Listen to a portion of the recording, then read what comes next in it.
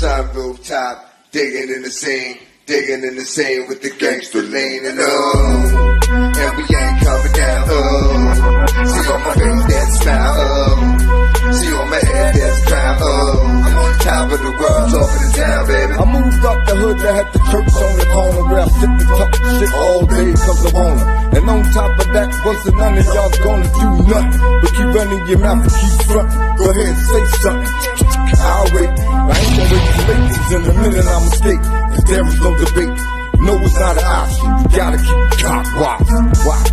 Sunroof top, digging in the scene with the gangster lean and we ain't coming down, see on my face that smile, see on my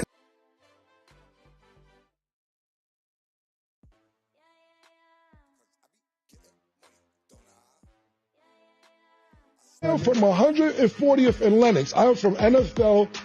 Up the block is 40 Wolves. Lou Simpsons, I'm on 142nd Cross Square. D. Ferg on number 8th Avenue. I don't see you around none of this. Not from none of that.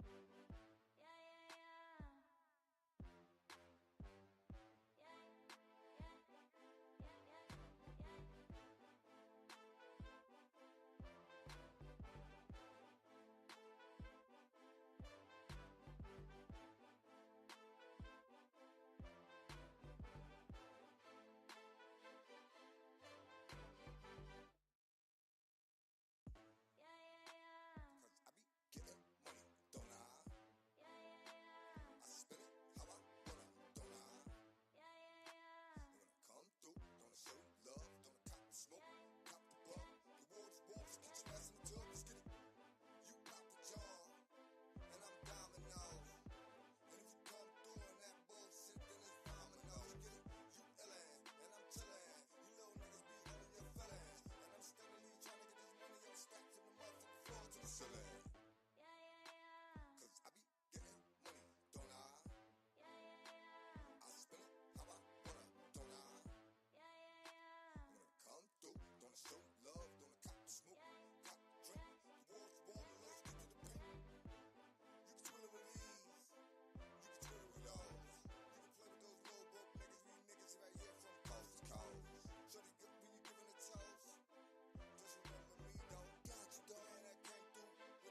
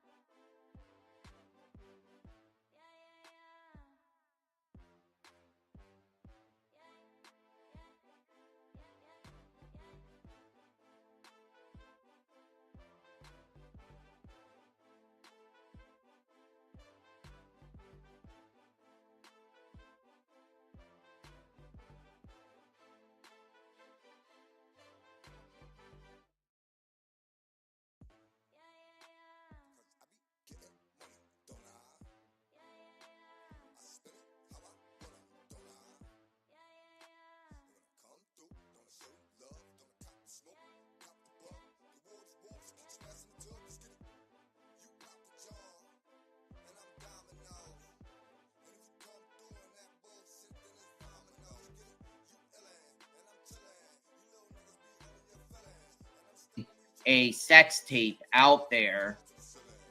So some of those people, Robin, I think Robin works for Bad Boy or did. I think some of these, here we go. Baby girl could be Jade.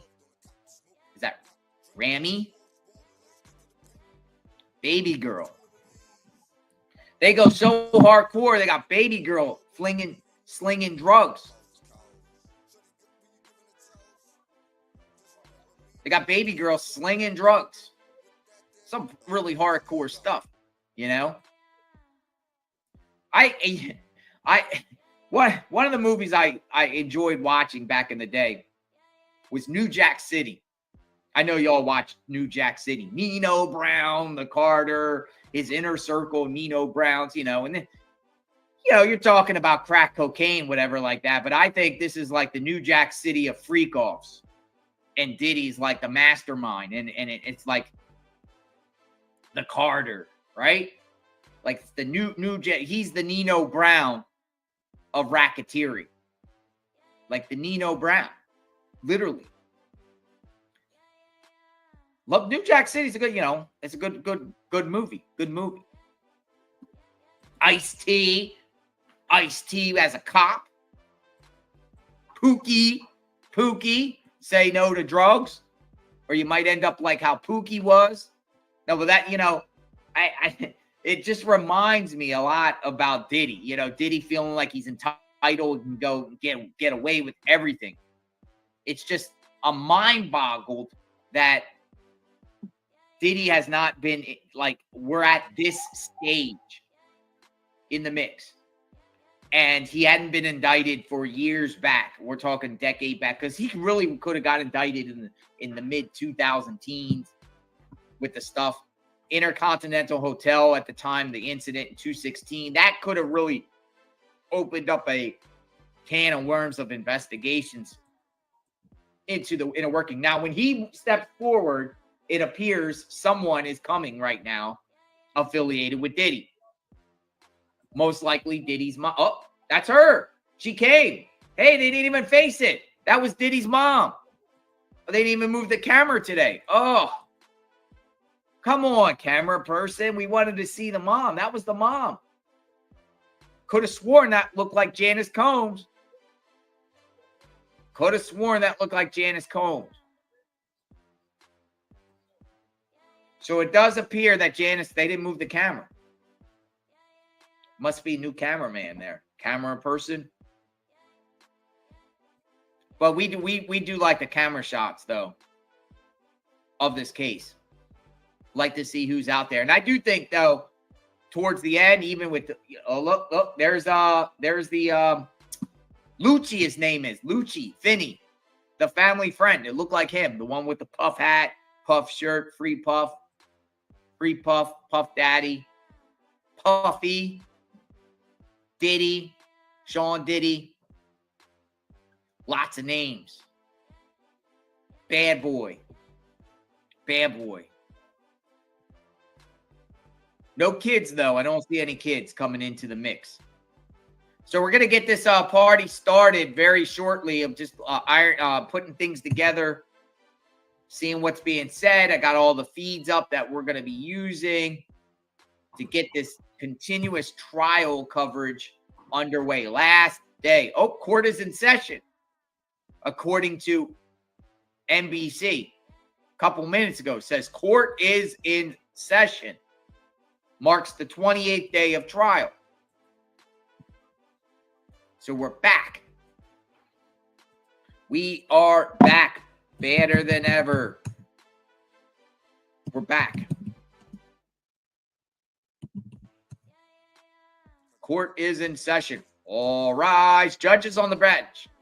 Testimony expected to resume this morning from Joseph C., a special agent for Homeland Security investigations, who will speak about evidence charts compiled by the prosecution. Also says, a little bit about what he's shared with the receipts. This agent Joe C., Homeland Security Investigations will be back on the stand today. He was not involved with the case. He's reviewed charts centered around this case. He's there to confirm information in the charts corresponds with the underlying exhibits. Thousands of pages of text messages, as well as phone and financial records. So they're saying thousands. We said hundreds, thousands. There's no thousands. It's just so many documents. You know what I found really, really crazy, though? You know, he wanted a speedy trial, did he? Yet, there's thousands and thousands of pages. And I just can't see how the defense has adequately went through all these records to prepare a defense so quickly. Just 8 months. You know, from the time he got indicted, he went to trial. He got a speedy trial. He wanted a speedy trial. I'll never really understand that, why he went so quickly, considering the stakes are as high as ever for him. He's on the hot seat for life. If he gets convicted, he's probably going to get life or the equivalent of life, 40 years, 30 years, 40 years, which is a life sentence for him, more or less. But you would think that his lawyers would actually go through the mountains and mountains and mountains of evidence. And that takes time. It's not an overnight thing. But personally, I don't think they're attacking this type of, the defense is just like, it's consensual. That's it. It's consensual. Consensual. Despite all these records and documents that say escorts coming in from different parts of the country, flying in and out, hotel arrangements, payments for these entertainers, despite all that, they say consensual. They say consensual, despite the prosecution showing proof that money exchanged at the head of the direction of Diddy to these escorts to help with the freak-offs after the freak-offs happen, and how that can be consensual in the defense's mind is beyond me. But here we are. Rico to me. Rico to me. Who's somebody coming in with a big box of something? We shall see. But yeah, testimony is going to get underway shortly. Judges on the bench. I'm sure they're going to address some issues before they get started, and we shall see. So as soon as we get that information, we'll relay in real time. See a lot of the familiar faces in the chat. We appreciate every single one of you. 1 hour ago, NBC News put out a report and said, that's not love. Texts shown in court. On Friday, federal prosecutors walked jurors through text messages from Combs' former girlfriend, Cassie. In one text, May 2nd, 2017, Ventura said she didn't deserve to be beaten by him. That's not love. That's possession, she wrote. The defense also entered a March 2017 text message into evidence where Ventura herself said, I love our freak-offs. We both want it. They're trying to go to the consensual route where Cassie was all with it. I love the freak-offs. Will that matter to the jury at all? Will the fact that Cassie sent mixed signals, will say that through records that the defense is showing, even though there's an explanation for that behavior, as Dr. Hughes has talked about that, she's testified, will the defense just try to persuade the jury just on that avenue alone and try to sidetrack them from the other people and the other business transactions and try to say consensual, consensual, consensual? That's it. That's it. Consensual to getting not guilty verdict on all counts. These lawyers are good. However you feel about lawyers, these lawyers are pretty good. They strategize and I'm sure they have a plan here, a method to their madness, some way, shape, or form.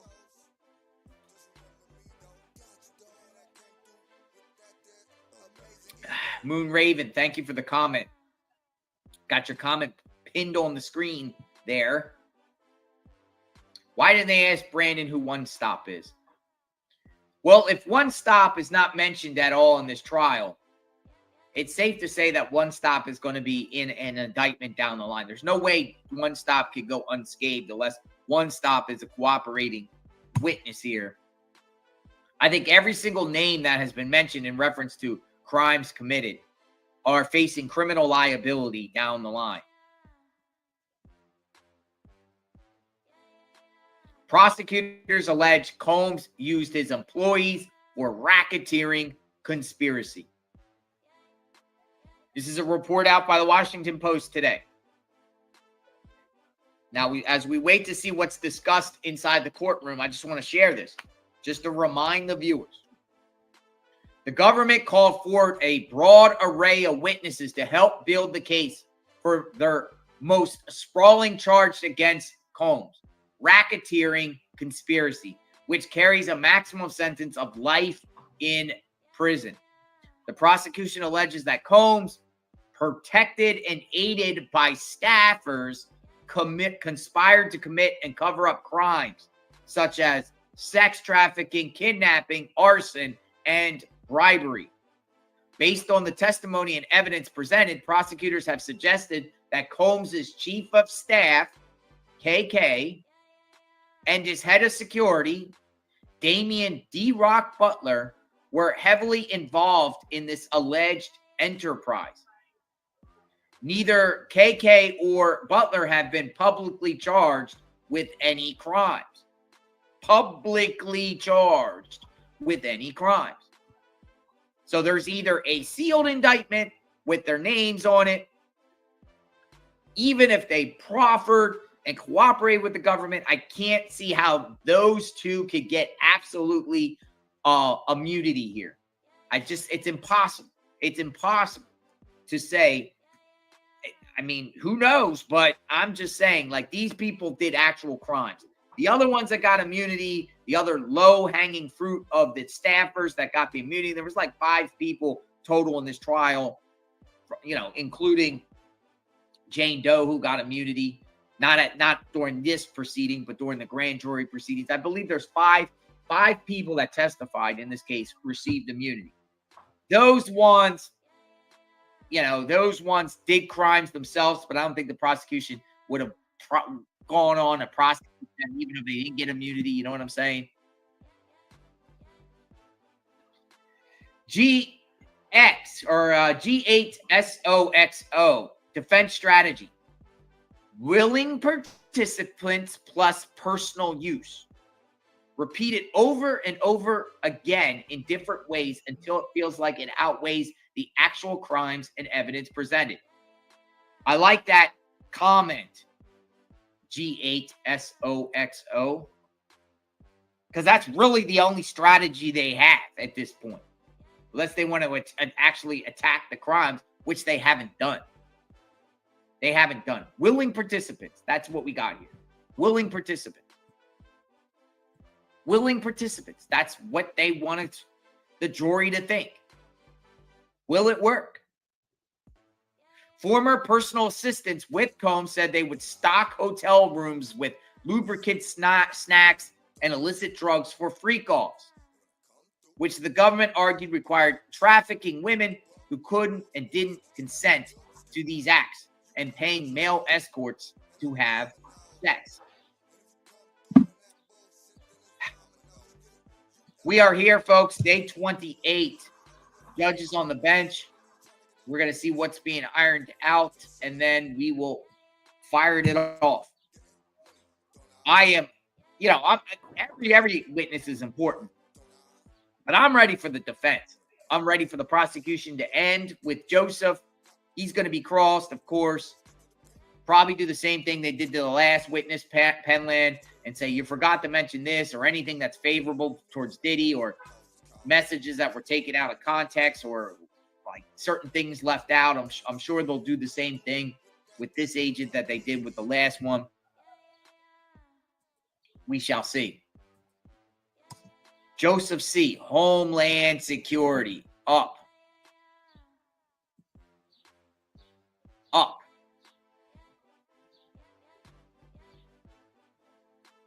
All right, Washington Post got their feed up. One stop may not be known, possibly due to other cases under investigation. You know, that's a great point, Christy Cooper. One stop seems like the LA drug dealer. One stop is one that actually at one time delivered ketamine to Diddy. I heard ketamine. Now, ketamine's a big thing in the Los Angeles Hollywood celebrity mix. That ketamine stuff. Matthew Perry case. Prosecutors indicted a bunch of people, you know, involved with the ketamine.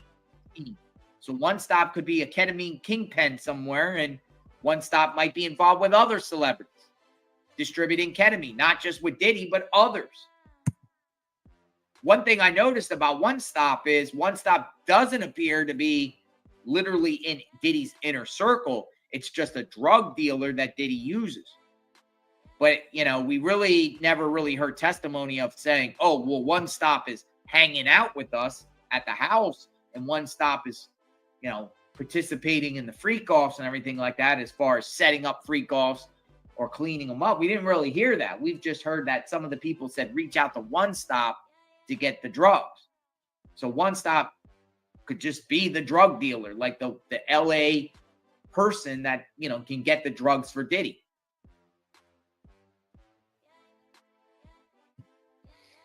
We'll see. Prosecution and defense both submitted their proposed jury sheets. That's out too. That's out. What about an Allen charge?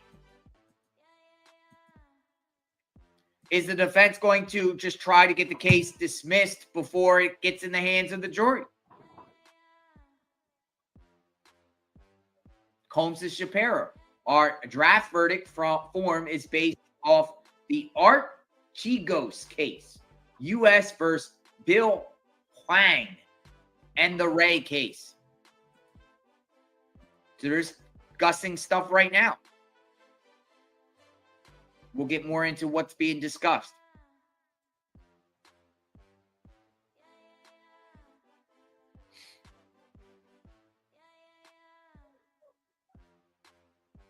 Mark says, you know, our scheduling, we agreed to the U.S. proposal that closing start Thursday.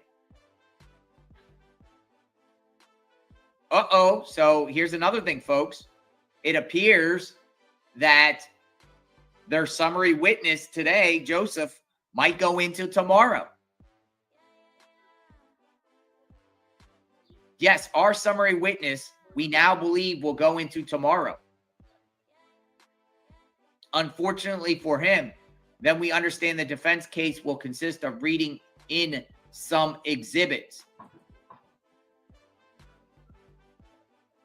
AUSA, our longer verdict sheet is required due to the special sentencing factors. It's questions including New York and California law. Judge will ultimately decide. Our longer verdict sheet. Ooh. Big case. RICO. Some of the matters that are being talked about now.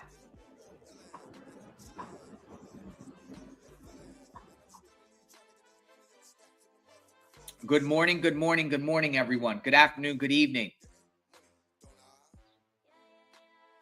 So even with the prosecution indicating that this summary witness today will be on all day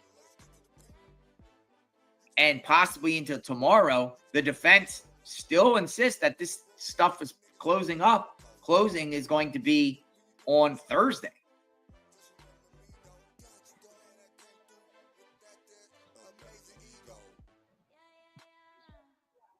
So that's what we got. Here you go. Look on the screen.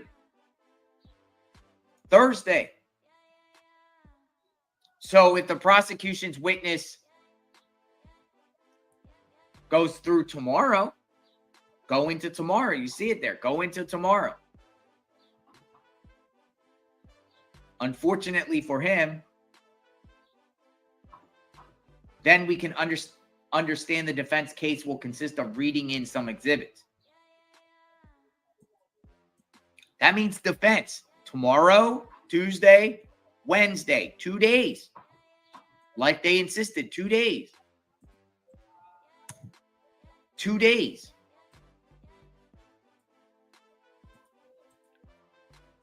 So today is going to just be the summary witness that they would call him.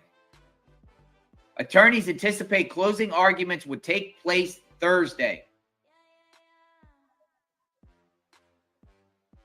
The lawyers just mapped out the week ahead. AUSA Comey says she expects the testimony of Homeland Security Investigations Special Agent Joseph C. to continue into Tuesday morning.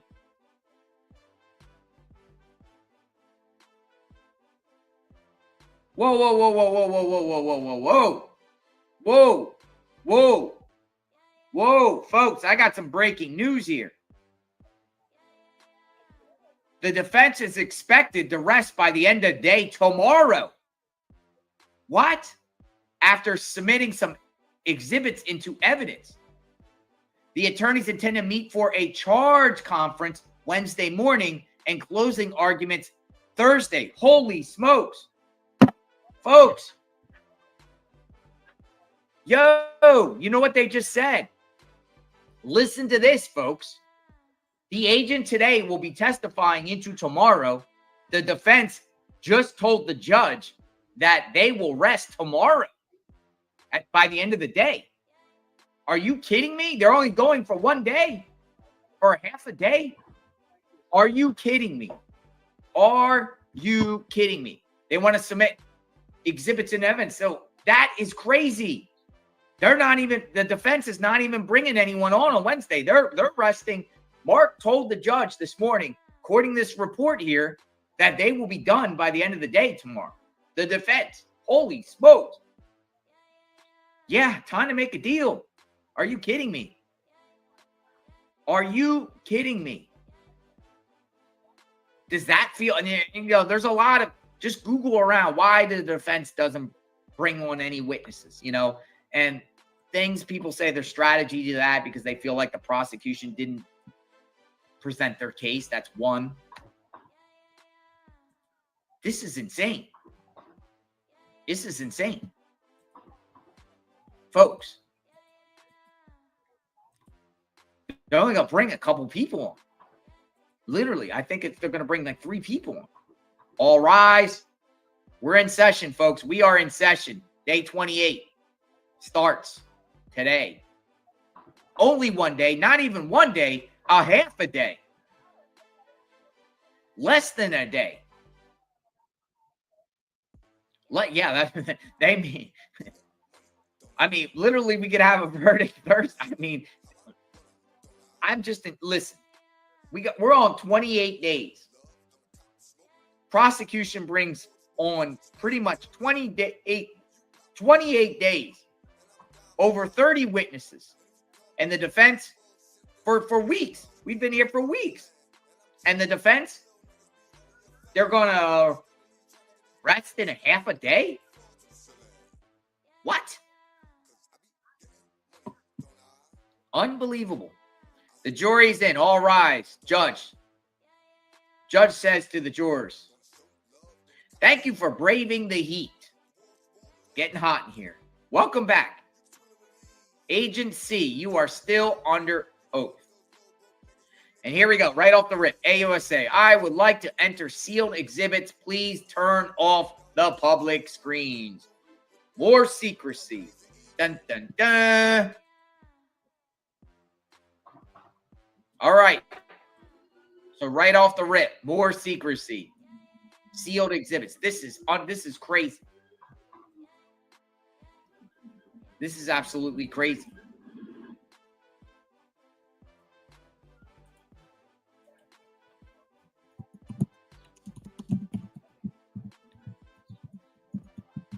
All right, so now we have like we said, with the summary witnesses and the charts and graphs and all that, a lot of it under seal.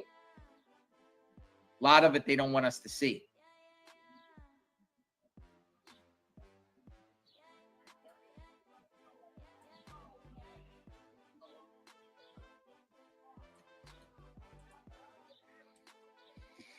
All rise. Come on in.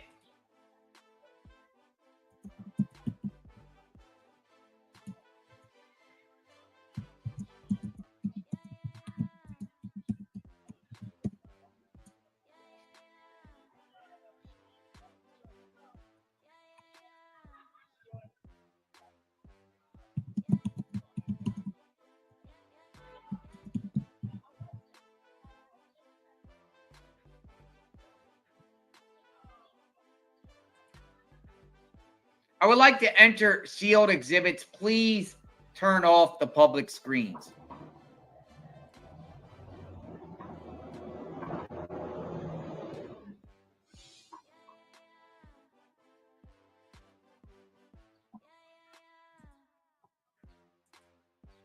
And that's what we got.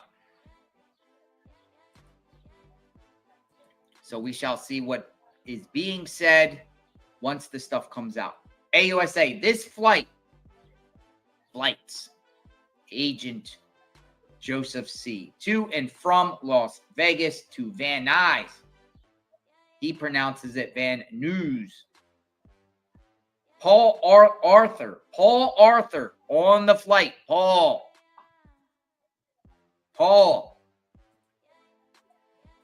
means you got Paul.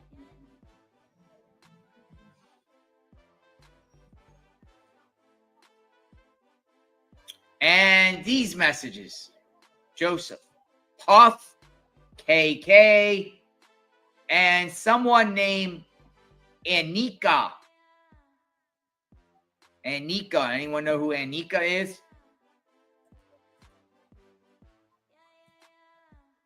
All right, so Paul Arthur. Paul Arthur has been discussed numerous times. He'd fly around the country, zigzag. They're showing receipts. They're showing messages and flight records for participants in this freak off. And it looks like Puff, KK, and someone named Anika are being discussed. And that's what we have, right? These individuals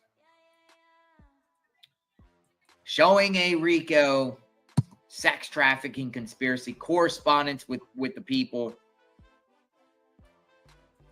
Diddy's inner working circle. You know what I find interesting? They said the defense would be a couple weeks. The juror they fought so hard for dismissed. Now, no defense. Conspiracy. Rebecca Fig. That is interesting, right? Before the jury was off, and we're talking about that juror, number 6. The defense said it would be a couple weeks, right? But that juror's off. Now the defense is saying that they're going to arrest in one day? Do they think they had one of these jurors in the bag to muddy the waters? And their plan got botched?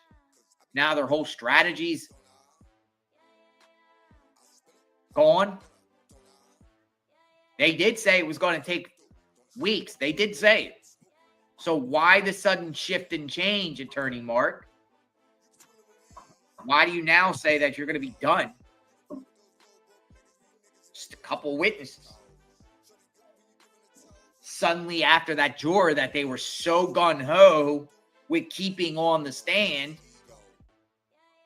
or keeping on the juror. I say stand because the jurors are all in this little box here watching the case.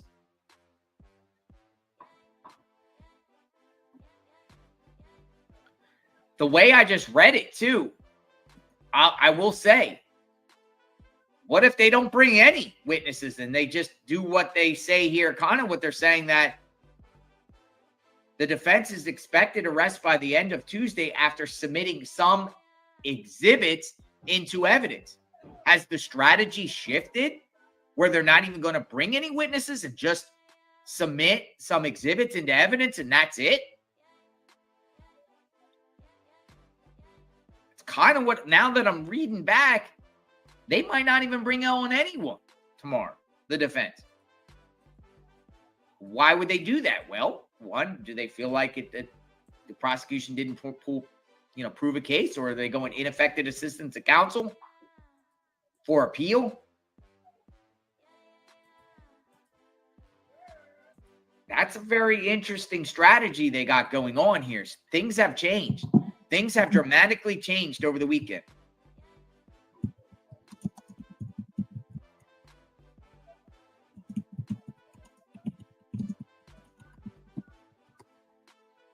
That's an interesting strategy.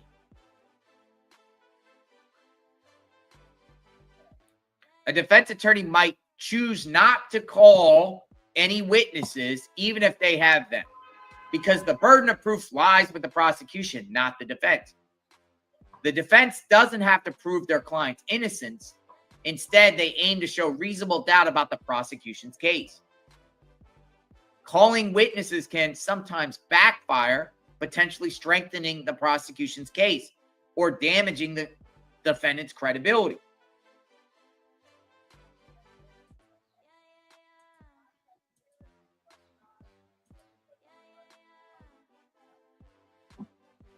It appears at this point the defense might be just sharing some exhibits instead of bringing anyone up. We're waiting for more information to come out about what Joseph C., a agent with the Homeland Security, is saying while he's on the bench here. He's presenting, he's going over charts. Prosecutors claim that about 45 sex parties took place between 2021 and 2024. The last one just weeks before Combs was arrested in November.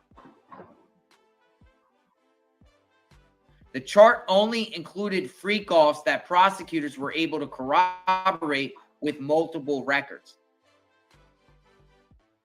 So the jury, they're saying that the jury has saw records of 45 freak-offs that occurred between 2021 and 2024. But that's not all the freak-offs. It was just what they could show to corroborate with multiple records. 45 freak-offs. So each freak-off is a crime, per se. So 45 freak-offs the jury has saw.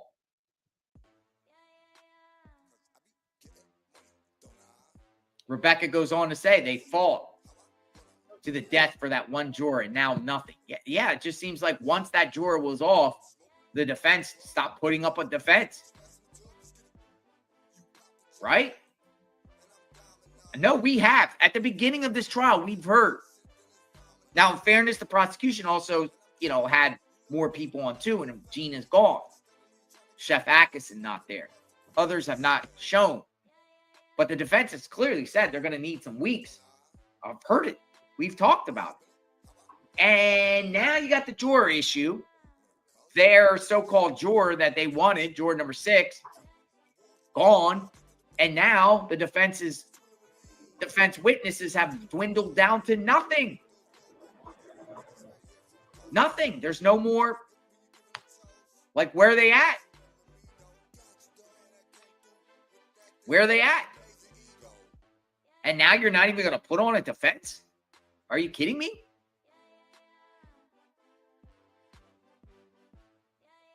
Can Diddy still ask for a plea at this point?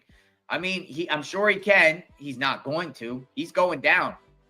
I think he's just going down for the appeal. The appeal. I think the strategy has now turned to appeal. They're playing 5 audio messages right now. Listen to Mr. Combs' 5 audio messages. So Combs right now audio messages of Combs right now is being played to the jury. Please put on the headphones. Public can't hear. So right now they're playing tapes of Diddy's voice. Wish we could hear, but we can't. But yeah, that's crazy.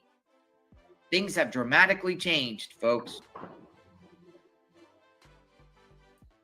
After 6 weeks, 34 witnesses, and hundreds of bottles of baby oil presented as evidence, the government is about to rest its case in the Sean P. Diddy Combs federal sex trafficking and racketeering conspiracy trial. 34 witnesses, hundreds and hundreds of bottles of baby oil. They're going to rest tomorrow. The defense is going to rest tomorrow too. Unbelievable. Unbelievable.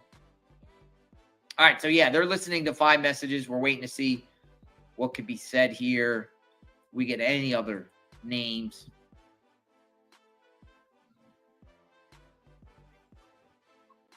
Oh my goodness, this is crazy. Now we know that they're not even going to put up with defense.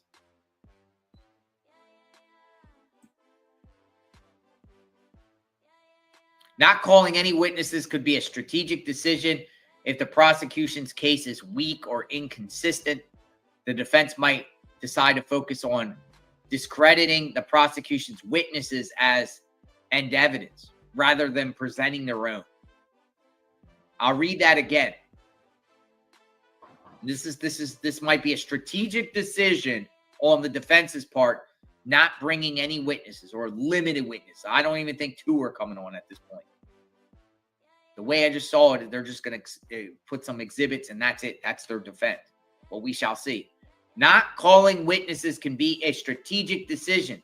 If the prosecution's case is weak or inconsistent, the defense might decide to focus on discrediting the prosecution's witnesses and evidence rather than presenting their own.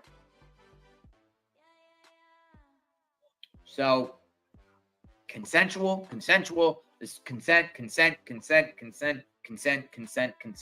not guilty, consent. Ladies and gentlemen, this is a consensual sex romp between parties, but nothing criminal here. Therefore, you have to vote not guilty of all charges. I mean,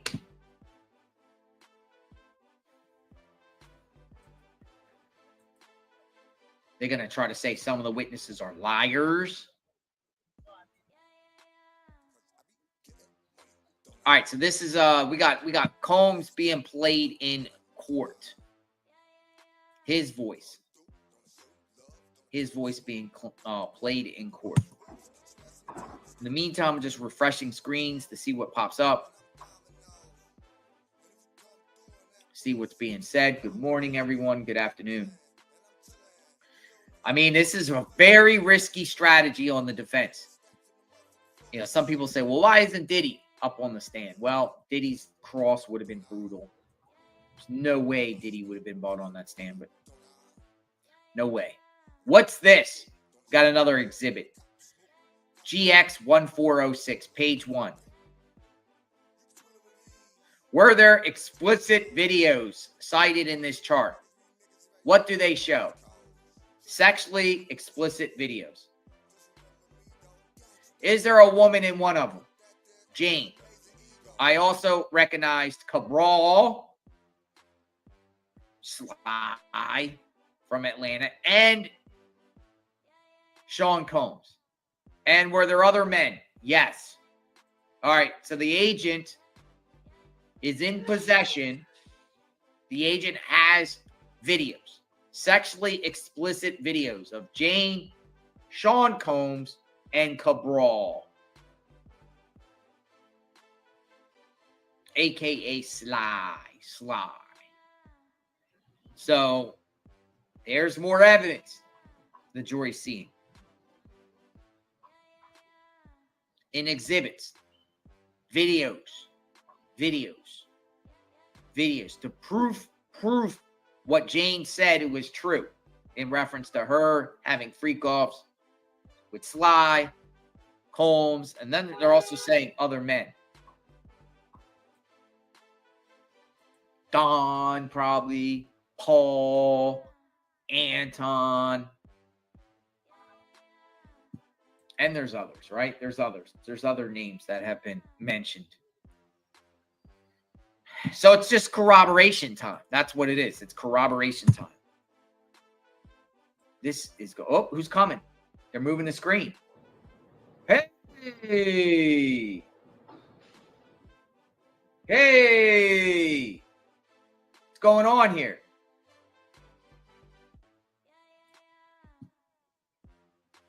Family? Sean Diddy Combs? I didn't see the face. What son was that? Was that one of his sons? I did not see the face. I saw the back. Whose face was that? It looked like one child. Who was that? Was that Justin? People are saying Justin in the chat. Yeah, it didn't look like Christian. Christian's kind of like tall and thin. Not saying Justin isn't thin, but he's more of a thin build.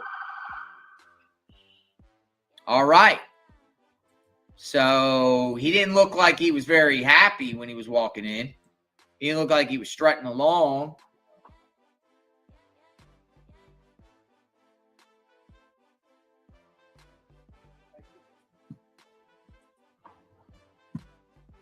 One child? One child? That's it? One child coming in? What happened to Diddy's whole family that started out at the beginning of the case? Brought his own daughters. His own daughters came. They never came back. There's some rumors and speculation that there is some friction within the Diddy family. But not friction before it started. But once that first week happened,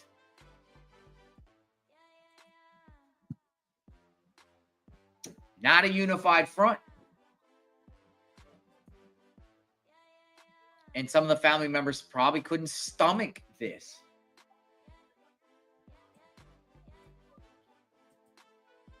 Jurors, how do you think the jurors stomaching this stuff with the freak-offs?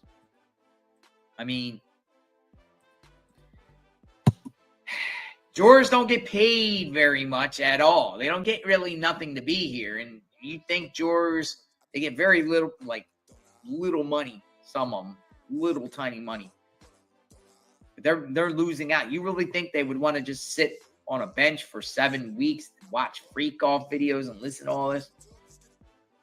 Though some of the jurors might think economic opportunity when this case is over. Some of the jurors might feel like, hey, I come out, I can make a book. I could go on to all the media circuits and talk about the case. Opportunity. Sometimes these high-profile cases, jurors come out and speak afterward. Where they're going to need a long vacay after this. They need to get all that out of their system of what they just witnessed. It's probably traumatizing. All right, so we're still on these. Agent is still going through all these records, freak-off videos. We'll get more information shortly of what is actually being brought in the courtroom. Special Agent Joseph C. is on the witness stand, continuing his testimony from Friday. He expected to testify throughout the day. The witness is discussing additional text messages and videos collected during the investigation. Videos, freak-off videos. That's what he's sharing, the freak-off videos. That's what he's sharing, freak-off videos, discussing them. we shall see where that goes, folks. Welcome aboard. Continuous coverage of the Sean P. Diddy Combs trial. Looks like one of his children are there. His mom is there.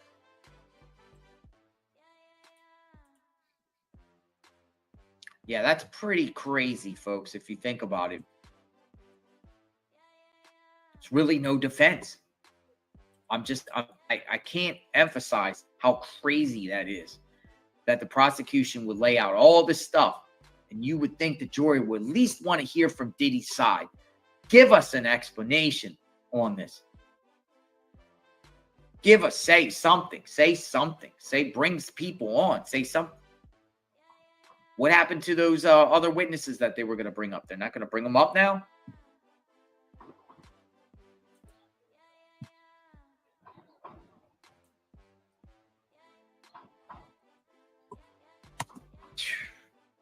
Might be a bad strategy here.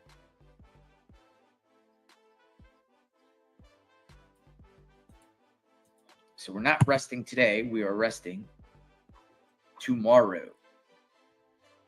Tomorrow.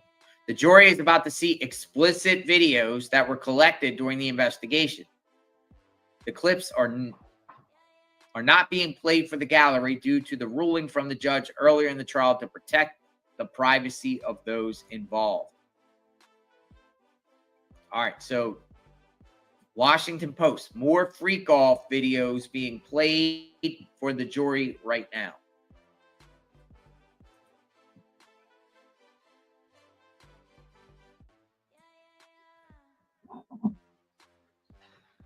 Freak offs.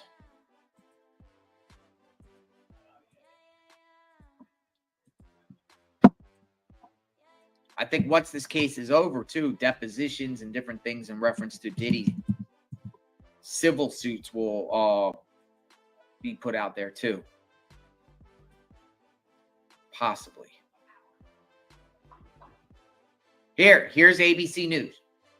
ABC News has just reported prosecution expects to arrest Tuesday. Defense not calling any witnesses.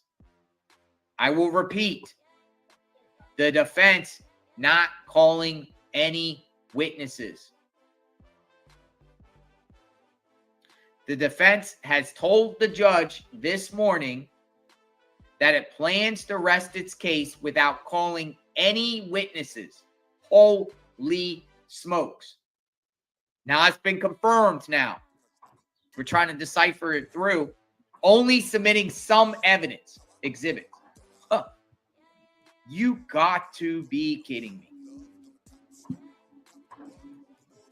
Not showing any witnesses.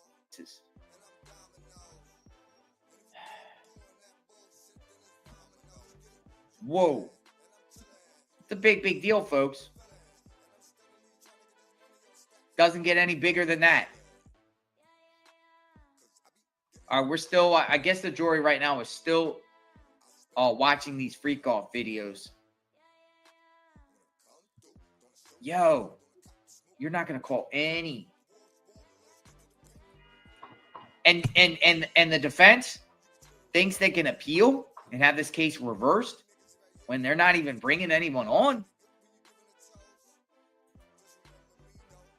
Combs appears in explicit videos cited in court. So they're playing videos with Combs in the videos. Homeland Security Investigation Special Agent Joseph C. confirmed that several sexually explicit videos featuring Jane with other men are cited in the summary chart. The videos are collectively several hours long, the agent said. Sean Combs appears in these videos. The jury is viewing clips of the videos and listening through headphones. The public and press cannot see the videos, which are under seal. Freak off videos. This report just came out by NBC. Joseph C., a special agent with Homeland Security Investigations is back on the stand and was asked about text messages Combs sent. In one text, Combs' chief of staff, KK, planned his stay in a Las Vegas hotel, where it appears he was planning a hotel night.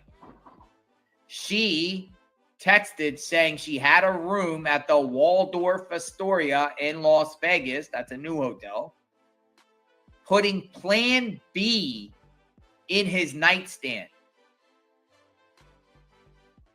And said a jeweler selling Van Cleef can meet him in New York. Oh. KK put Plan B in his nightstand at the Waldorf Astoria Hotel in Vegas. Plan B. Huh. Are you kidding me? Are you kidding me? They got proof that KK put Plan B in a nightstand for Diddy at the Waldorf Astoria. Plan B, the morning after pill. Yeah, KK. She's even putting protection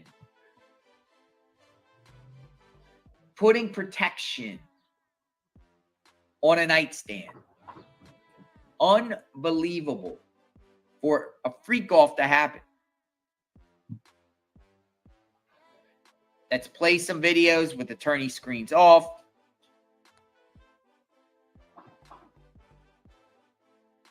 While videos are being played right now to the jury, they say Combs takes off, then puts back on his glasses, leans over to pick up something from the floor, and sits back up. So behaviors. Looks like he's moving around a little bit. Did he get a little bit nervous on that stand? Shaking, uncomfortable that he's seen naked, and the jury's looking at Diddy naked in a corner, watching him. Maybe he's naked. Maybe he just has a towel on. Maybe he has, I don't know. But he's in the freak-offs. It's now been confirmed he is in these videos himself. Cabral is in the videos. Jane is in the videos. But the jury is literally seeing Diddy unclothed or partially clothed. What do you think the jury's going through when they're watching all this? That is crazy. That is crazy. Criminals go to trial if they dare. Some win, most don't. But imagine going on trial only for the jury to see you naked having sexual relations with others. And they have to see that. How humiliating. How embarrassing. How nightmarish for the jury. Like, what? He's a defendant, and they're showing videos, freak off videos, and the jury gets to see him. That's crazy.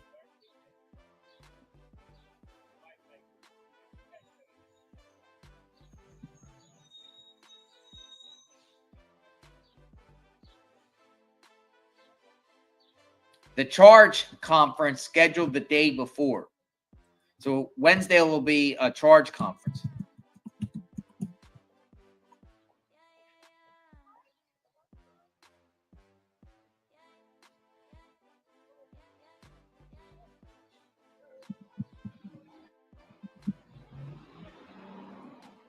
All right, so they're watching.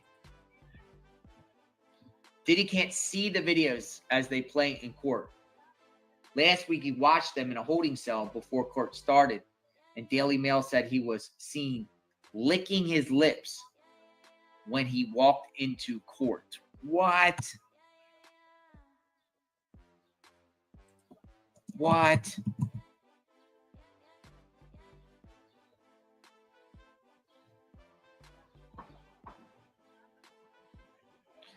Just so everyone knows, on Wednesday they're going to have a charge conference between the parties. I'll just kind of give you a summary of what that means. A charge conference is a meeting between the judge and the attorneys in a trial held after the parties have presented their cases, but before the jury receives instructions. The primary purpose is to finalize the jury charge, which includes the instructions the judge will give to the jury before they begin deliberations.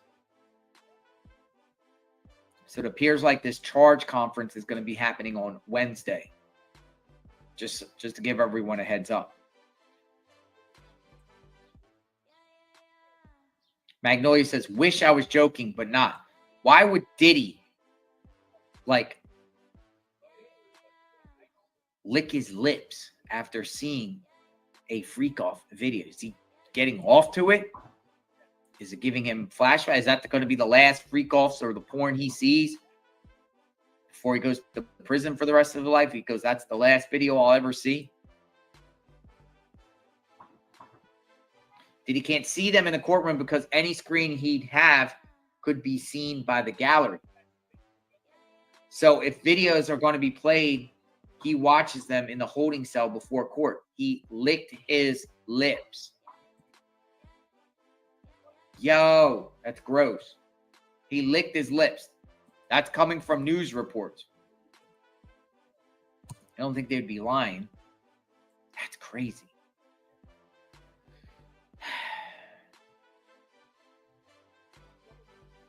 They also say Cabral is in these videos. Cabral is the sly guy from Atlanta, the ATL.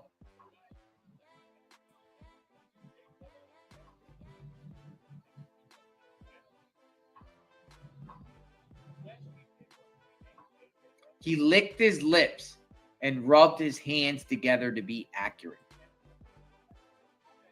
So new information coming out of the courtroom on Diddy's behavior after the jury sees these freak-offs.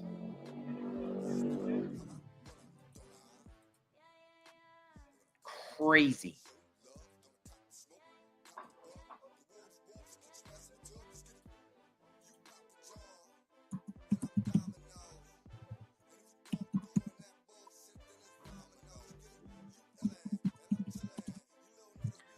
Sean Diddy Combs' defense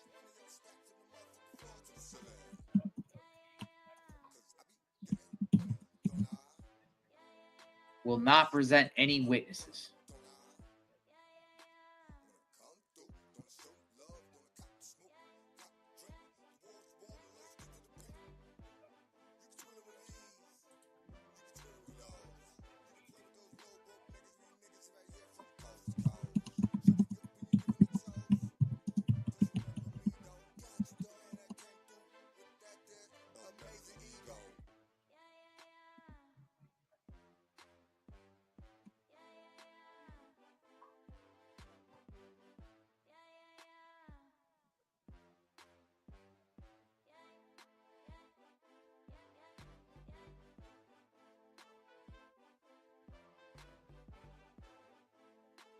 No defense witnesses.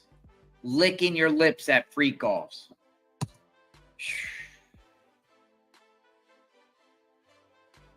Oh, yeah. Put the chapstick meme up. Huh. Remember chapstick? Old Brendan Paul said he'd get him chapstick. Chapstick. The chapstick defense. This is crazy. All right, so we're waiting to see what is this. We might be just sitting here just waiting to see what's being said, but I can say that it appears the jury right now is watching freak-off videos.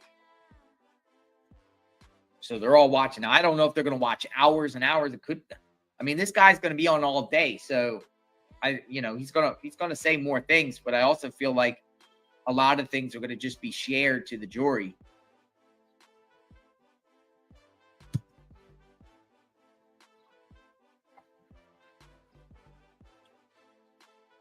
Insane.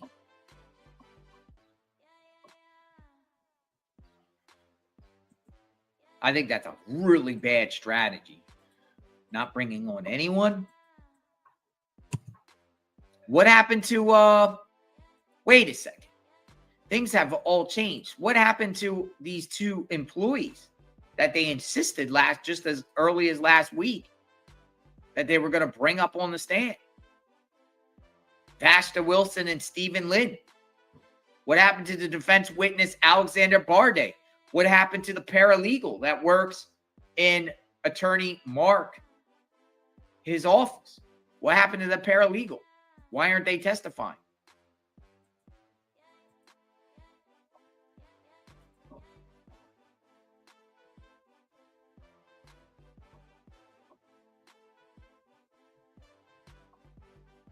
No defense witnesses? Are you kidding me? We shall see. Diddy's just sitting there listening to, I don't know why he can't see the free calls himself while he's in the court just because of the viewing. When he's sitting there watching the jurors watch the freak offs. So you got your voyeurism, Diddy. Other jurors watching you in action or watching you perform, Diddy.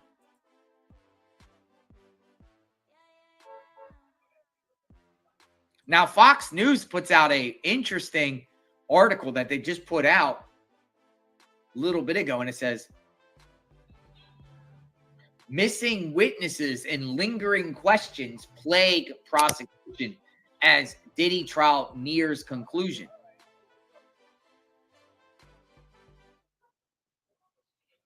Diddy's defense team expected arrest this week as jurors may face challenges separating emotions from legal.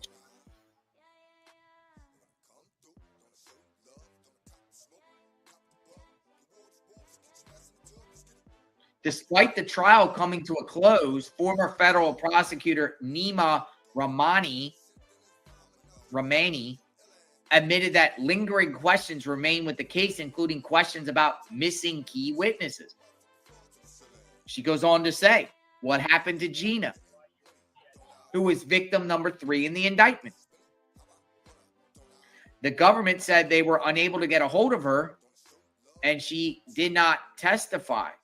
Was she afraid? Was she embarrassed? Was she paid off by Combs? Or was there another reason why she didn't comply with the subpoena?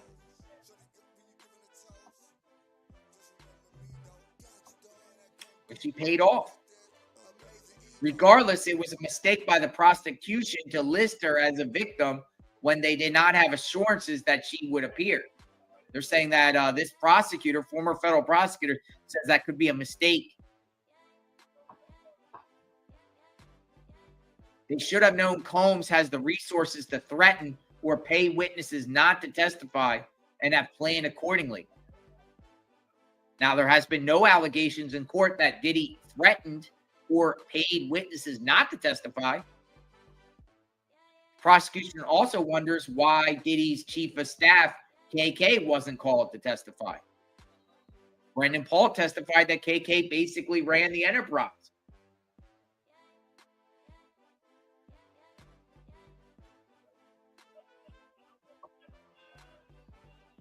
Know what I mean? Like, prosecutors like maybe those are two strategic mistakes by implying that Gina was going to testify. Now she's not. Why even mention her in the first place, the beginning of the trial? And 2, when other people keep saying KK, and the prosecution doesn't bring KK up.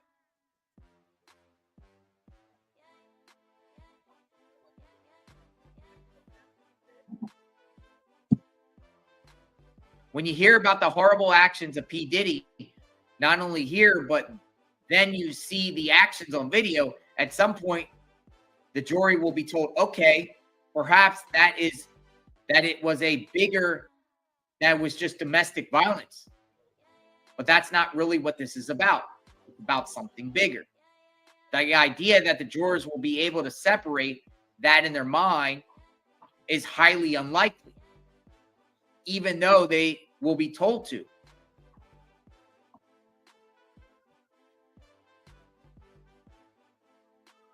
It's just people chiming in.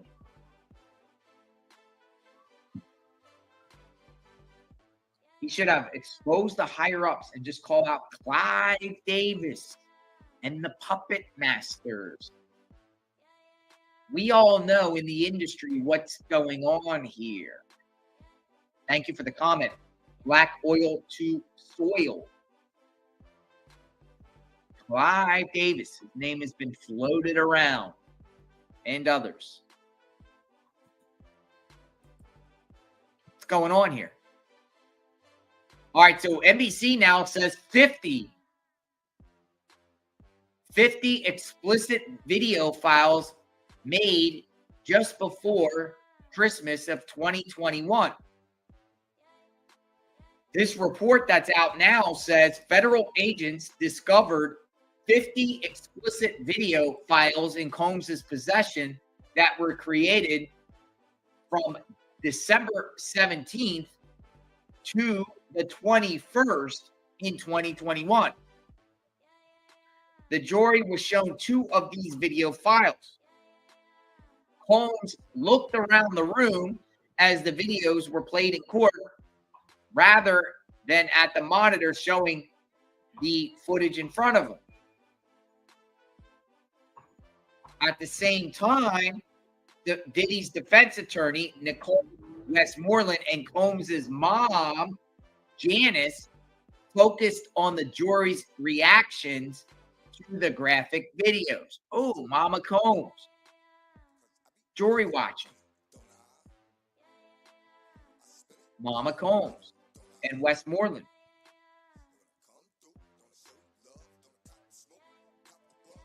Can we go to the 5-minute mark? Looking at row 16. Does it also have an explicit video? Yes. Please play it, then take it down. All right. So again, more videos being shared to the jury. The jury are watching freak off videos right now. Hey, that guy just got out of prison. That's prison uniform. That's what they wear. That guy just got out of prison right there. That guy with that outfit, that's what inmates wear. In the Metropolitan Detention Center right there, that guy just got out of prison. He had his little manila envelope. Hey, that guy just got out. He must have got released right from the court. They do that sometimes, right? He must have been like a supervised release or probation violation. That guy just got out. Yeah, he looked happy. He just got out. That was a jail outfit. That's what they wear in the feds. The grays.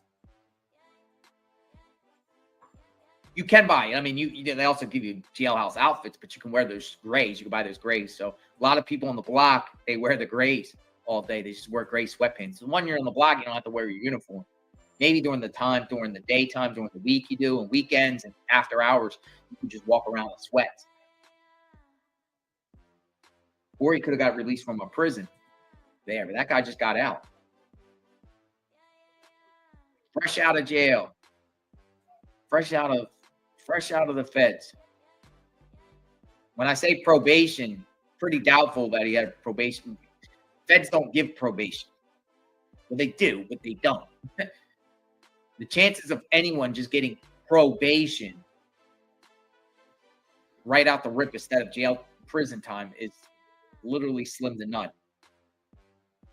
You're doing time, followed by supervised release, but you're doing time.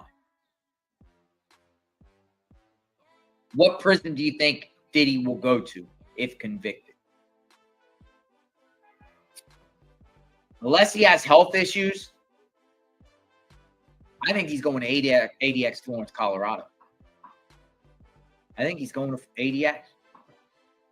I don't think you can put him in the general population, even in US. He's definitely not going to low. Definitely not going to a camp. Life sentences policy, they don't put anyone in mediums with life sentences right off the rip. You can have life sentences and work your way down to it. You'll never go to a low with a life sentence. Ever. Ever. The policy does not allow that. You could go to a medical center. He's going to be in a USP right off the rip, but due to the fact of who he is, I think the best place to put him probably is in ADX, Florence, Colorado, the Supermax, right outside the Rocky Mountains. He'll be looking at Pikes Peak through his window, through a little slit in the window. You can see Pikes Peak. I'm sure he'll wish that he could be skiing or out there playing in the snow, but he's going to be in a concrete cell, cold condensation on the wall, fed like a dog. Food slot. The food slots, those things are loud too. You ever hear a food slot land? Oh my goodness. He'd be waking up every morning at 5 a.m. The cart will be we're just talking while we wait for what comes up. But the food cart, the breakfast cart will be going down the rows, and you'll be in like a shoe solitary type cell. If he's sleeping in his bed, the guard might give him a warning and tap his keys. Yo, Diddy, breakfast. He might be under his covers. I don't want it. Or he might get up and cold, waking up. Who is this? Waking me at 5:36 in the morning, crack of dawn, with the coals in my eyes. Why are they asking me for breakfast and why? Something like that, remix Biggie. But he grabs his tray, eats, puts his tray back onto the slot, trays up. They usually give you about 20, 30 minutes to eat. So he'll get a little tray, probably a little bit of grits, little eggs, cereal, a little milk. That's it. Puts his tray, sits there, puts his trays up, trays back, probably goes into his cell, covers up again, lays in his bed. Life. In his situation, maximum security, probably won't have to work. He won't require to get a job. Of course, he can get books. There's a limit on how many books you can get. If you get more than a certain amount of books in your cell, they'll put the other in your property. But you only can have a certain amount of property, too. You really can have only like one big duffel bag worth of property. You can get a legal locker. You'll probably have a legal locker somewhere with legal work. He has a lot. Look at all the evidence in the RICO. I mean, thousands of pages of documents. I'm sure there's thousands of pages of legal work that he has in his cell. He might even try to play. Oh, look at the big guy out there. Who is that? He might even try to play jailhouse lawyer and get out the law library.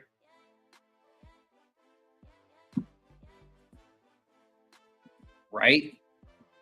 That's it. Thing about it is, good luck having listening to the radio out there in Florence, Colorado, right outside Colorado Springs. There's only like 2 radio stations out there, and they don't have hip hop. He can't get an MP4 player while he's in Supermax or in the shoe, like the inmates do at the lows and mediums and everything. General population, you can get an MP4 player. They got True Links. You can buy music, hook it up to your little device. So inmates do have music, but you can't get those privileges in a Supermax, and you can't get those privileges while you're in the shoe. So he's stuck with a little AM, FM radio. That's his life. That's going to be his life if he gets convicted. That's it. He'd be sitting in maximum security the rest of his life. There's no way that I could see the BOP putting him and having him walk around, even in control movement, in a USP. The USPs have control movement. You have a unit, and then they let the inmates out when it's time to go to chow, go eat. 3 times a day, inmates line up at the front of the unit. Chow time. They open the door, and everyone walks like cattle to the chow hall. He can control movement. Guards up there with their guns in the tower. Barbed wire and fencing and all over the place. In order to leave the unit, got to have a pass. You might be able to leave the unit to go to rec, go to medical. That's what a life. But he ain't going to that. They're not going to let Diddy just walk around a compound in a USP. One, there's probably a lot of the gangs from the West Coast that want to take him out. You're just not going to do it. He's going to have influence and everything like that. Combs appears to be taking notes in his seat as the videos are being played for the jury. He's wearing headphones to follow along. Take notes. Take notes, Diddy. Take that. Take that.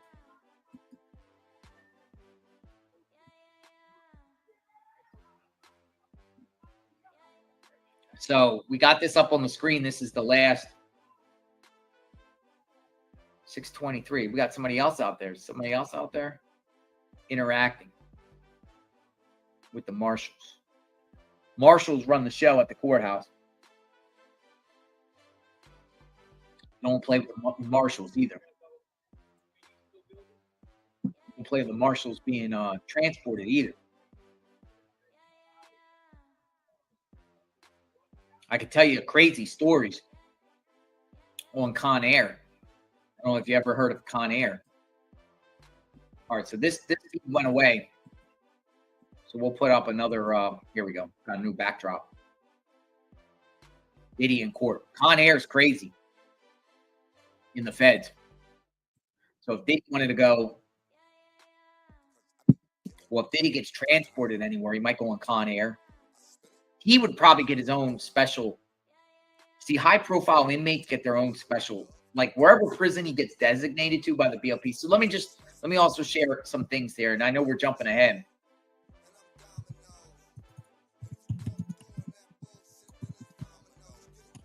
All right. So if he gets convicted, which is very likely, he's going to get convicted of things.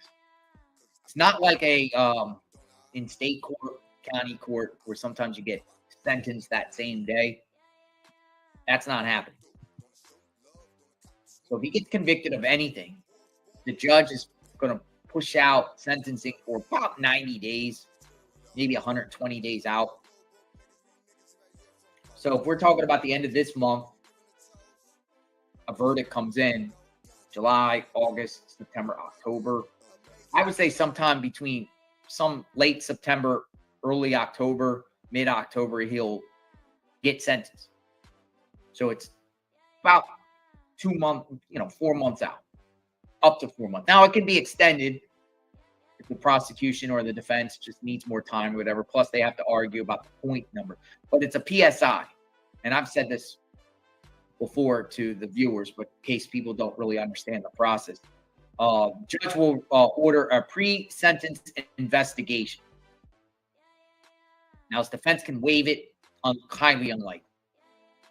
Pre-sentence investigation is the probation department will just gather all the facts on this case from the victim's point of view, from the prosecution's perspective, and also the defense's perspective. So, probation from the U.S. probation in the SDNY will go to MDC to interview him. And he can share anything mitigating, anything that's, they want the judge to know, whether he has health issues, whether it's going on in his mind, whatever like that. He would be probably in the presence of his lawyers. Now, he can also limit to what he says to the PSI people based off the conviction without incriminating himself. So that will probably be ironed out what he will tell the PSI people. Then the PSI people, the probation will come up with a comprehensive report. And in this report, will lay down what their sentencing recommendation is based off the crime. There'll be a bunch of points, all about numbers. It's the numbers game, points. RICO, leadership, ringleader points, sophisticated means, obstruction of justice, witnesses, all different types of enhancements. Now, his lawyers can try to pick apart each enhancement, argue why this enhancement doesn't apply, and the judge will ultimately decide, and then you go to the sentencing hearing. Now, the judge will agree with the guidelines, disagree with the guidelines, depart from the guidelines, go lower, maybe even go higher. You even consider the higher, even if prosecutors somehow come up with a number that's not life, the judge could go even higher and sentence him to life. Upward variance, lower downward departure.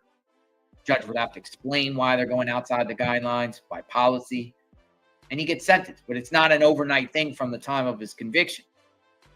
So there will be another hearing down the line, another few hearings possible on the matter.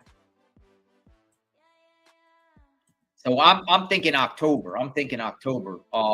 If convicted. I'm pretty sure there will be a conviction, but our society is kind of strange right now when it comes to juries and jurors. Crazy. You know, these are the jurors. The jurors might have a totally different mindset than all of us. Jury sees more than 12 minutes of sexually explicit video clips. The jury watched at least 13 clips of sexually explicit videos recorded in November of 2021, December of 2021, February of 2022, August of 2022, and October of 2022. They watched more than 12 minutes of the footage. Jurors listened through headphones as they watched the clips. The public and press cannot see the videos, which are under seal. The panel watched the videos after Joseph C., Special Agent for Homeland Security Investigations, testified on the stand. Referred to a summary compiled by the prosecution. The chart cites several other explicit videos that the jury did not view, he said. He confirmed that about 50 sexually explicit videos were recorded between December 17th and 21st, 2021. Are you kidding me? He just testified that 50 freak-off videos were recorded in just a 4-day span in 2021. From December 17th to 2021, it looks like Diddy and his people recorded 50 freak-off videos. 50.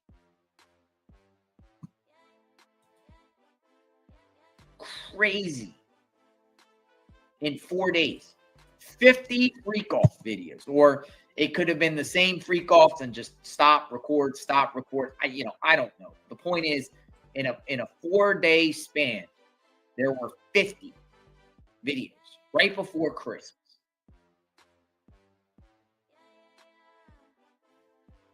Unbelievable. 50. We talked about Viagra and Cialis and different enhancements and rhino pills. Because some of you might be wondering, 50? 50? Are you kidding me? 50. Now they're saying, let's go to chart 1408. Who are the names? Jonathan Perez, the assistant, Trump International Hotel.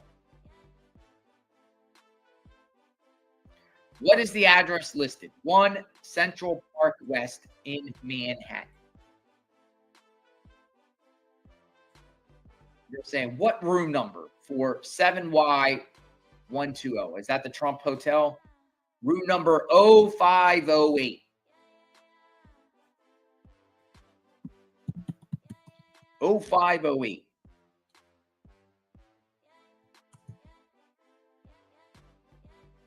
Yep. Trump International Hotel, located at 1 Central Park West.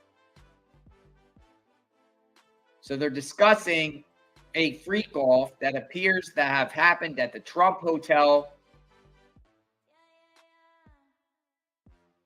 in room 0508. Miss Comey, the judge says, could we turn back on the public exhibit screens? Miss Comey says, we are about to show an exhibit with Jane's true name. If you'd like me to be turning it on and off, blank.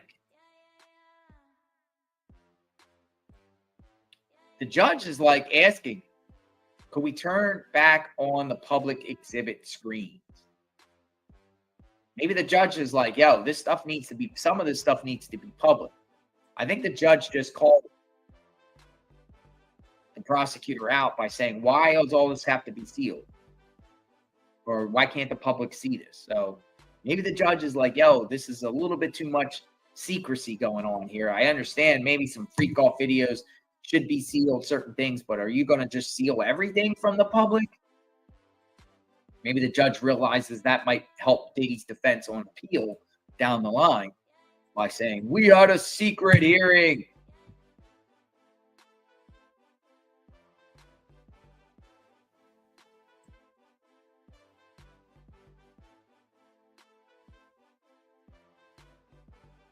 $50 videos. 50 Cent should capitalize on that. If he wants to sit there and troll Diddy again, 50 Cent should hone in on 50 videos. 50 Cent. 50. It's a lot of videos. Tanika Brown says, I think, let me go back to your comment here because that's an interesting. Did you say that the witnesses could have changed their mind? Is that what I saw here earlier? I think his witnesses changed their minds. I just saw that comment come through. That's going back to, and I'm going to go back and start reading some of the comments, but that's an interesting thing because it goes back to Diddy's two employees that were ready to testify. Do you think they changed their minds? Why isn't Diddy bringing those people on? Maybe they had cold feet because they know they would be all out there like Jane is. And they're like, no, I'm not doing it. Maybe they just said to Diddy's defense, no.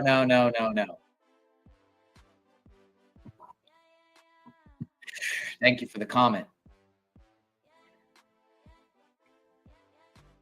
Look at this. And we got some other color comments, so I'm going to read that in a second. Whose name is on the American Express bill? Sean Combs, Trump Hotel bill. What was the cost for this stay? $2,890. Who paid for Jane's travel? Please turn off the public screen. Bad boy. Who paid for Cabral's travel? Jane. And what is this? A wire from Sean Combs to Jane for $5,000. Turn off the public screen. So, they just shared an operation of a freak off that exists at the Trump Hotel, room 0508. It is between Jane, Cabral, aka Sly, and Diddy. The hotel was paid for with Combs' American Express. That cost was $2,890, so I'm assuming there had to have been some sort of damages. Bad Boy paid for Jane's travel. Jane paid for Cabral's travel. And there was a wire from Sean Combs to Jane for $5,000. Meaning that was what Cabral got out of this freak off. And usually the prostitutes, the escorts, would get somewhere around $2,000 to $7,000 in that range usually per session. So really, be honest, if you think about it with these freak offs, with the damages, I would say the average freak off for Diddy would probably be in around the $10,000 range with the damages, because the damages would reach over 1,000. We heard one damage that was like almost 50,000, but normally the damages are a few thousand. The oils, the stains on the carpets and all that. Going back to some of the comments here, Miss Brown, thank you. It's funny, over the weekend, the two that Diddy could use the most had millions watch them perform on a stage in Paris. While today in court, Diddy has only 12 jurors watch him perform. The irony. Murky. Thank you for the comment, Murky. What was this over the weekend about a juror being dismissed or something? Also, a PSA, everyone. Just say no to milk-flavored chapstick. Chapstick. Darla, thank you. Lisa Fowler, thank you for being a member. Sherry, going back earlier, Sherry was like, does prosecution or defense go first in closing arguments? Prosecution first. Defense second.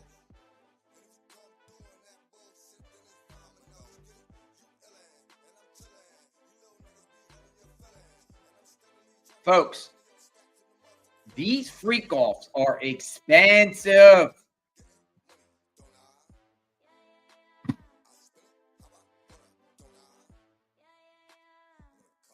But notice how this operation works. Diddy pays for the hotel, but then Diddy tries to be a little slick and has Jane pay for the escort.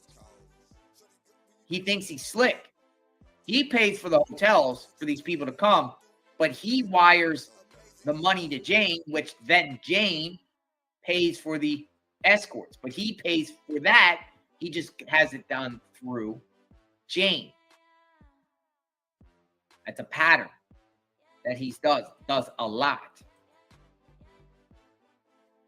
He wants it to fall back on Jane in reference to paying, but he pays. It's just Jane pays. We are walking through hotel records at the Trump International Hotel.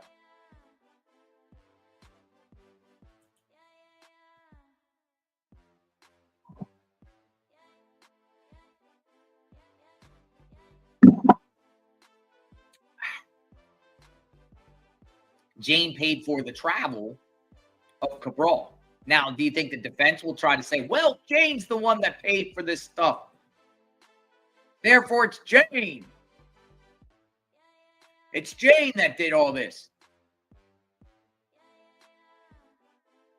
It's Jane. Great question. It's a great question.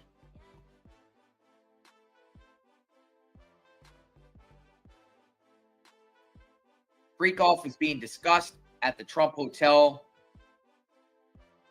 Homeland Security agent Joseph C. is now discussing flight records related to accuser Jane's travel history. Other records that they've been sharing in court this morning show that Diddy paid for Jane and others to travel to participate in freak offs in various cities, including Los Angeles, Miami, and New York.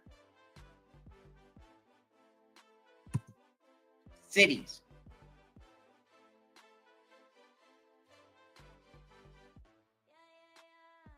ABC News just a couple minutes ago pointed out, and we know this now, we know it's confirmed, but they said Sean Combs likely won't testify in his own defense. Given that the defense said this morning that it will rest its case without calling any witnesses, that likely implies that Sean Combs will not testify in his own defense. It is likely that the judge will ask Combs at some point to formally confirm the choice. Yes, that does happen. If he doesn't, the judge is going to just make sure he knows. Are you sure you're cool with that, not testifying? The judge just needs to get that on record. It's a formality.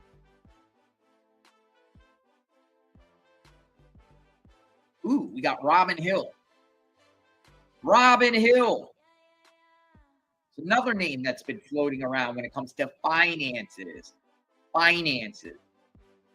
Robin Greenhill writes, please, does Robin Greenhill write, please send $5K to James' true name?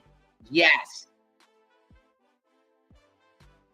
And who is being paid for here? Public screen still off. Here we go. Brendan Paul, a.k.a. the drug mule. He doesn't like to be called a drug mule. Assistant Brendan Paul, Cabral Williams, a.k.a. Sly, and James. With the American Express, Jessica Ruiz, Opco LLC. Brendan Paul in the mix.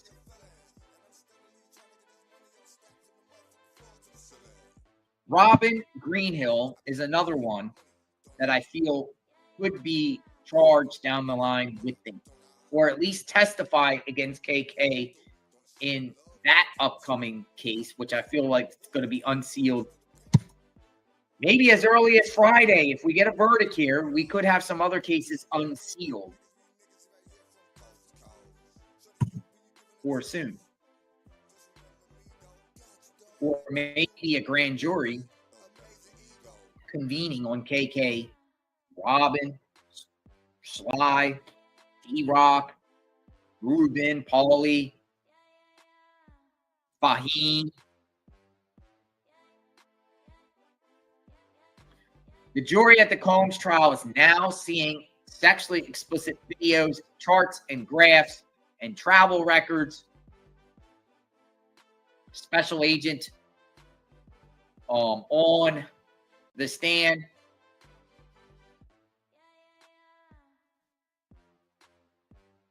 Federal prosecutors said they were able to identify more than 40 arranged sexual encounters with male escorts, referred at various times during the testimony as freak-offs, hotel nights, or wild king nights, depending on the witness.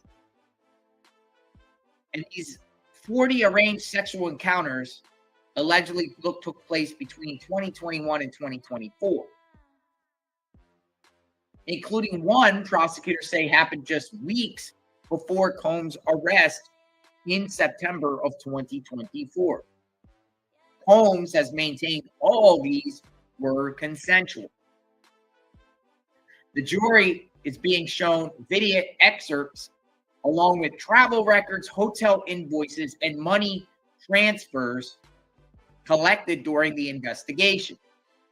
Federal prosecutors are hoping to convince jurors that the sexual acts in the videos were the result of alleged coordinated criminal activity by Combs, his chief of staff, KK, his assistants, his travel manager, his finance people, and his bodyguards, all of which Combs denied. So they list the same people we've been questioning about over and over and over again.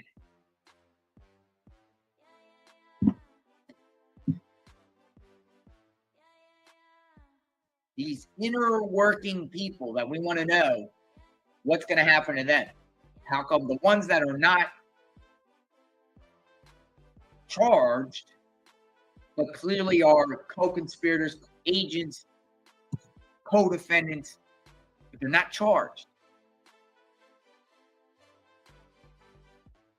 NBC News, new report out. Sex workers' travel records linked to Combs' American Express card. He never left home without it.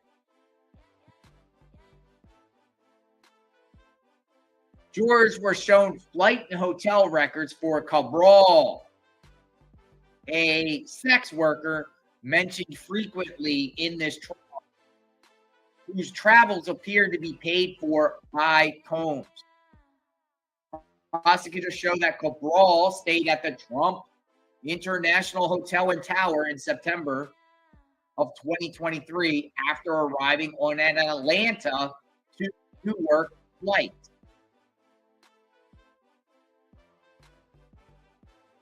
Oh, so he flew to Newark. You're ever going to fly New York City, anyone, and hopefully you're not flying for a freak off.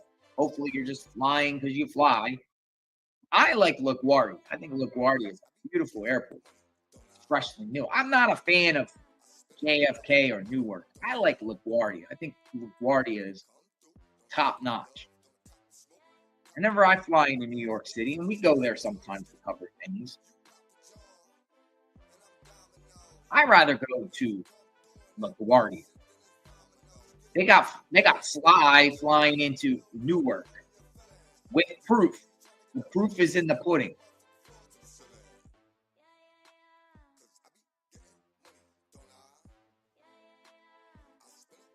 So that's interesting. Let's keep the conversation going. American Express. Diddy's very surprising courtroom act after watching freak-off sex tapes in private part of the court. Now, this is a bombshell report coming from the Daily Mail. Sean Diddy Combs licked his lips after watching freak-off videos in a side room of the court and asking for extra time to do so.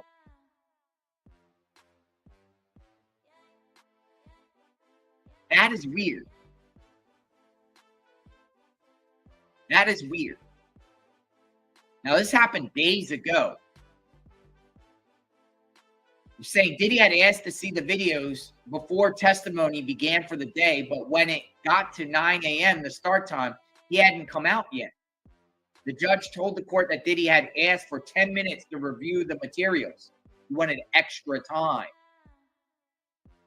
Diddy chose to stay in the side room rather than see one of his former assistants be given an immunity order. Just before 9:15, Diddy emerged from the side door in the court, licking his lips and rubbing his hands. That is crazy. What was he doing in that side room? I could only imagine how crazy this dude would be to literally be like in a peep show watching this stuff. So that's a bombshell report that has come out, folks, by the Daily Mail. And they said just the other day when he was watching. What do you think? That's crazy. Can't stop, won't stop. Yo, he was literally licking his lips and rubbing his hands. We try to keep it PG here. This case is far from PG. Parental, advisement. If you have any kids, make sure they go away. Records detail September 2023 New York City trip. Special agent testified. The special agent on the stand right now, will refer to him as Special Agent Joseph C., walked through another chart that he says maps out records surrounding September 17th to 19th, 2023. A trip Jane took with Sean Diddy Combs to New York City. The chart shows flight and hotel records for Jane and an entertainer named Sly. Records show, hotel records show, they stayed at the Trump International Hotel, credit card paid for by Bad Boy Enterprises, paid for Jane's travel. Records show Jane paid for Sly's transportation, but was sent $5,000 by Combs' account manager around that time. The travel arrangements were booked by Combs' travel manager. So these accountants and travel managers are facing the heat too down the line.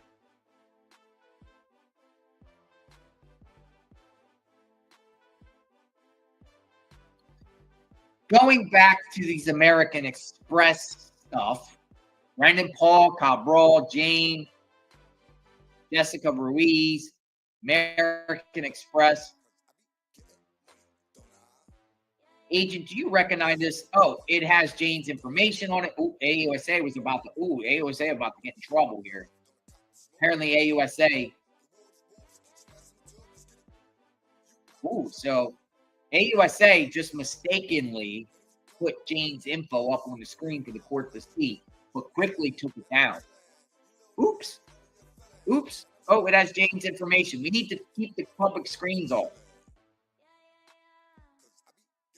Please walk us through the columns of this chart. So they're still going over stuff.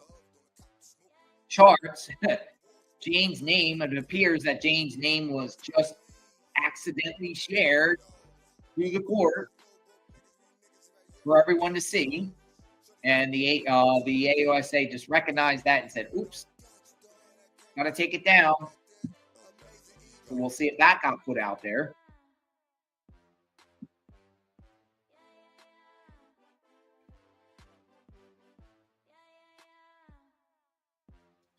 So NBC News kind of says the same thing. Sex workers' travel records linked through American Express. The travels of the brawl to New York, Jane, New York, the payment.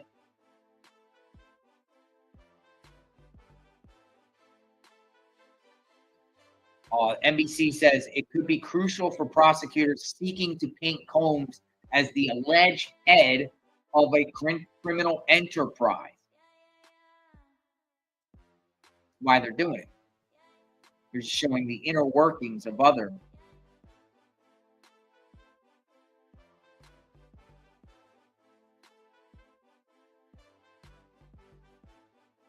At this point, people are saying, RICO has been proven. Transporting and sex trafficking all has been proven. And the summary witness is just there to confirm and corroborate what everyone else has already testified.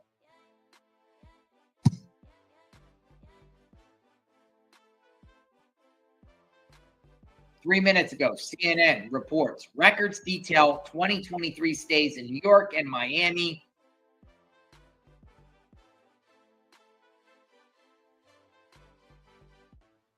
The jury, besides the Trump International Hotel stuff, they've seen records related to a September 24th to September 26th, 2023 stay in Miami.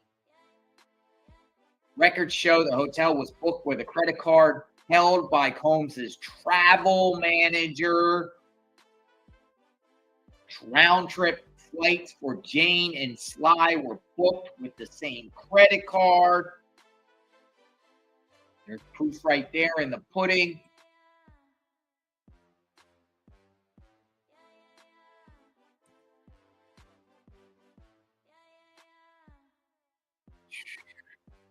Crazy. Now this goes to a report going for why Diddy's not going to be testifying. It appears Diddy will not be testifying. And also not calling any witnesses. And Washington Post puts out, it's not unusual for a defense team to refrain from calling witnesses at trial. They have no obligation to disprove a case beyond the burden is entirely on the prosecution to prove charges beyond a reasonable doubt. The fact that there will be no defense witnesses at this trial could mean that Sean Combs' team believes it has established enough doubt during its cross-examination of prosecution witnesses.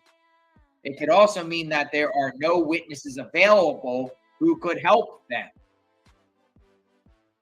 or what previously discussed. Maybe they changed their minds too. Maybe some of these defense witnesses that were previously going to go on, Ashta and the other one, said, "Yeah, I don't want to be out there," because they know their face is going to be all over. Their face is going to be synonymous with defending Diddy, and that they told his defense, "No, we're not doing this. We're not doing it." Maybe they were at first, similar to Diddy's all his children being at this trial at first, and some of them are not back. Maybe some people got scared off or cold feet because they know that we'll be covering the case here. Just one of many platforms that have been discussing this case. All of their business gets aired out. Who knows? Or the defense just feels like, hey, you know what I mean? What's this? The agent says, Jane to Sean Combs, asking, should we have Jess look into flights? Jess. Is that Jessica Ruiz? Looks like Jessica Ruiz is the flight travel agent for Diddy. Jessica Ruiz, also known as Jess.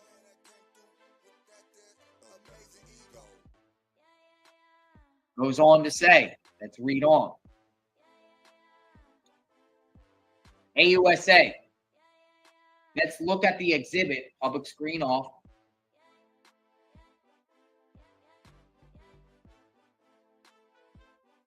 Of Mr. Combs. This is from Mr. Combs to Jane. He asked, tell me when you can come. She says night. Then what? Agent Jane writes, I'm not coming to New York. I feel disrespected. You just want me for a hotel binge. Then she writes, I don't want to be used and locked in a room to fulfill your fantasy. Sean Combs says that was podcast talk. I think that was about the podcast talk. Remind me, wasn't that when he went on a podcast and talked about days of having sex? Podcast talk. But it's the agent corroborating at times when Jane would say, no, I don't want to do this. I don't want to be used. I'm not doing this stuff with you anymore. I'm tired of just sitting in a hotel. We don't spend time together. It's all about the freak offs and the freak offs only.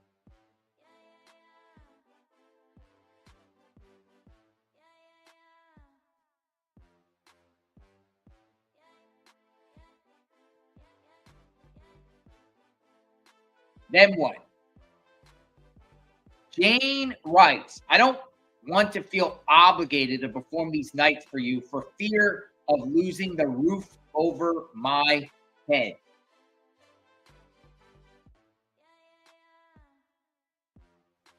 How does Mr. Combs respond? He writes, girl, stop. Then some audio messages are sent. Dun, dun, dun. Audio messages. Most likely going to be played to the jury. But this kind of goes into the concept of no means no. No means no. Even though she had free calls, even though at times, you could say that she was with it. We know who Jane is. We know her character. We know about the love contract. We know that she knows what she can do or not. But at points, she does say no numerous times throughout this so-called love contract relationship and expresses her feelings Now, when she was talking about the podcast, she was, I believe, I had to look back and remember, that was when Young Miami and Diddy would talk openly about their sex life. That's when that jealousy stuff came out, that Jane was jealous of Young Miami. And Diddy spending time with her, where Jane wanted to be that one on the yacht. Jane wasn't on the yacht. Jane wasn't on the fun times with Diddy out there posted on Instagram and social media. Jane was kept behind the scenes and used strictly for free golf. That's kind of like the conversation that we're talking about here in this, what the agent's talking about. But she's expressing like, "Oh, I don't want to be used and locked in a room to fulfill your fantasies." But Jane, you were receiving some stuff out of this. You know that. I mean, Jane, you're receiving, $10K for rent, luggage, bags, furniture, and nails done, and teeth done. We've shared our thoughts on Jane, but she did establish crimes. Well, however you feel about Jane, whether she's a willing participant or not, or she's just, words. Some people don't even think she's a victim. I get it. We get it. She still shared about crimes that occur. These are crimes. Not consensual. They are crimes organized, dealing with escorts, financial transactions, travel records. They're all crimes. However you feel about Jane. Can't say she's lying, can you?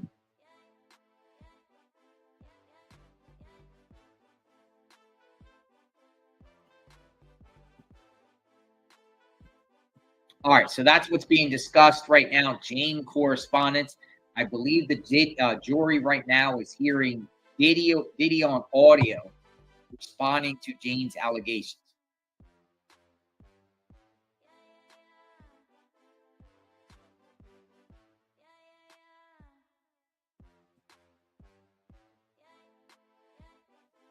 Going back to why Diddy might be not testifying, well, they're saying that prosecution didn't prove their case,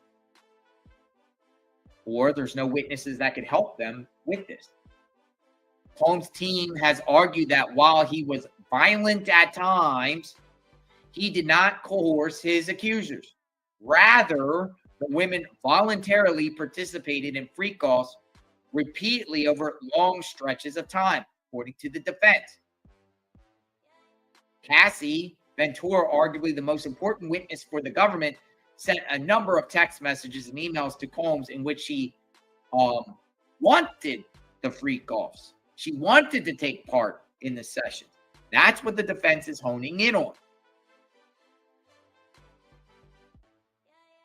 Prosecutors contend that Combs and his inner circle of enablers on his payroll trapped Ventura and other victims into cycles of control and intimidation, coercing them into drug-fueled sex encounters that they did not wish to participate in.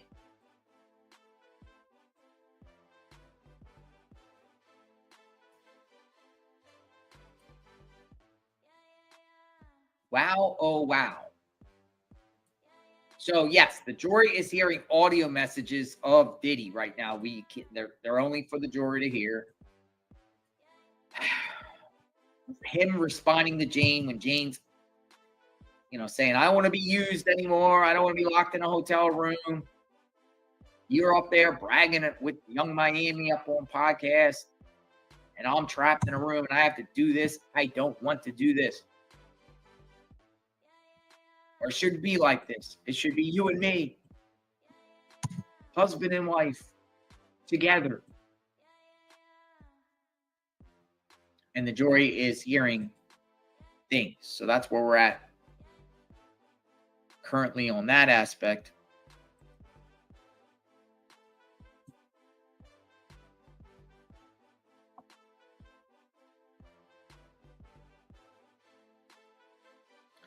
The jury has been shown, and this is a New York Post. I'm just reading what the New York Post says jurors see more X-rated freak-off videos so sexually explicit they'll never be released to the public.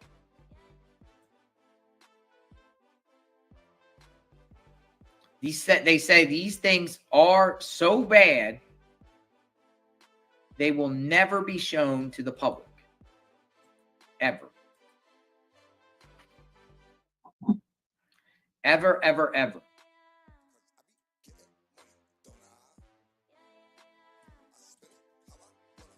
What does Jane send to Combs?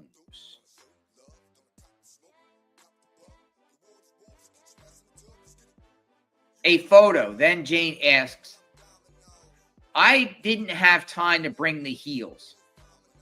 If someone could get them.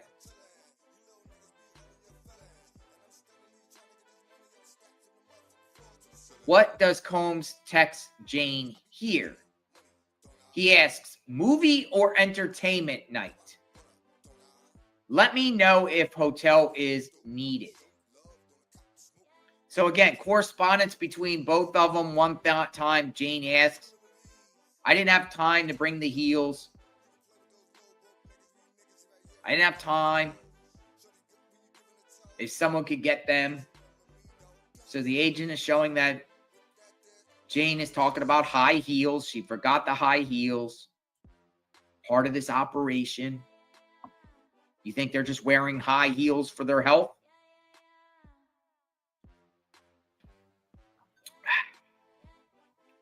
We're just going to... I forgot the high heels. If someone could get them. Combs talking about movie or entertainment night. Let me know if hotel is needed.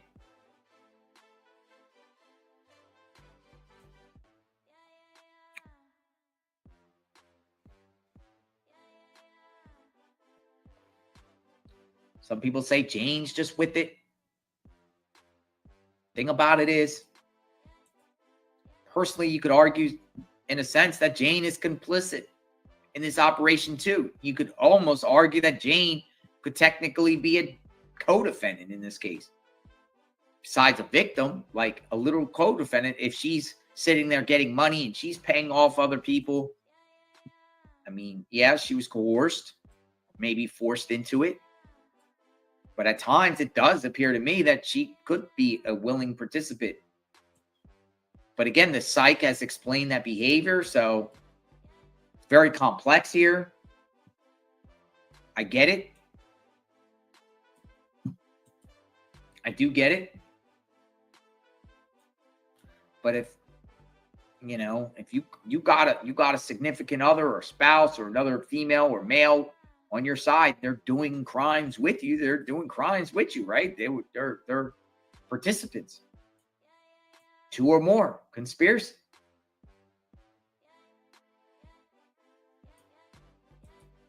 A lot of people feel differently than Jane, than with Mia or Cassie.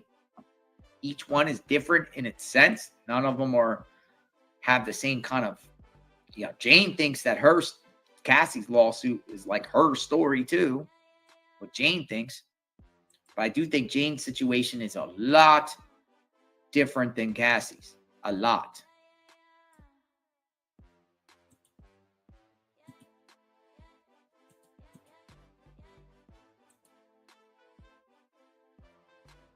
Combs appears to be reading something in his lap.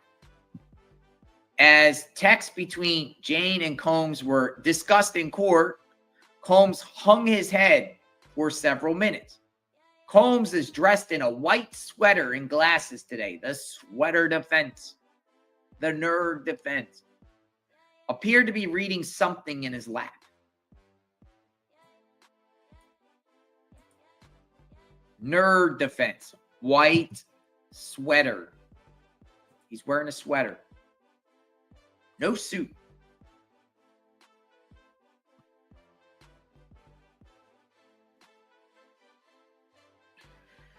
All right, KK's name got brought up in the mix last couple minutes. Washington Post says the witness is now reading text messages between Jane, there's the nerd defense, and Sean Combs. in which he tried to get her to travel for a freak off in 2023. Jane told his chief of staff, KK, that she did not want to meet Combs because she felt used. It's clear you just want me there to use me for a hotel binge. You got plenty of hoes for that. You got plenty of hoes for that, Jane wrote to Combs around that time.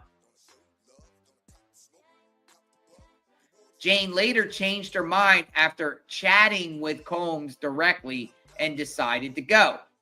That voice chat was played to the jury. We don't know what it really consists of, but that's what was being played. So the fact that they're saying basically is Combs, she expressed to Combs that she didn't want to do this. Then Combs and her had a conversation, which was played to the jury. Then they say Jane said she was going to go do it.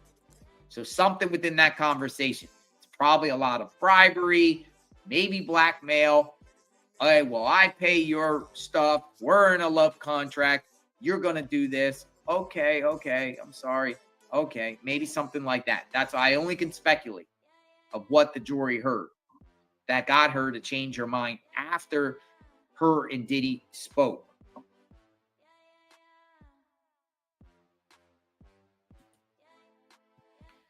So the agent goes on here, following what you see on the screen.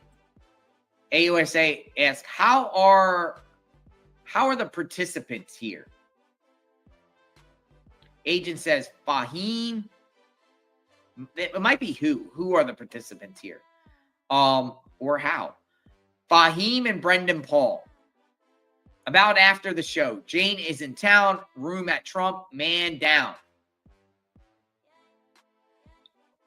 Your Honor, I think this is a good time to break. Okay. All right, so we are on break. Usually that's some bombshell stuff. We'll try to get more context as we go along about what that is all about. But Brendan, Paul, Fahim Muhammad, Mr. Fix-It. Mr. Fix-It being name dropped again. Fahim.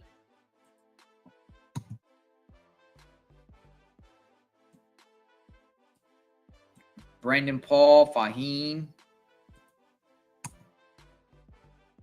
Brendan Paul, he testified last week. Made about $100K a year. Worked long hours running around, doing things. He talked about drugs, lots of drugs. He talked about things. He's mentioned again, he got immunity. One of 5 people that got immunity that I've seen in this case. A lot of people got subpoenaed, but without immunity. Got subpoenaed. Break. We're on a break. We're on a break.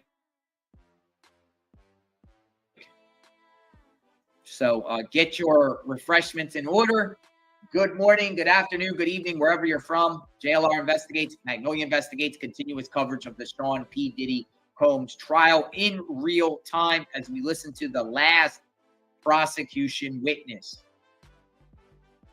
An agent with Homeland Security on the stand. Joseph C. will call him. He should be here all day and into tomorrow when the prosecution rests. Then it's the defense's turn tomorrow, which they have indicated to the judge in breaking news this morning that they're not going to bring one witness. Nothing. The defense is not, they're not going to rest, but they're just going to, we want to submit some of these exhibits. That's it. That's it. Not one person is testifying.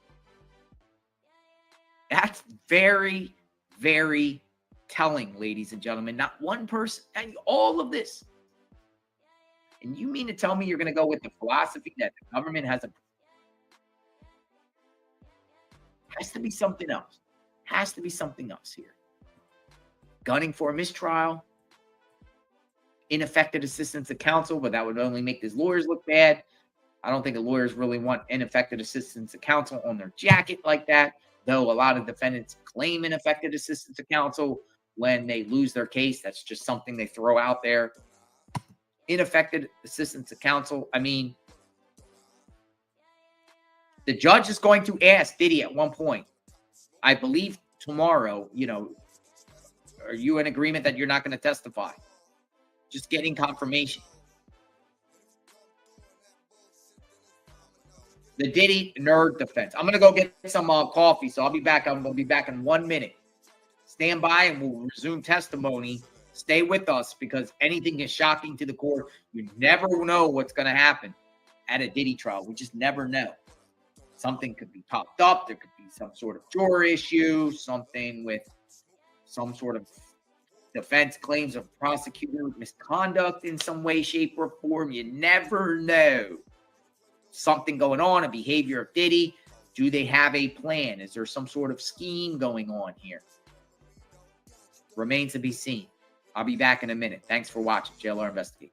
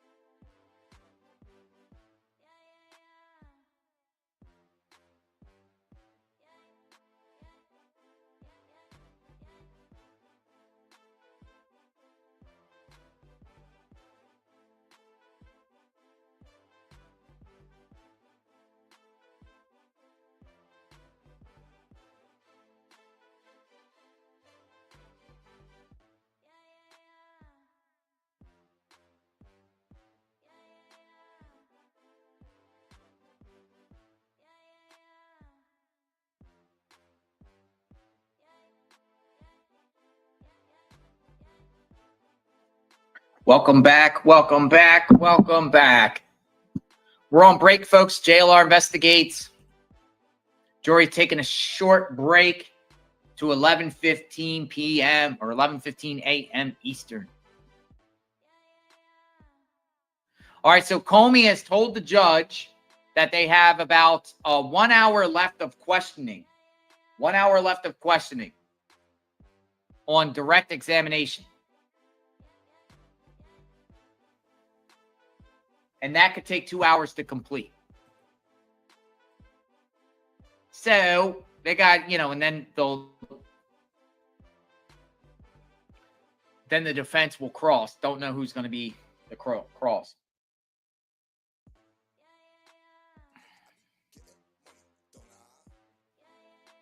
Come on in. JLR investigates continuous coverage of the Sean P. Diddy Combs trial. Jury's on break. We're getting live testimony. But one thing I just had a conversation, me and Magnolia, getting coffee, and I was like, yo, like it went from a couple witnesses to testify to now no one testifying for Diddy is just like over the weekend. What happened? What happened here? What happened? Like, why? Like, why suddenly now no one? Because you can't have, they must have strategized over the weekend and just said, look, we're in a no-win situation here, man. And our own witnesses are going to get crossed. Possibly. I could just think of that theory, like their own bad boy employees, that maybe the bad boy. See, here's another thing too, is the two people that were going to testify were former or are workers for Bad Boy. Vashta Wilson and Stephen Lind. They both worked for Bad Boy. Now, this whole case has been centered around Bad Boy Enterprises being a RICO. Do they fear at this point, because of so many names being dropped with Bad Boy with this, that they could be targets themselves down the line and charged if they start incriminating themselves in a way of all them on the stand, and they just decided to back out at the very last second because they realized for themselves they have to look out for themselves. If they're sitting there on the stand validating this guy, but yet it's pretty much set in stone that others are indicted or going to be indicted, why would they? Why, like, if you were in Vashta, let me ask you something. If you were in Vashta Wilson, who worked for Bad Boy, you were in her shoes and you heard about other employees being name dropped and possibly agents and co-conspirators, wouldn't you think that you could be in the mix too, even if something minor? Like, why would they bring employees? And why in employees? Because to me, Vashta also might be looking out for civil lawsuits, because if people are, claiming that Bad Boy is a RICO enterprise, not a real record label, but a front for a RICO enterprise for criminal activity, and she's vice president of operations, she's going on the stand. She's almost like telling on herself to defend Diddy, but then she has to worry about herself moving forward. So what I'm saying is Vashta could have came to her senses over the weekend or something, been going to Mark and yo, I'm not testifying. I'm telling you, I'm not testifying. I'm not getting on that stand for you guys. I'm not doing it. And because she's been monitoring the situation. Now, maybe at the beginning, unified front, yeah, we're going to help Diddy. Free Diddy. We're going to help Diddy. But over the course of this trial, it's just they start realizing the reality's kicking in, like, yo, this is not going well. Unless you think it's going well. Unless you think it's going well. I don't think it's going well. I really don't think it's going well for Diddy at all. So you got his employees now that were planning to testify that are not testifying. What changed the strategy? Because we just heard the other day, last week, who was coming up for the defense. Now it suddenly turns into nobody. How do you just stop that? KK about to get indicted. We can smell it. I think she is indicted. I think she is indicted. There's no way she can walk away with this unscathed.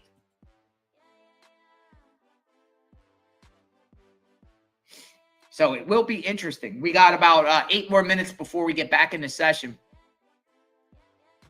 Let's keep the conversation going. While we watch in real time, you guys share your thoughts. I'm refreshing screens.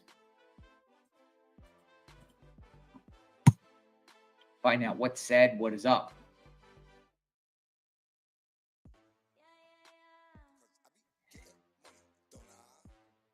Like, also, why would you want to sit there based off what's being said? And you work for an organization or you work for a company called Bad Boy Enterprises, and that's something you could be proud about in this situation at this point, it's not really a flex. If you think it is, I work for Bad Boy, I work for Diddy, you think that's a flex? You think that's something to be proud about? I don't think anyone wants to touch it at all. Like, don't even want to be affiliated with. Like, anyone that worked for Bad Boy should be. Matter of fact, I mean, I don't know. I mean, but to still continue to defend it?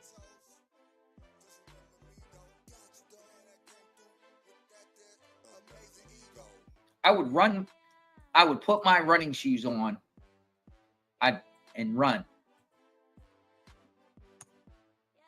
Because if any of his employees testify, they're opening themselves to exposure through civil suits.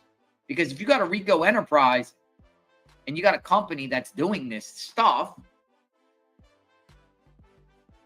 and other people identify or are identified through this company or testify in this trial, wouldn't that stuff be used against them in the civil trial?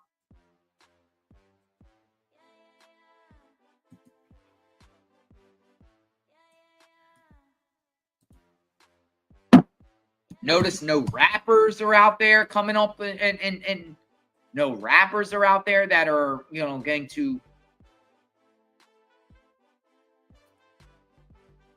defend Diddy. Where are the rappers? Where are the people? Where are they all at? Where are these people at, ladies and gentlemen?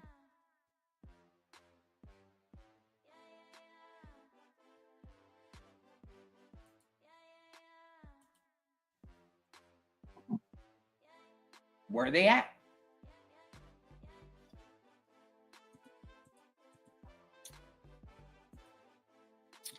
Continuous coverage. Sean P. Diddy Combs trial. We got about 5 minutes left until the court is off the break. I got my second cup of coffee. Still the morning time here on the East Coast. What's the temperature in New York? Did it hit 90 yet? I bet you did. Holy smokes. It is 94 degrees out there in New York City. Holy smokes. Excessive heat warning in the area. The heat is on. Yo, it is going up to 98 degrees with a heat index of 110. Prosecution bringing on the heat. Stay hydrated out there. It's probably why the feed went down. Nobody wants to sit out there in that. Yeah, I can't do humidity either. Jurors have watched at least 40 minutes of sexually explicit videos so far. 40 minutes. Throughout the time that the videos were played, it was silent in the courtroom.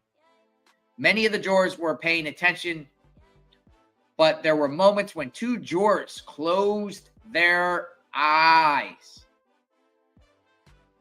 Dun, dun, dun, dun. Two jurors seen in court during the playment of the freak-off closing their eyes. What does that mean? Appears to me that's not good for Diddy. I can't watch this. Or what? Like, what do you think? Two jurors close their eyes.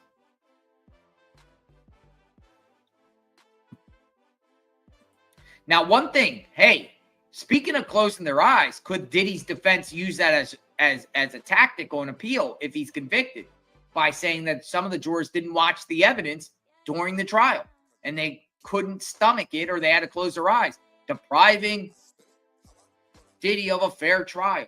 Could they go that route by, two of the jurors sitting there closing their eyes, covering their faces, closing their eyes, whatever, closing their eyes? Isn't jurors supposed to pay attention? Would they even go that route and try to say, oh, yeah, that's grounds for appeal? Because when it comes to grounds of appeal with these crafty defense people that Diddy has, they'll throw all types of stuff out there. They'll throw anything, the kitchen sink, to see what sticks.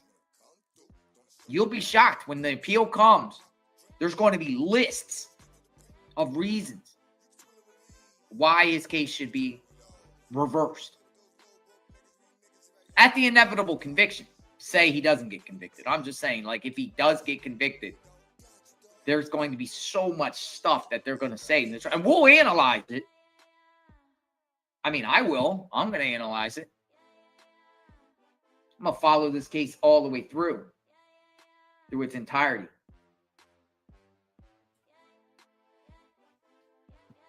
Taniki says, Brown says, what makes him so special not to go to El Salvador after the conviction? Well, that's that could be down the line, where he gets housed. We're going back to conversations about, where would he go once he's convicted? That's a whole other argument. I think one day people will go to El Salvador. The violent ones. Violent criminals. Emma Hill, thank you for the comment. Or thank you for the support. He definitely won't be in that MD. Well, he'll be in the MDC till he's sentenced. Diddy could be up in that MDC probably till November, and then he gets shipped out.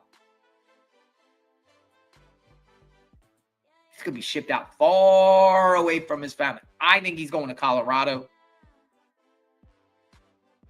Oh, but going back to Con Air while we're on break. No, those marshals don't play on Con Air.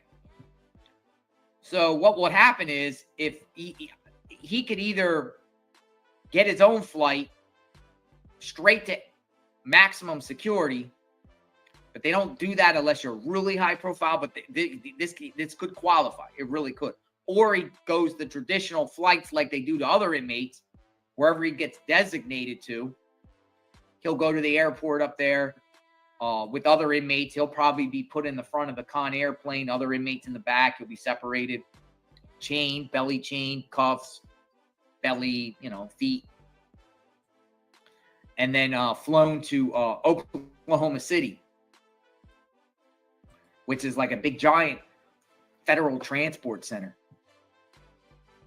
Oklahoma City's pretty crazy because the Con Air planes land at the prison and attach to the prison.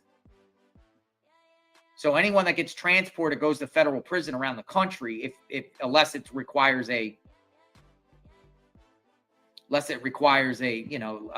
quick trip locally around there, maybe like if you or that federal prison in Massachusetts, medical center, who knows? He might take a van, but he's probably most likely taking Con Air. But that Con Air flight, it's crazy. Marshals are armed to a T. You're strapped in. They land at different locations, pick inmates up, drop them off, but eventually go to Oklahoma City. The plane lands and attaches to the prison. And then they catwalk you, similar to what those crazy videos you saw out of El Salvador when people are being off the buses, and there's like a long line of guards, but they were holding their heads down, anything like that. That doesn't happen in Oklahoma City, but you walk down a catwalk with armed guards, and they march the group into a holding tank. And then at that point, they process you and he'll put in a solitary cell. And then a week or two later, then he goes to wherever his final destination is. That's the Oklahoma City concept. But Con Air is crazy. I've personally been on those planes, and I've personally seen inmates get their heads bagged for disrupting, like spit bags, and put things like disruptive inmates. And I've seen inmates go funny on those planes. They get up, they start yelling, they try to act funny, whatever. Like those marshals do not play. They don't play. They're armed to a T. They'll put a mask over you, bound you, and throw you in the front in some sort of luggage rack. Tie you down. And then when you get off the plane, you go straight to the hole. It's pretty crazy stuff. I think Diddy could go on that Con Air plane. I think he could go on that Con Air plane if he gets convicted. It's crazy stuff. That Con Air stuff is that's crazy.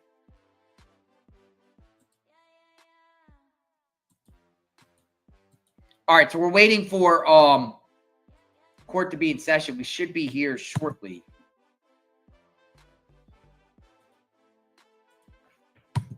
Come on in. JLR investigates. Magnolia investigates continuous coverage of Sean P. Diddy Combs. No updates by NBC. None by Washington Post. Inner City Press still says there's a break. They should be in like any second.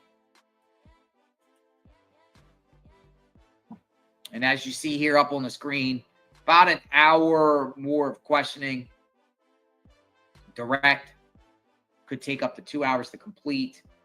So if that's being said, I think that they plan to have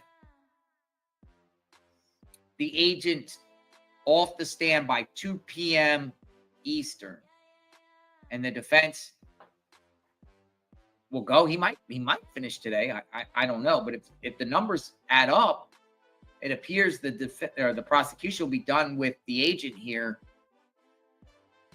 today before court is done. And then how long the defense goes, you would think that they would probably do something like similar to Penland. Maybe an hour or two, 2 hours, 3 hours. But it looks like he's going to be in for a while.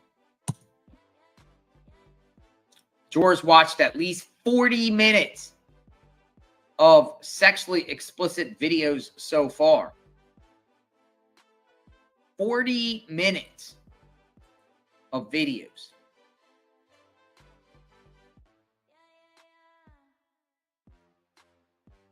Oh, they're also showing something here, a correspondent. Check this out.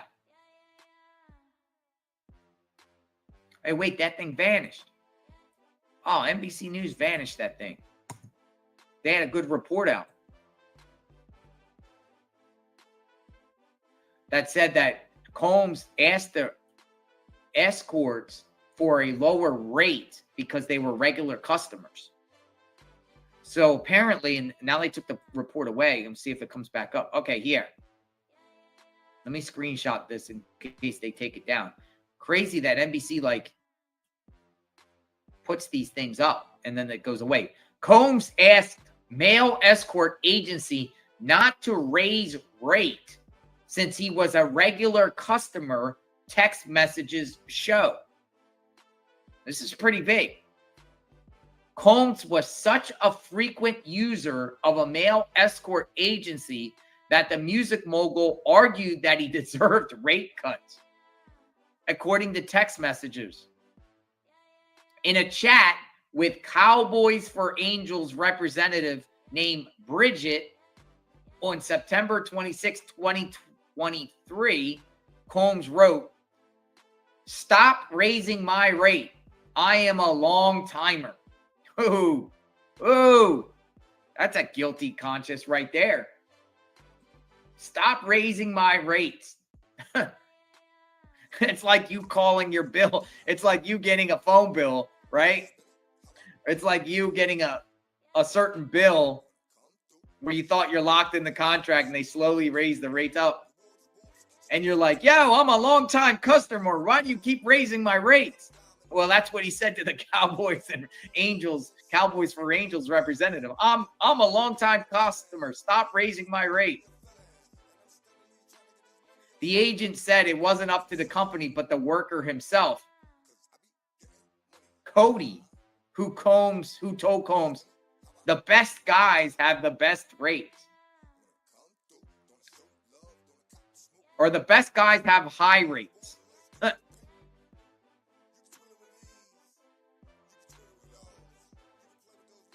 Combs finally relented and said it was okay for Cody to come to the Trump International Hotel at 1 a.m.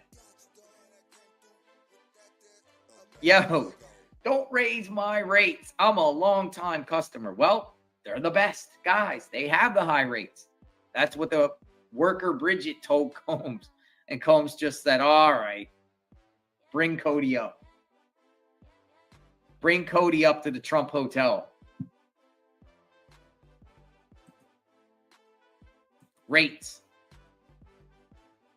Don't raise rates. I'm a long-time customer. Yeah, but the defense wants you to think that calling cowboys for angels, buying prostitutes is consensual and legal.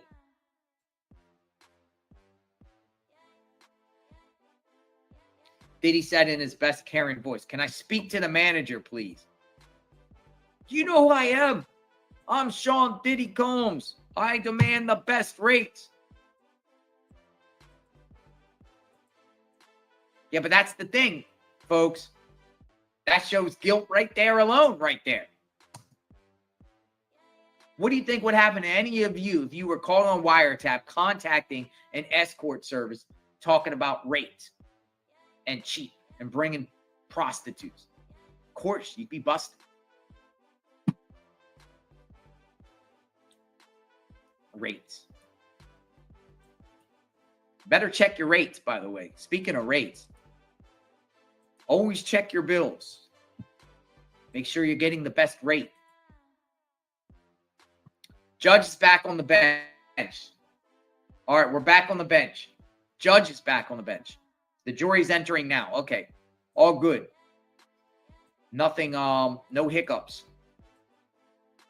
Coupon Diddy. Diddy wants the best escort rates out there. JLR not having his rates raised does sound reasonable. Yeah, I got a coupon. I got a coupon from Groupon. Can I pay with my coupon? Rates. I got a buy one, get one free coupon. What do you mean you're not honoring my buy one, get one free? All right, so according to CNN, judge is back, jury's coming in. So we're about to get into the all rise rebates. Combs is kind of stingy, isn't he? Rates. Literally, imagine your voice discussing rates with a escort service. Buy one, get one free. I'm your most loyal customer. But speaking of rates, I don't want to get off topic, but yeah, you know, whatever happened to customer loyalty out there when some of these companies raise your rates where you should be getting reduced rates for being a loyal customer and not having a problem? Insurance companies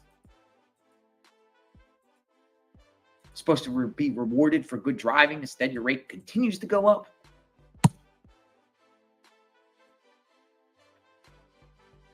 Rates. He wanted a loyalty special. Reading some of the comments. Thanks for coming back in, folks. We're getting started again. Testimony by a Homeland Security agent who is showing the receipts. Audio's being played. All right, we're back. What does Fahim text to Jonathan? Agent says, we on the way up in the elevator with Jane. Whoa. We on the way up in the elevator with Jane. Fahim texts Jonathan and says, I'm with Jane and we're on our way up. What is this? Trump Hotel record. What does Frank Rodriguez text to Fahim? Dun, dun, dun. Bring the Gucci bag. You know what's in that Gucci bag. Bring the Gucci bag. You know, in this case, what they're talking about is basically is Jane coming in with Fahim up to the elevator, or in the elevator up to the hotel room.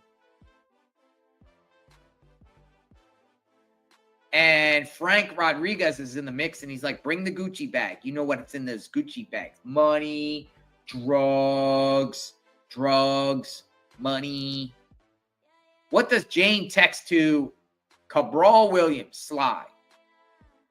Would you like to come to New York City? What does Fahim text to Jane? We'll come with cash. Then Jane to Cabral. Just need your DOB and driver's license. You know why? Because they have to book the flight through the travel agency. In order for an escort to get on a plane, you got to have your DOB. Maybe in some travel agents, I don't know about driver's license number, but you need your DOB. When you ever book a travel online, they want your DOB. Got to pass TSA.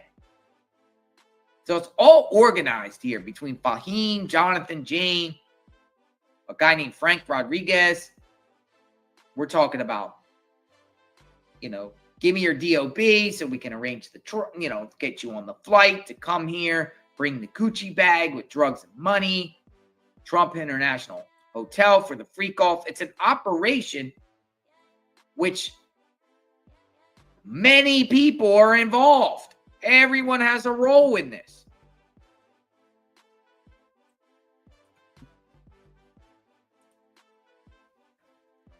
It's like an entire operation that we're hearing right now with receipts.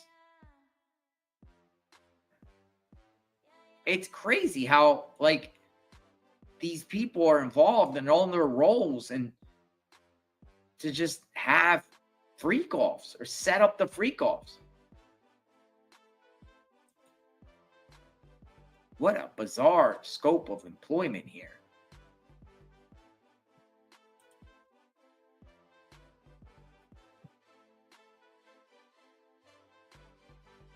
We're talking about the Gucci bag. Some people call it the fanny pack. Full of goodies.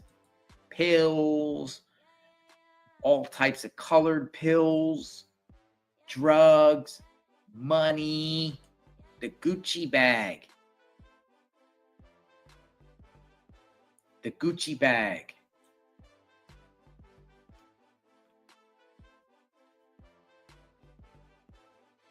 You need people's real DOB. Yeah,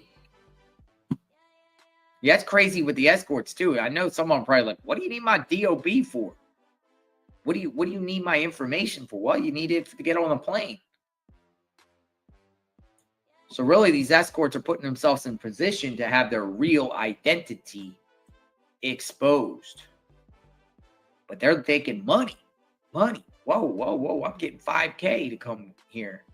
I'm getting money to fly here and do this. I don't care they have my identity. I'm getting paid. I'm long-time customer. I'm the one they use. Records. That's what's being discussed. Records, folks.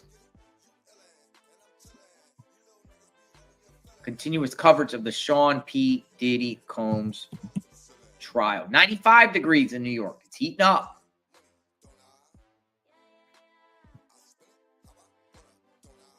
$95 degrees. Sunny. Whew. Everybody out there, you know, this is the type of stuff your equipment can melt.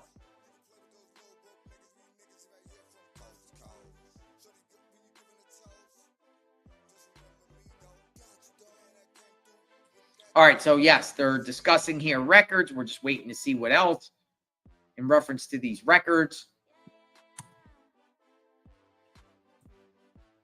They're laying out the enterprise, ladies and gentlemen.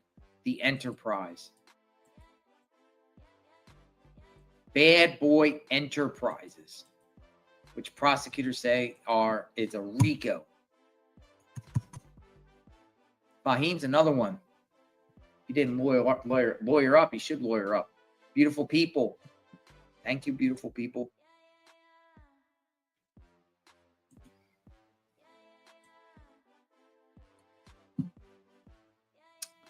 Continuous coverage of Sean Diddy Combs.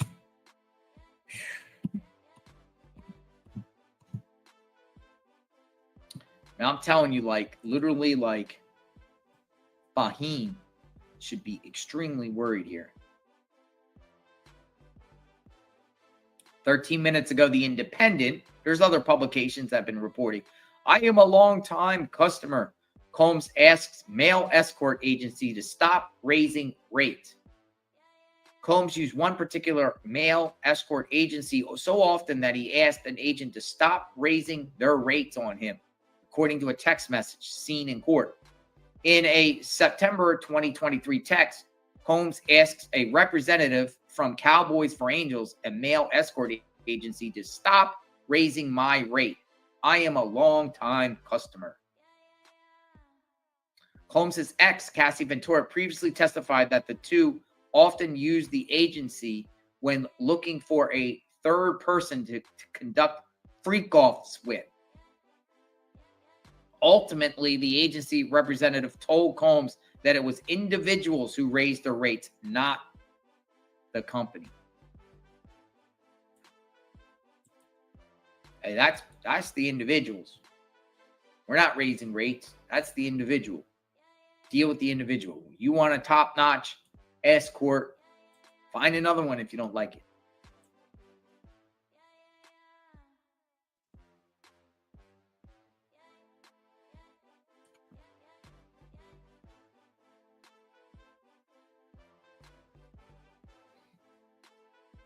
All right, so they're going through other exhibits here.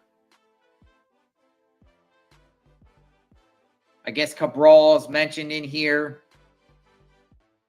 Something happened for 10 hours after this correspondence here. 10 hours in a hotel room. 10 hours. In this particular one freak off, 10 hours. Cabral's in there for 10 hours. Public screens off again. They're talking about exhibit page 71, line 770. Text to Brendan Paul about sending out a nurse and bag. Whatever that means. Sending out a nurse and a bag. Folks, what they're doing is showing the movement of sex workers across state lines. It's what they're doing. This goes, for all the charges Diddy's facing. This is what it ties into. Movement of sex workers across interstate lines.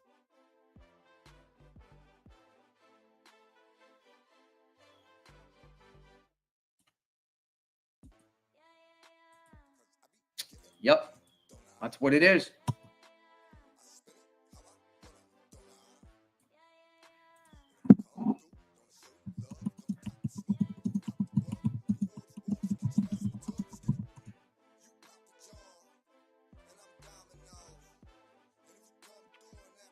Interstate sex workers. It's going on right now. The agent. Don't raise my rates. Cowboys for Angels. Are the feds going to be investigating Cowboys for Angels next? That's a great question. I'm sure they're not wanting this type of exposure right now. Cowboys for Angels. Wouldn't be shocked if the feds go after them. These escort service could be in big trouble too.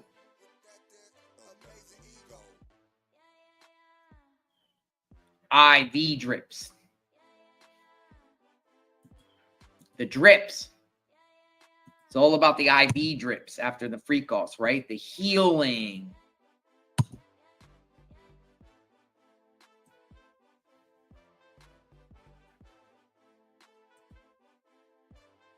The healing. We shall see. All right, still waiting for information to pop up in real time. There's a text to Brendan Paul. The whole thing is a bunch of corroboration for what people previously testified. That's why some of these names that have previously testified are now names that's being talked about in these exhibits, texts, records. It's all to back up the testimony of the others.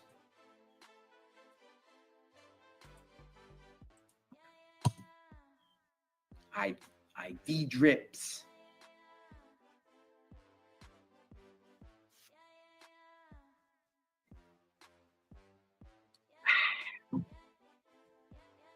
Crazy stuff. How's Fat Joe doing and his lawsuit? We talked about him briefly on Friday. Fat Joe is another one that might be taking the same steps as Diddy, considering that he's accused of doing things with minors and also accused of 4,000 sex acts. A hype man suing him, work, bad work environment, that sort of deal. Similar to the same stuff Diddy, almost. Not parallel. So it could be a possibility down the line that Fat Joe, because it usually starts out the civil suits and then it ends up expanding. Very strong possibility.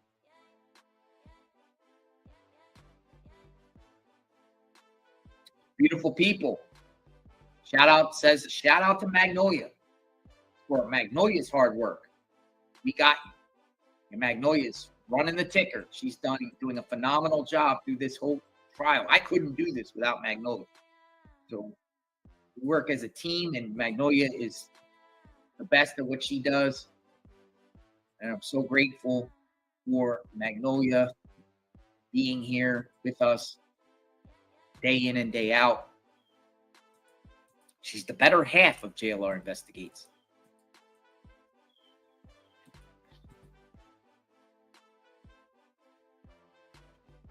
Come on in, come on in.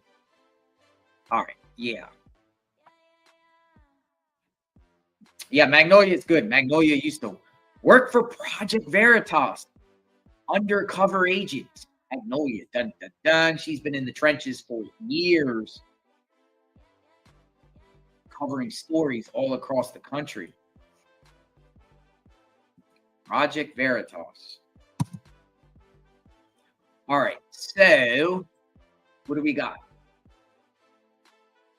What do we have? I keep refreshing the screens. We're kind of like in a lull, so I think the lull has something to do with exhibits and documents being shared.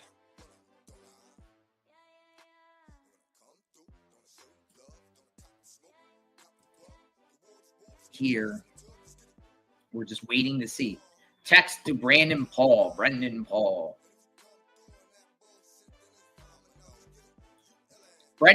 he gets off the stand. I think, I think he's going to be okay. I don't think we're going to see problems with Brendan Paul again, though. Hopefully he kicked the addiction because he was looking rough in that mug shot.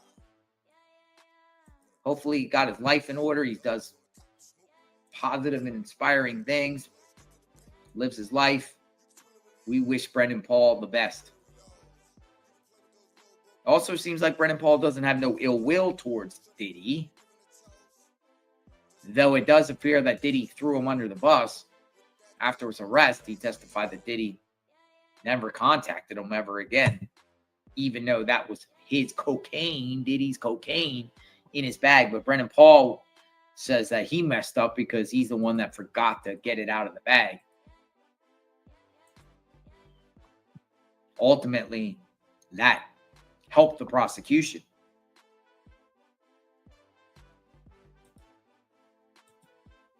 Yes, next meme. We need a new meme. I agree. We do the memes based off the shocking stuff that is being said in this case.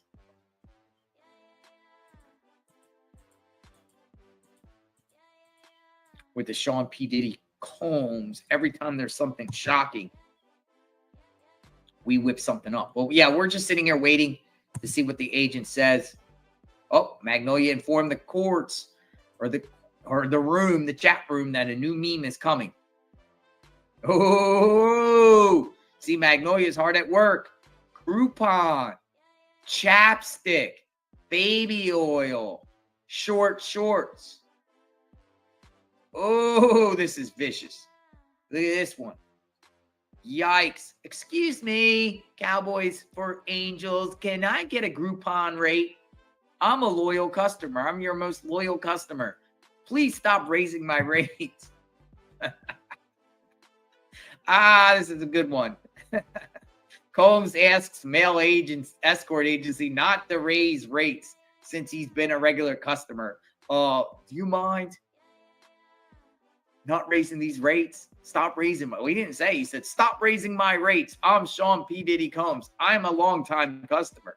And the agency responded, the best guys have the high rates. Yo, this one's classic. I like this. I'm starting to laugh a little bit. I mean, it's funny. It's not funny, but it's funny. It's funny, but it's not funny, but it's funny. Look at this. He got a little baby oil on the side there, baby pouch. Little pouch of baby oil in his fanny pack. Look at the baby oil fanny pack. Little hook. We got baby oil at all times. Yeah, and a Karen haircut. Karen haircut. Yeah, share this out. This is Diddy. Straight Diddy. Complaining. He wants his rates. He wants a deal.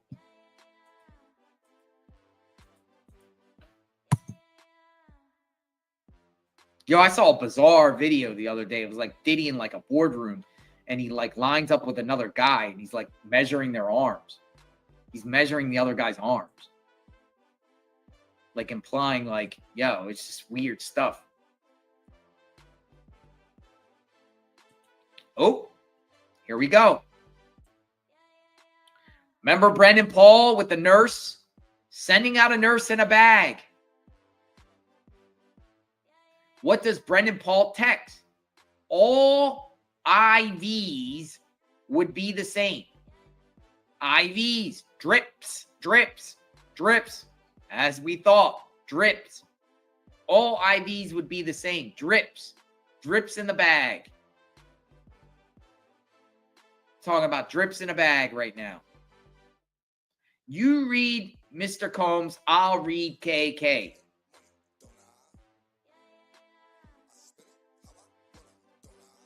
AUSA has KK. You can't just leave like that. Lit after partying and not tell anyone. That is when bad S happens. You know that. KK, instructing them what they can do and cannot do. Here's Combs to KK. Did you get the drip? Did you get the drip? KK responds. Chelsea name dropped, will move to the house once Jane leaves. Holy smokes. Chelsea will move to the house once Jane leaves. Holy smokes. Are they trying to say that Jane will be replaced by Chelsea? Yo. Options were here where Mandarin and in another king room for now. Combs says, I need to get her a suite. Keep her at the addition. Holy smokes. We got Chelsea and Diddy's directing KK to keep, I guess it would be, I can't tell if this is Chelsea or Jane, but keep them. Keep them. I need her in a suite. Keep her at the Edition. Like instructing KK to keep these girls or one of these girls at one of the locations. Holy smokes. This is crazy stuff. Magnolia's going to put it on the screen.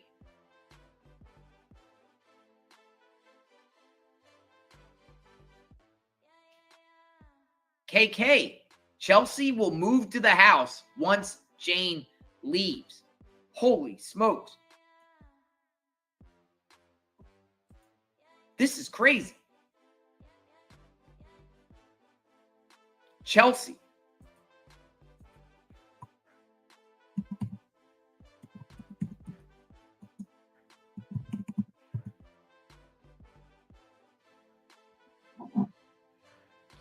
I'm assuming it's Chelsea Lovelace, a woman who filed a lawsuit against Diddy.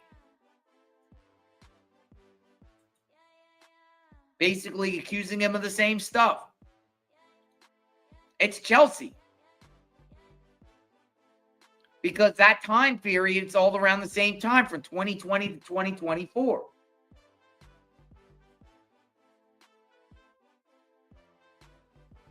Chelsea is a carbon copy story of Jane Doe.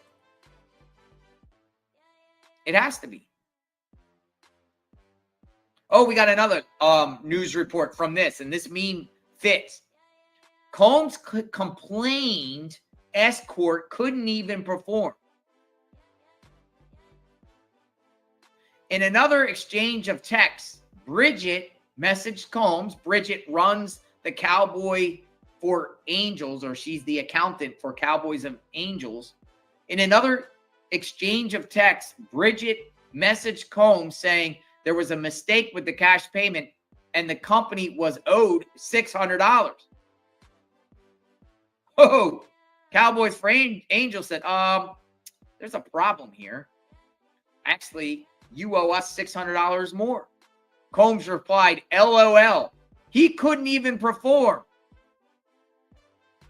Bridget responded that the agency pays for time and companionship and that the cost is the same for clients like Combs.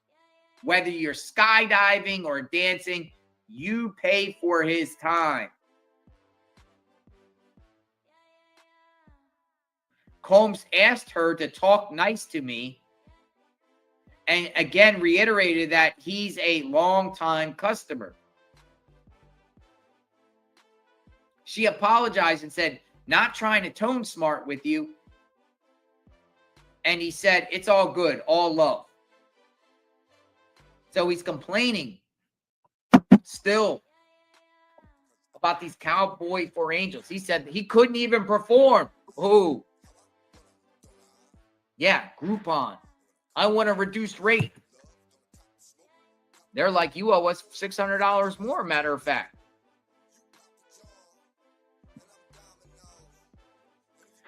Agent Joseph is still reviewing messages related to a September 17th to 19th, 2023 trip to New York City. The jury saw messages Sean Combs sent to an entertainer from the Cowboys for Angels escort service telling him when to arrive at the hotel room. Hours later, an employee from Cowboys for Angels texted Combs saying he still needed to pay $600. LOL. He couldn't even perform. Combs texted back. The employee explained that Combs was paying for the man's time. Combs told the employee that she should be nice to him, adding that he was a long-time customer. The jury saw other texts between Jane, one of Combs' accusers, and an entertainer called Sly, coordinating his arrival at the hotel room. They saw messages involving Brendan Paul, former assistant of Combs who testified against him last week, coordinating an IV drip for 3 people. IV drips. Brendan Paul. Chelsea has just been name dropped in this case.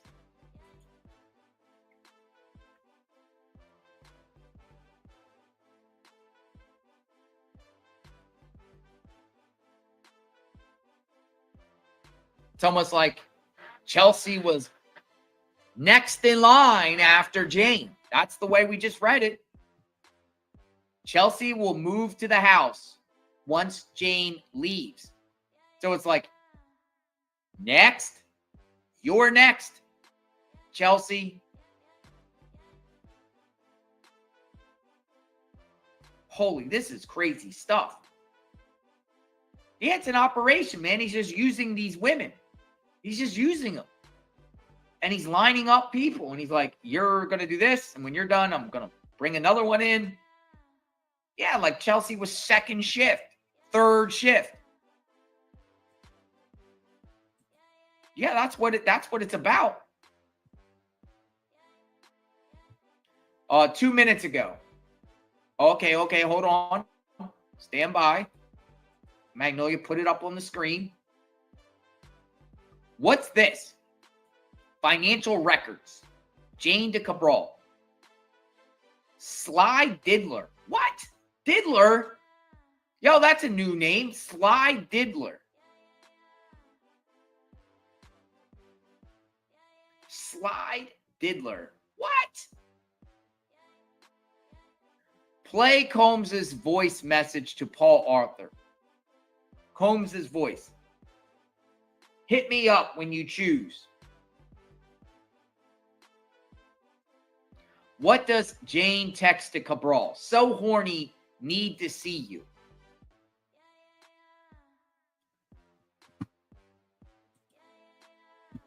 You know what I'm starting to think now, too, with Jane at some points? Diddy's telling Jane what to tell Cabral to get him here, too, involved. Where she's, I'm horny. Not necessarily that Jane feels that way, but Jane is instructed to, say this kind of thing. I'm thinking at one point, but we still have to iron all out. But the point is, Jane's like wishy-washy all over the place. But herself, I think that Diddy at times was telling her what to say, or she knew what to say, or had to say, because that's her job. And then at other times, she's playing Diddy, too. Like, she's all over the map. But they're playing it. And the agent's playing things. The prosecution feels this stuff that Jane's texting the Cabral, like, so horny, need to see you, doesn't hurt the prosecution's case. Even though the defense will try to argue that that's consensual, that Jane's saying, yeah, see, you're initiating it. You're not under duress. But the prosecution's playing this. Then what does Jane text next? Travel agent finally woke up. You're coming. What's this number? Jessica Ruiz, travel agent. Ooh, play Combs' message to KK. Here's Combs. I'll try to imitate Combs. Hey, KK, we need more baby oil. 200 bottles in this mother effer. That's what he said to KK. They just played his voice. Hey, KK. Yo. Hey, KK, we need more baby oil. 20 bottles in this mother effer. That's what he said to KK. Jury just heard the voice. Whoa, 20 bottles in this mother effer. Hey, KK, we need more baby oil. Yo, 20 bottles in this mother effer. Yeah, but according to the defense, nothing abnormal about lots of baby oil. Yeah, right. First things first, I pop them. I'm not even going to sing that. Biggie's lyrics. Look, it's right there. Play Combs' message. Combs' voice. Now the jury's hearing Combs' voice. Tell KK, we need more baby oil. 20 bottles in this mother effer. Yo, what do you think the jury's like? The jury's listening to this right now and is like, yo, it's out of his own mouth. He's talking about 20 baby oil, bottles of baby oil in this mother effer. After they're just sharing texts of Jane coordinating for Sly to come to the freak off.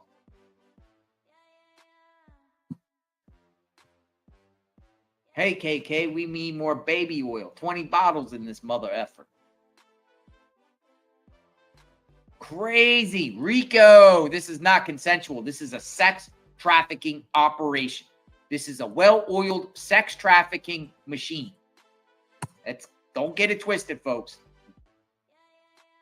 This is an operation right before our eyes. Special Agent Joseph C. is still going through an array of text message records that shows Sean Combs' role in orchestrating freak-offs and directing others to carry out his demands. Well said. That is a summary of what's happening right here since the break. Couldn't explain it better. Messages and records that show Combs orchestrating freak-offs and directing others to carry out his demands.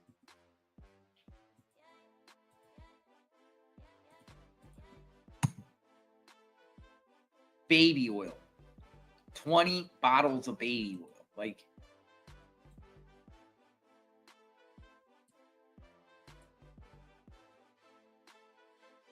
the baby oil obsession. Crazy stuff, folks. 20 bottles in this mother effer. And KK. Oh, KK.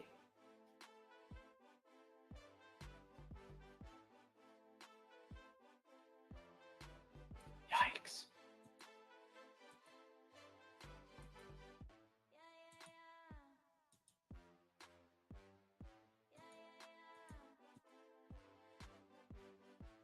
Why do I keep thinking about the Biggie song? Biggie, give me one more chance. Yo. Baby oil. There it is. There's right there. That's the first time we've actually heard that we know that the jury heard Diddy's voice actually talking about baby oil. I think. It's an operation, man. All these people working in sync to coordinate, organize, facilitate, and bring in these workers to do what Diddy says, all under the direction of Diddy and KK. And KK was just like the manager of this whole operation. Some things had to go through KK only. Other things, KK knows what the job, and everyone has to coordinate through KK to do this. Jury shows messages between Combs and KK about hotel bookings. The jury saw more text messages between Sean Diddy Combs and his former chief of staff, KK, days later in September of 2023. Combs told KK to keep someone named Chelsea at a Miami hotel and get a hotel suite at a different hotel for him and Jane, one of his accusers. Oh! So this is in Miami in September 2023. Yo, we got two girls at once, Jane and Chelsea, both staying in Miami at two separate hotels. And Diddy's instructing KK to make sure both of them are in these hotels at the same time. He told KK that Chelsea would move from the hotel to his Miami residence after Jane left. Like pimping girls. All right. Well, when she's done, when Jane is done and Jane flies back to LA and I'm paying for her house, Chelsea will come in next. So in the meantime, put Chelsea up in a hotel in Miami. When I'm done with Jane, Jane will leave. Chelsea will come into my home hotel. We'll do the freak off. You know what I'm saying? That kind of stuff. Like he's actually using these females as pawns in his little game. His little sex game. All with baby oils and money and flinging money and drugs. Crazy, man. It's crazy stuff. I mean, we learn more. I mean, we've known like this, but we learn a little bit more details. Like we get into it a little bit more and understand a little bit more about the dynamics of this operation. Defense feels like it's consensual. Defense feels like it's legal. Defense doesn't feel like this is anything of what the prosecution.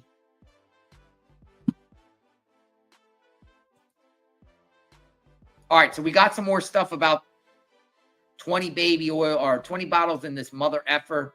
Play Combs' voice messages. Hey, Jess, I need to get him from Atlanta to here. Let me know. Hit me up. Boom. Cabral. Sly. Atlanta. Combs in a voice message telling his travel agent, Jessica Ruiz, Jess, they call her Jess, I need to get him from Atlanta to here. Does Cabral send his date of birth and Jane send it to Combs, then Combs to Ruiz? Yes. Then Ruiz books it. So here's the chain of command. Cabral Sly sends his date of birth to Jane. Jane sends it to Combs. Combs sends it to Ruiz. Ruiz books it. An operation. What does KK text to Combs? Here we go. KK, I ordered fruit plates. I'll have to bring your phone to you. So KK's talking about with these freak-offs, I ordered the fruit plates. Play a message from Combs to KK. Combs' voice. I have to run out of the town real quick, like a family emergency. You know what I'm saying? What does KK say? She says, suggest you say something came up and not lie about leaving town. I think she'll want to hear from you directly. You could suggest dinner tomorrow. Oh! So KK's instructing Diddy how to lie to one of the girls about something. And KK's telling Diddy to come up with an excuse and to make it up to this girl by saying you should suggest dinner tomorrow. As if KK is telling Diddy how to work these girls. Something came up and Diddy wanted KK to manipulate these girls. Or a girl. I don't know which girl it is. It's either Jane or Chelsea, unless it's somebody else.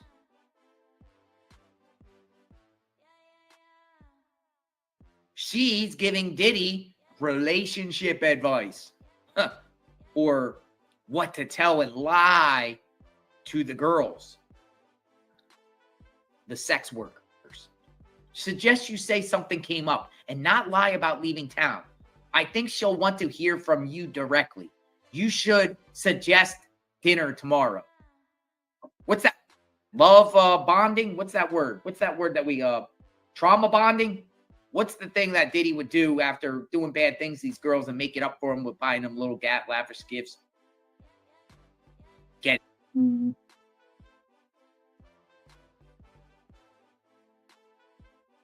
Just Lane 2.0.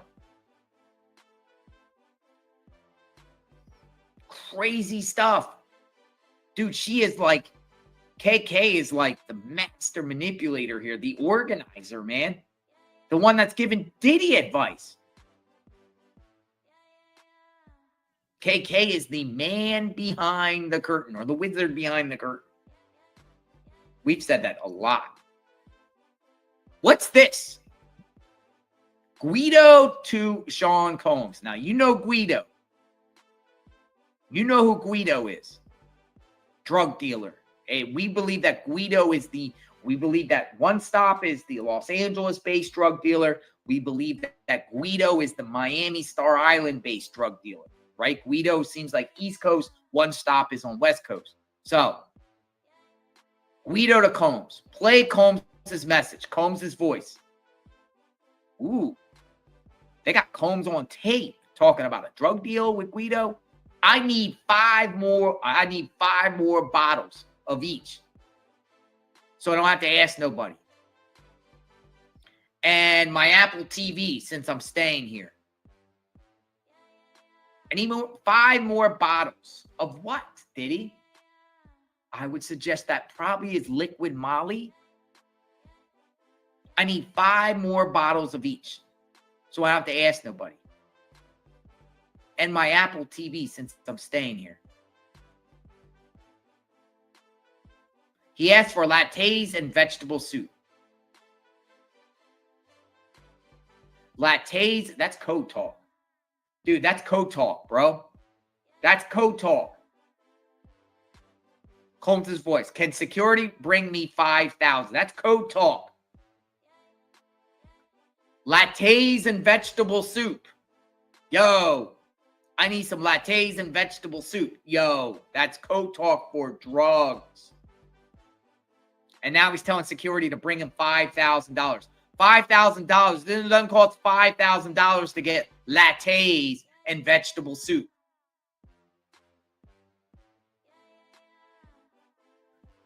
Lattes and vegetable. That's code talk for drugs.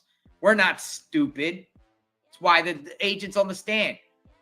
It's Combs doing a drug deal on tape.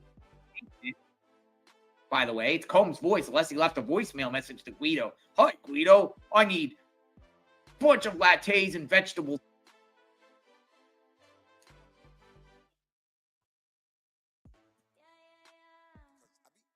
And then it goes on to say, what else we got here? And anything else y'all think I might need in Cialis? I'm going to keep calling y'all unless you think of everything I'm going to need.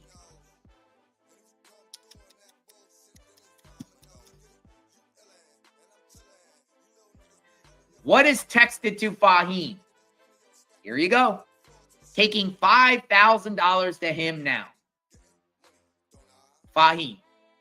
As it's been testified throughout this trial, whenever Diddy wanted to get drugs, a lot of times Fahim would get the drugs for Diddy. Diddy would get Fahim the money. Fahim would go to the drug dealer and pay the drug dealer for the product. It's all an operation.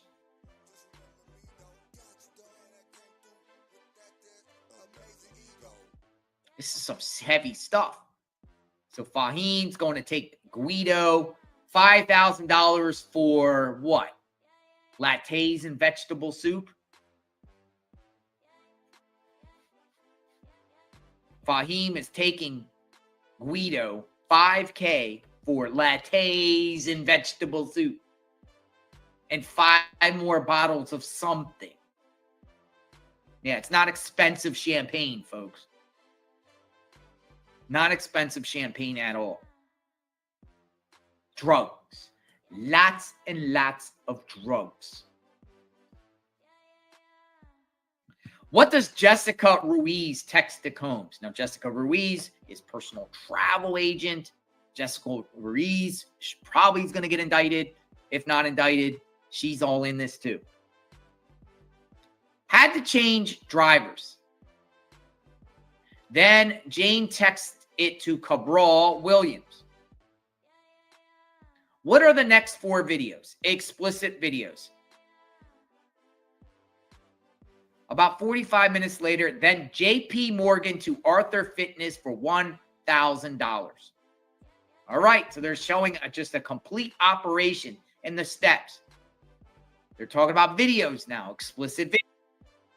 Then JP Morgan, I guess it's the bank, right? JP Morgan Bank to Arthur Fitness. Arthur Fitness, $1,000. Yeah. Paul Arthur, right? His name has been put around there, right? Is that he the trainer? Trainer Paul? Money goes to Trainer Paul. Jess is going down too. Jessica Ruiz. If you're watching, Jessica Ruiz.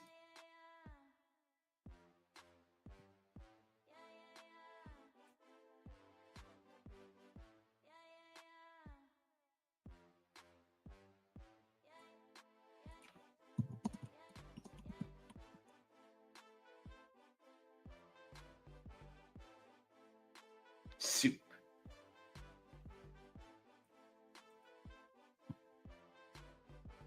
JP Morgan Bank.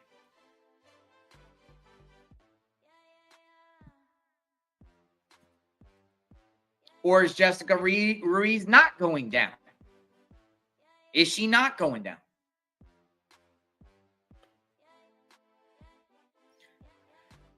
New report from NBC. In November 2021, voicemail played for jurors. Combs is heard telling chief of staff that he is out of baby oil. In the urgent voicemail, Combs told top lieutenant Christina Coram, "I can't believe I'm out of the lubricant he frequently used during his freak-offs." KK assured her boss that a fresh delivery would be left outside his door shortly. You're out of baby oil? I promise you a fresh delivery's coming.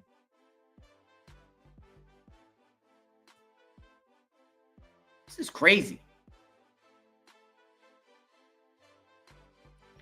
Also says that KK scolded Diddy leaving parties with guests in Ubers.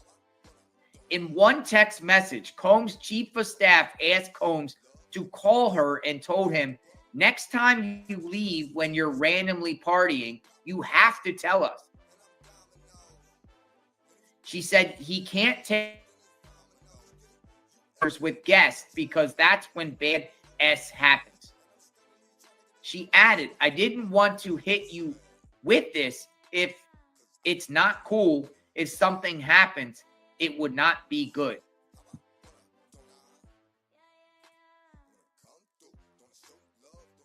So what's happening here, folks, is they're playing basically is KK telling them how to do this operation and be mindful of how you do things.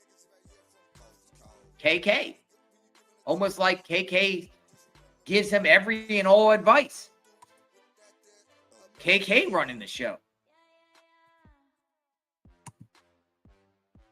We got to make sure you don't get caught doing something dumb by taking an Uber with some of the guests. Want to make sure. Jory's showing, seeing text messages between Combs and KK. What's going on right now? Agent talking about it. Agent Joseph C. Some heavy duty stuff.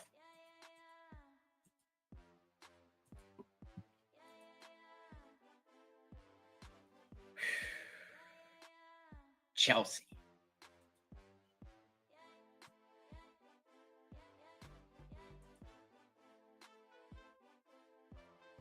All right, so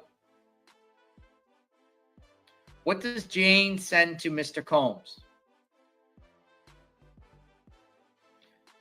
We'll let you know when I'm 5 minutes away. Oh, Paul is coming up. Line 337, walk us through. London Hotel in LA, room 229, in the name of Chavez with damage. All right, so now we're jumping up. Now we're jumping up to some incident in room 229 at the London Hotel in LA. So here's what the agent has been doing so far, folks. He's taken us to freak-offs in New York. He has taken us to freak-offs in Miami. Now he's taken us to freak-offs in Los Angeles. He's showing that these freak-offs, these sex operations, happened in multiple jurisdictions in many cities around the United States. Now we're to Los Angeles. He's taking the jury to different cities. Crazy. Crazy.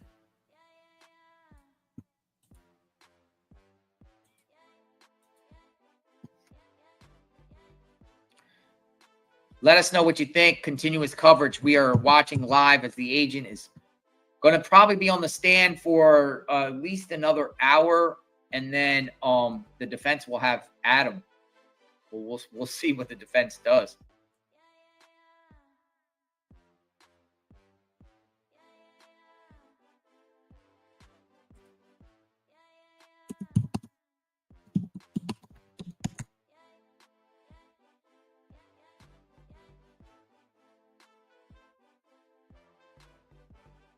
All right, here we go.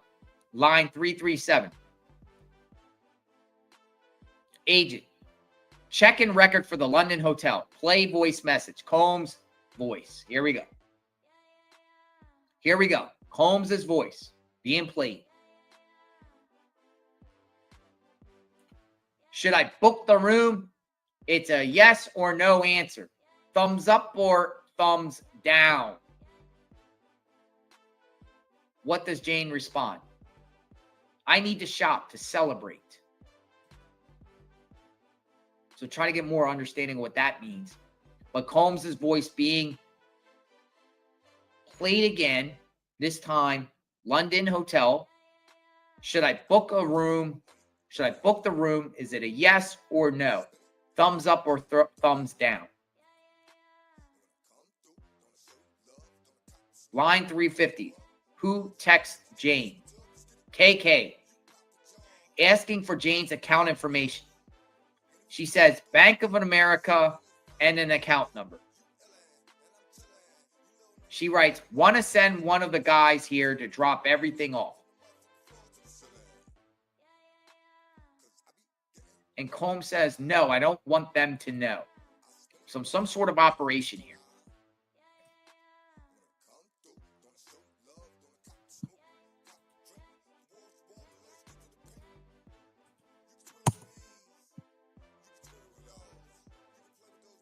But the whole point is it's KK in this too. So when she gave out that statement and said she's not involved and all this, I mean, that's crazy. That's absolutely ludicrous.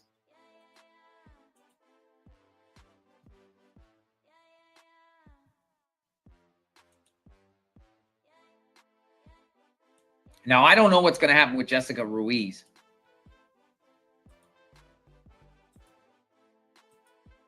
But I'm sure she's going to have to answer to some of this. If not, if she didn't do it already.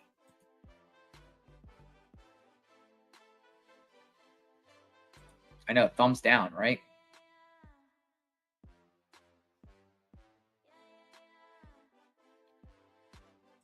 Money. Payments.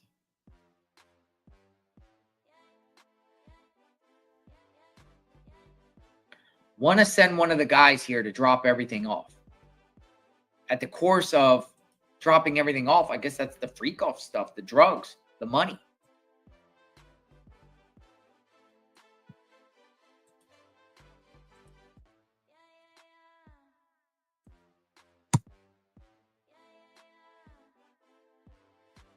That's what we got here so far. So we're in Los Angeles.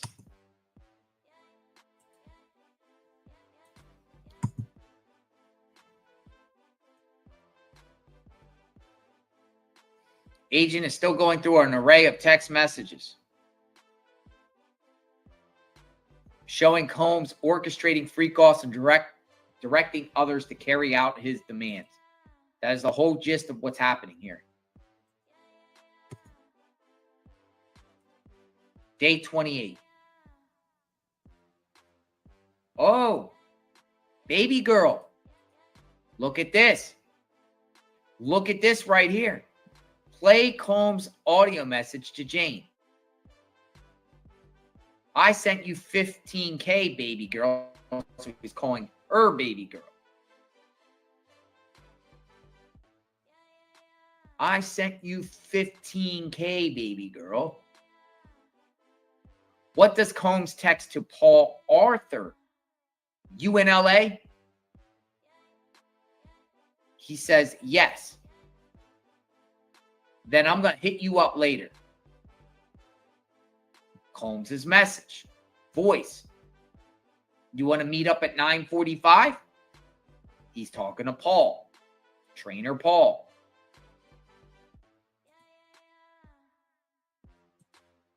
Trainer Paul.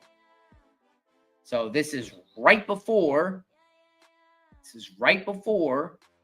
that, Diddy is sending Jane 15K. 15K. After Jane gets the 15K, Combs texts Paul Arthur asking if Paul Arthur is in LA. He says yes. Combs goes, I'll hit you up later. Then they're playing a voice message telling Diddy's asking Paul Arthur, you want to meet up at 9:45? I'm assuming that's 9:45 p.m.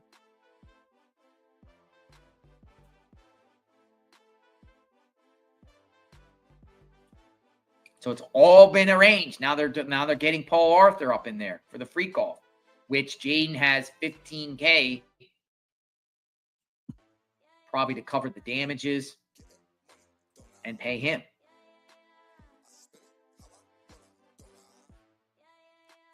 He's asking another escort, you want to meet up?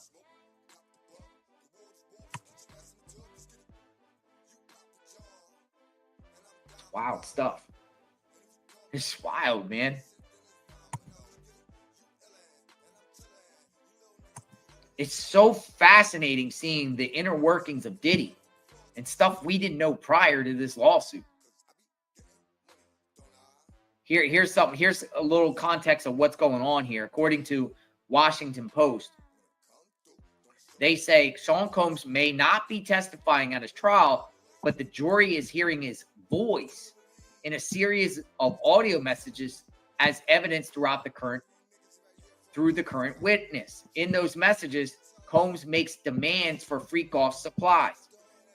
Cialis, please, Combs said in a voice message, seemingly a reference to the erectile dysfunction drug. I am going to keep on calling y'all if y'all don't make sure I have everything I need. Oh, he's badgering his cartel. I'm going to keep on calling y'all if y'all don't get me what I need. Don't give me everything I need.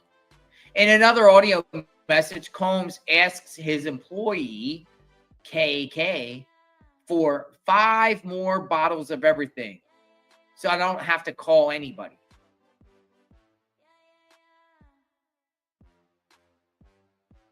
Yet another voice note was a request for vegetable soup.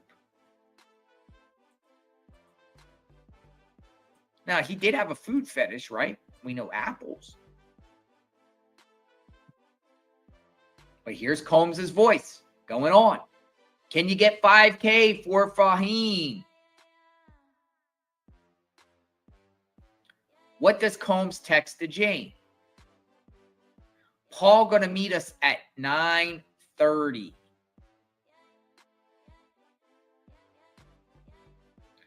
Play Combs to Frank Rodriguez. Combs' own voice. Frank, make sure that room is set up right. Evidence. Lots of evidence against Sean P. Diddy Combs. So much evidence, it's now in Combs' own voice, setting up these freak-offs, organizing directing people how to set up these freak offs. We got Fahim in the mix. We got KK in the mix. We got Frank Rodriguez in the mix. We got Paul Arthur in the mix. And all of these people have a role. And what you've been listening to, what the jury has been listening to, is Combs in his own voice. Talking about money, hotel setups, KK, money. See what I'm saying? He's caught red-handed right here. Now, my thing is, who the heck is recording him? Is he recording his own conversations? Someone else recording him?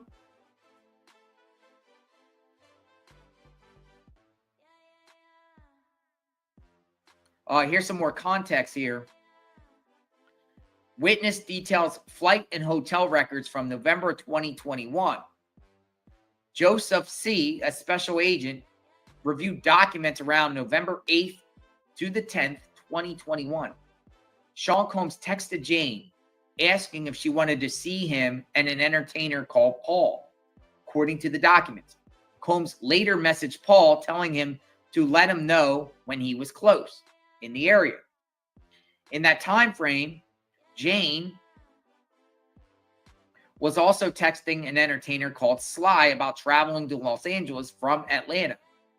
Combs was messaging his travel manager about booking a flight and hotel for Sly, and Jane was then relaying the travel information to Sly, according to the documents. The jury saw several messages between Combs and his then chief of staff, KK, in that time frame, including messages in which he requested $5,000 in cash. And she notified him that some baby oil had been dropped off. Several explicit videos were taken during those days. Around the same time, Jane sent Sly a Cash App payment, and a large amount of cash was deposited into one of Paul's accounts, according to records. So it's all about Paul, Sly, Jane, Diddy, and Diddy's workers facilitating, organizing, and the freak-offs happening in LA. We're taking you to LA.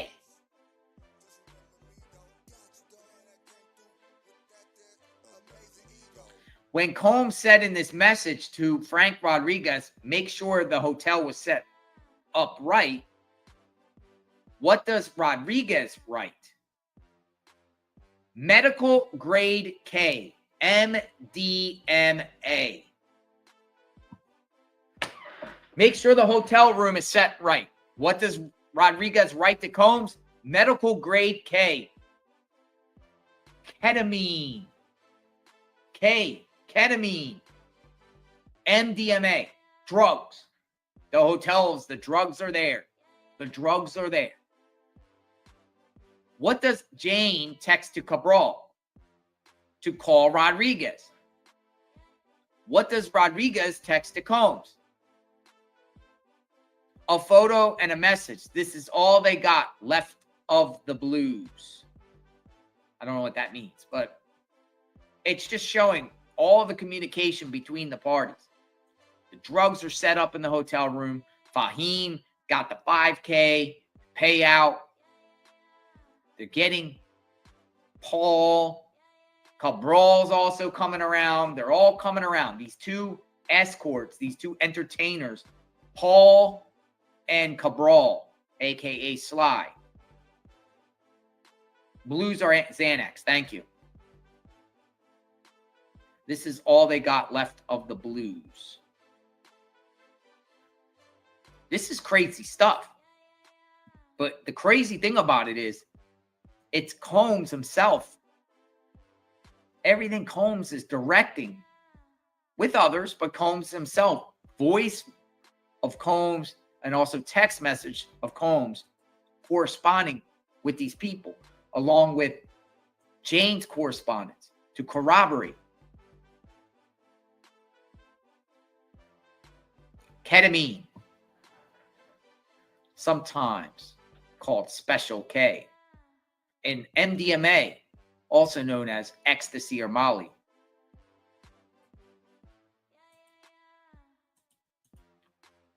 Entire operation is being played before our eyes, ladies and gentlemen.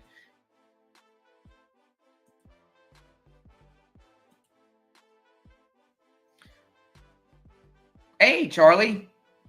Hi, Charlie. The crazy thing is that they aren't going to put up any witnesses for the defense. None, Charlie.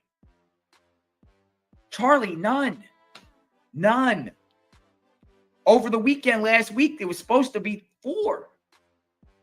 It was supposed to be a 4. And now it's none. What changed over the weekend that the defense is not going to bring up any witnesses that they told the judge that none? It went from 2 or 3 days. Mark says 2 or 3 days. I expect us to rest in 2 or 3 days. To this morning telling the judge it's less than a day. Matter of fact, they're not even bringing anybody on except they're, sharing some exhibits. What happened over the weekend? What changed the strategy? What happened here? It just dwindles down. First it goes from weeks. We're going to be putting up a defense that's going to bump into the 4th of July weekend. To days. To now less than a day. Very telling.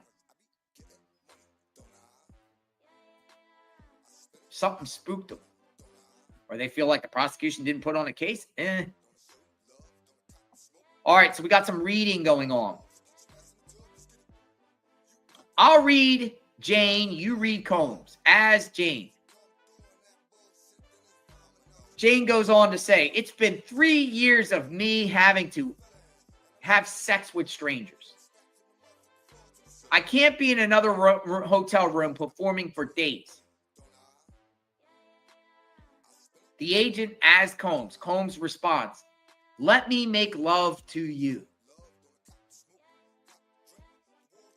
AUSA as Jane. Spend the day with Gina.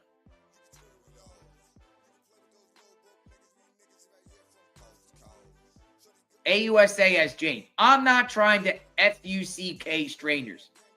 You want to have me suck some D so you can jet off with Gina. We've heard that already in the past, prior testimony. The agent as Combs. Are you going to let me in our house? Ooh. Ooh. Jane responds, I just put my child to bed. Ooh. That's a very sensitive topic right there. But Diddy's like, are you going to let me come to the house 5 times? Jane responds, I just put my child to bed.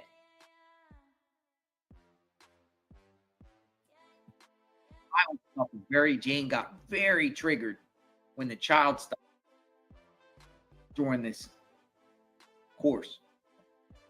Matter of fact, the defense is trying to say that Jane thinks Diddy was good around her child.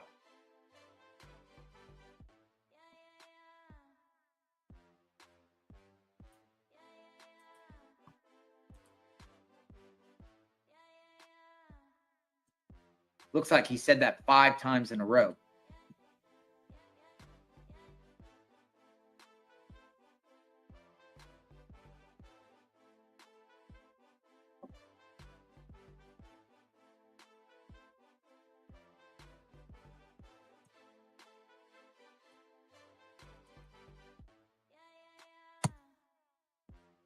Crazy.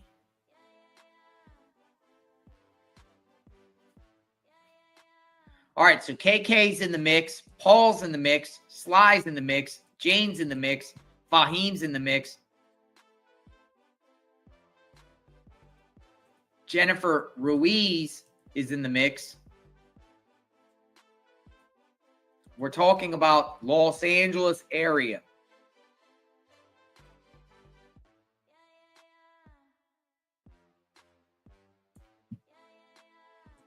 And that stuff with Gina was talked about in the past. I mean, this is just corroboration at this point. I expect a lunch break any second, by the way. I think the prosecutor is going to be like, this is a great time that we shall pause for lunch. And I think the judge will probably give them the 115. We shall see.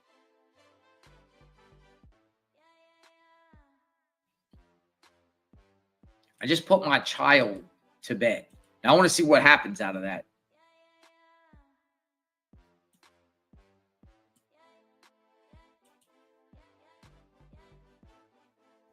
I mean, this stuff is pretty crazy. She's like, yo, go with Gina.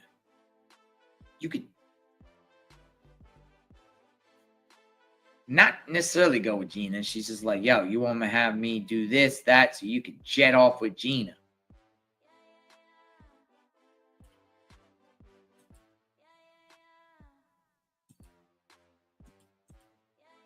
So we're circling. So also, folks, we're in the Gina era. And Jane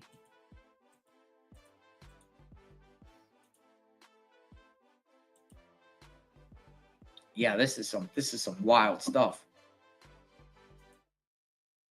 All right, see what gets. We put this meme up. Hopefully y'all like the meme. People have been in the chat.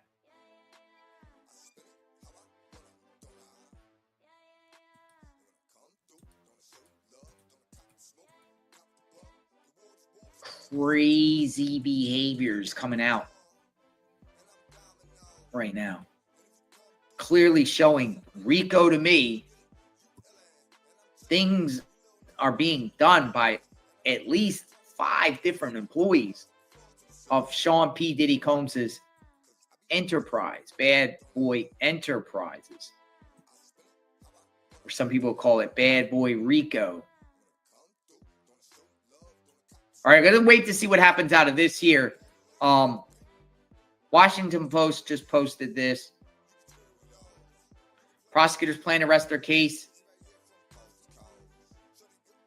They say today,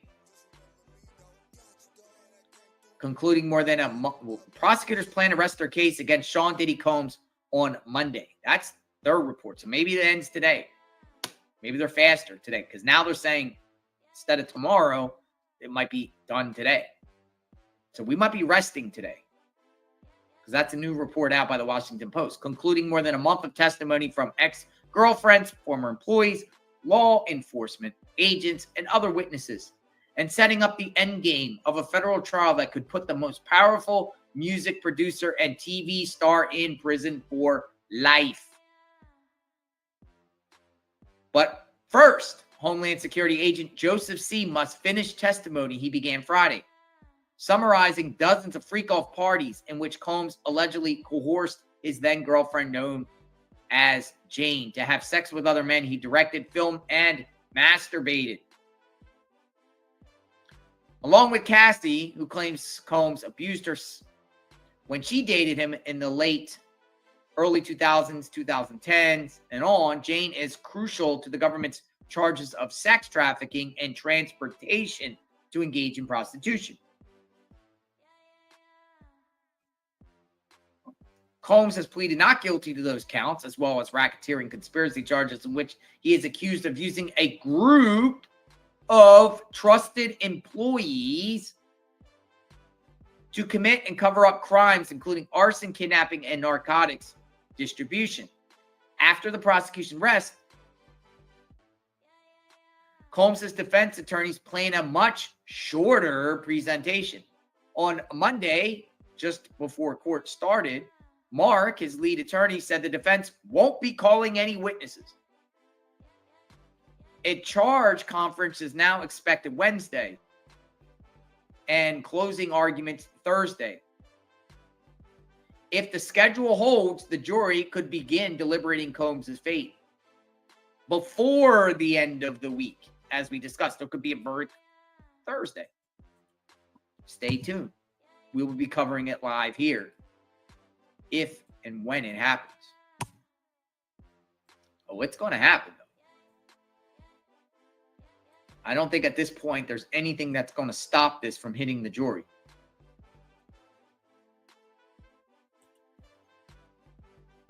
Goes on to say, putting my child, I just put my child to bed. Who texted Combs the next day? Gina. Then what does Combs text to Jane? He texts, I'm horny as F, with numerous C's. I'm horny as F-U-C-C-C-K,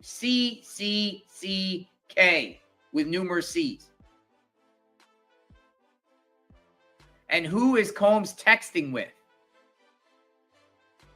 A man named Rico Love. Rico Love. A man named Rico Love. That's Rico that's been mentioned in this trial. I say, who the heck is Rico? A man named Rico Love, or a girl named Rico Love, a man named Rico Love. Now, I have to do a little Google here because we got a last name to the Rico guy, because I said they're talking about a guy named Rico and he's charged with Rico. Rico Love has just been name dropped.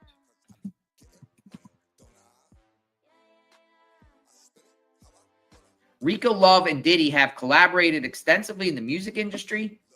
Rico Love has written and produced for Diddy.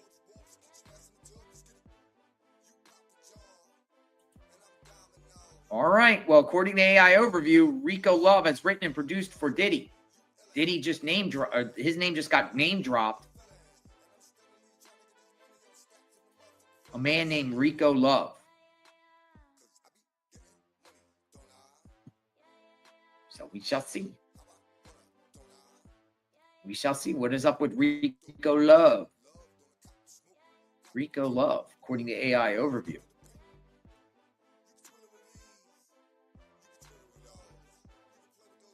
Rico Love declares Diddy's Bad Boy will reemerge in 2012. So, rapper Rico Love has just been, that's a rapper that's been named.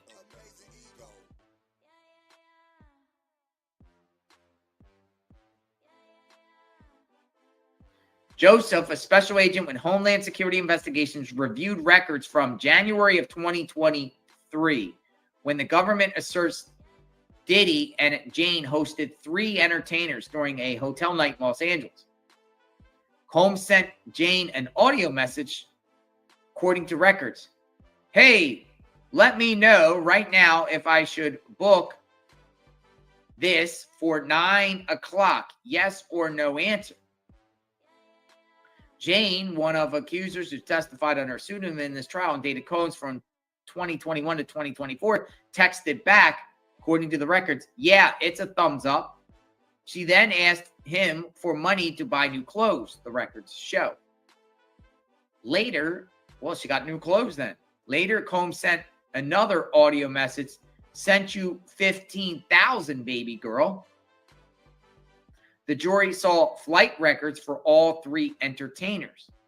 Oh, so that particular time, Jane gets $15K for clothing, and Jane has to have freak-offs with 3 entertainers.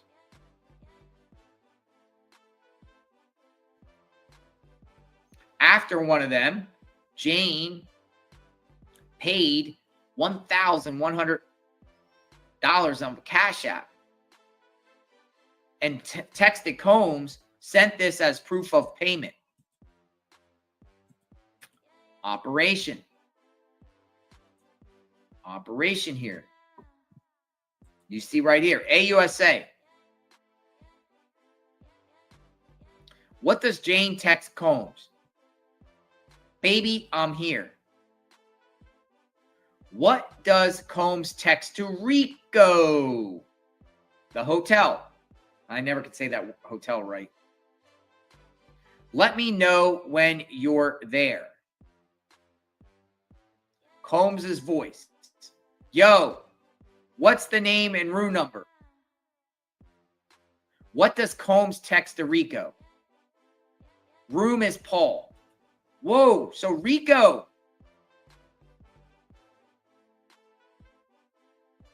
Whoa.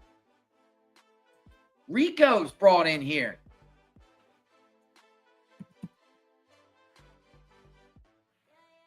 That is crazy.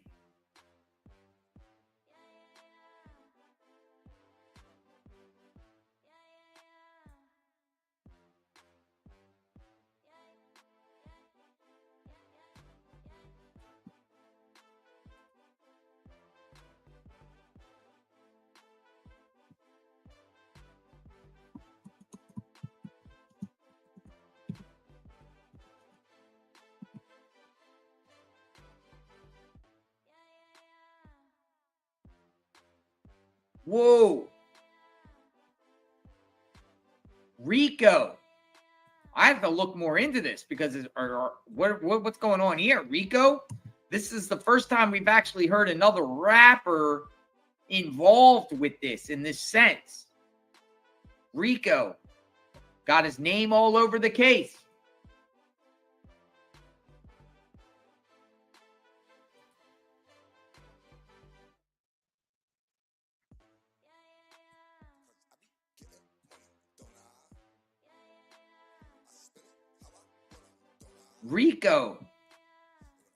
Rico got a rapper. Rico Love, Richard Preston Butler.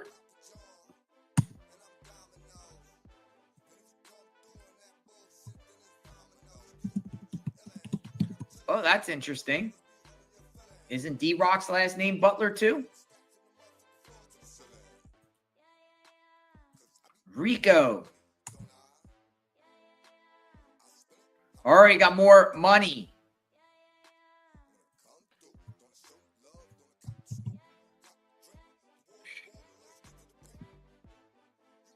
Financial transactions here.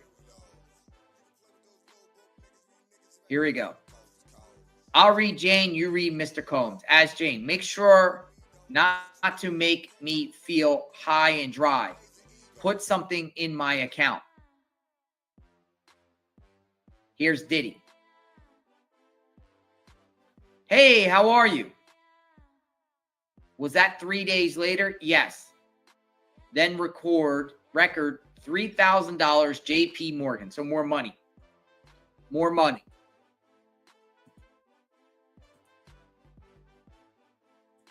More money. Money. Jane, money. This is a Rico case. Well, we'll see. Might be nothing. We'll see. We'll see if there's any further questions here. He's still on. But folks, we got major Rico operation going on right before our eyes. And I'm getting totally into it too. Even though we know a lot about this already.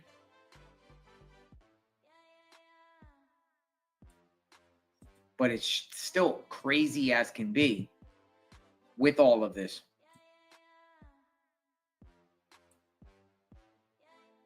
And Diddy not testifying in his own defense is crazy too. JP Morgan Chase, 3K.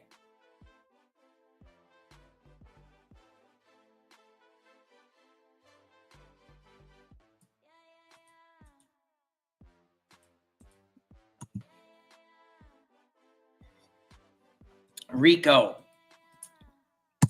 Suave. All right, ladies and gentlemen, the agent is still on the stand.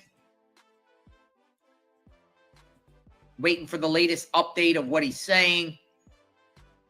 Has the prosecution proved this case beyond a reasonable doubt?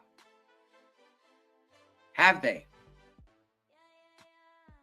The jury saw messages around November 14, 2021, when KK, Sean Diddy Combs' former chief of staff, booked a hotel in Los Angeles for Combs and Jane.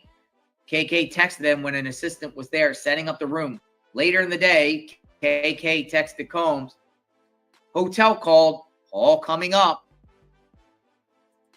All right, Miss Maxwell.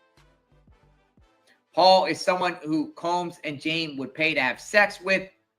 Jane on multiple occasions during the hotel nights, king nights, freak-offs, whatever you want to call them. But he also worked with Combs as a trainer. Paul Arthur. His name is Paul Arthur. Remember the name.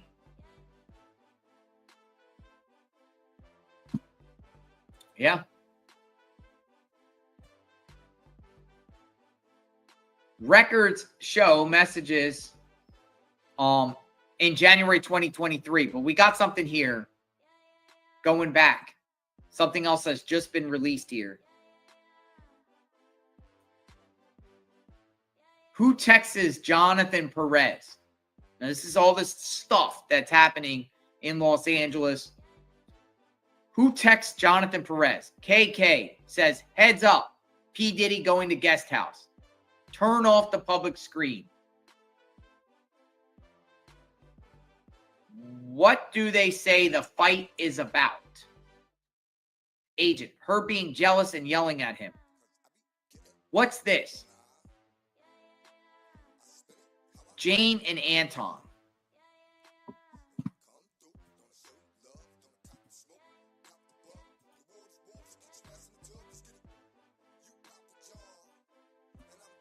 All right, all bunch of Los Angeles stuff. Bunch of Los Angeles stuff. Just so you all know.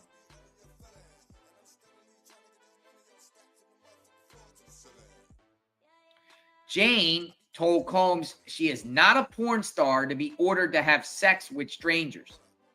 It's coming out, NBC News new report. Around the same time of Ventura's 2023 lawsuit against Combs, the music mogul's then girlfriend Jane texted him that she is not a porn star to be ordered to have sex with strangers. In a series of text messages, Jane said it's been 3 years of having to F strangers, telling him that sex is sacred to her, and she didn't want to be intimate on his command anymore. Jane said she was mentally and physically drained of all of it. So more correspondence, like the no means no type of stuff.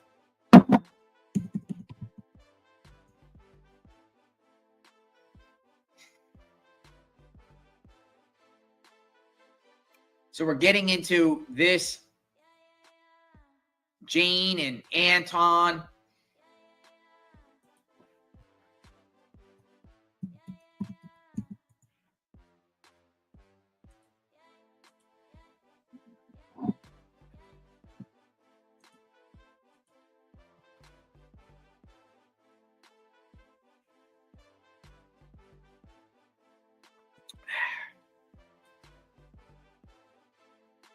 Really crazy stuff, ladies and gentlemen. Come on in.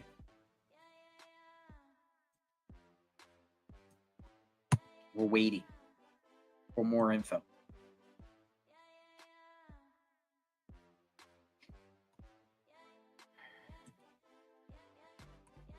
We could have a verdict this week.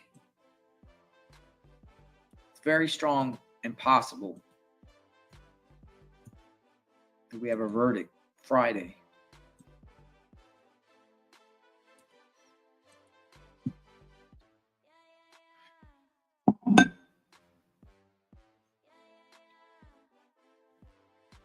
A pattern of control on Diddy, just the way he was treating Jane, the way he was using Jane, Gina, Cassie, Mia.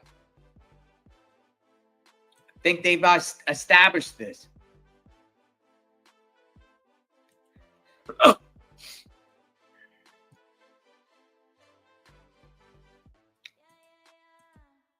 think they established this, folks.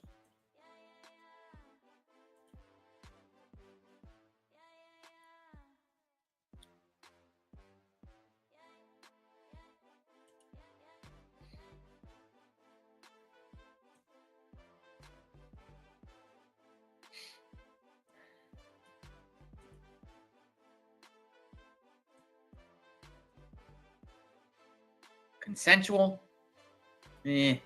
Don't think so.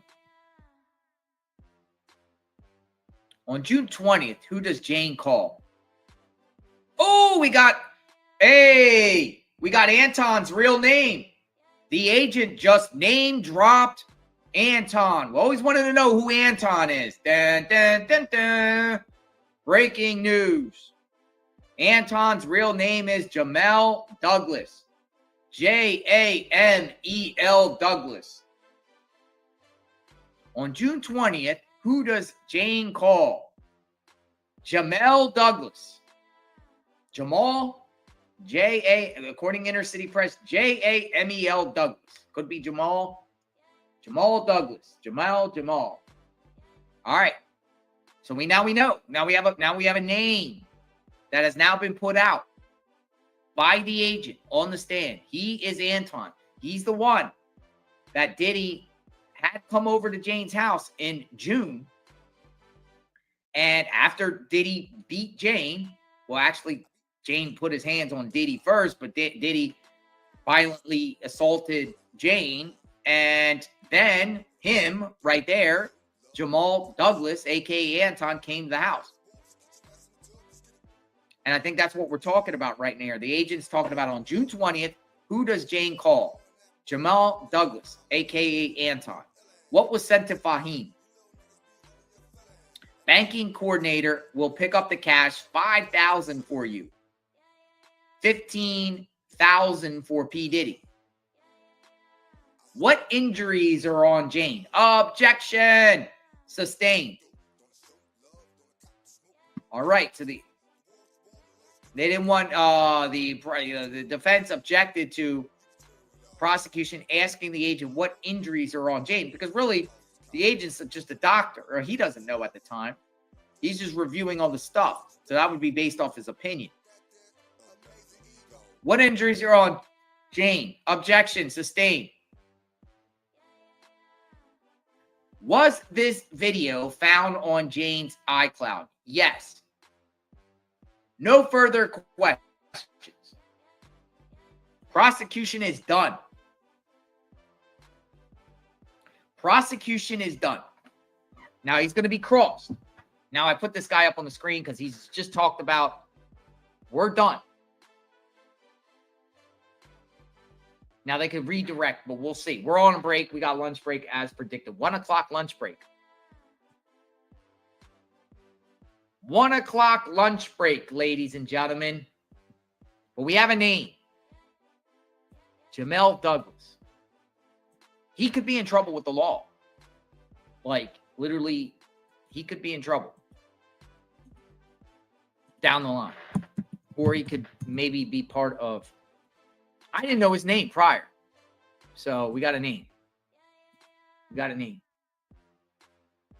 Get yourself a sandwich and coffee. All right, so we are on lunch break. Little late today on the lunch break. We should be going to 3 o'clock today. So we only got about 2 more hours of this. We'll have lunch to probably 1:30. And then, yeah, I think they're kind of like stretching this out. They're doing something different. See, they all kind of wink at each other when it comes to scheduling and things like that most of the time.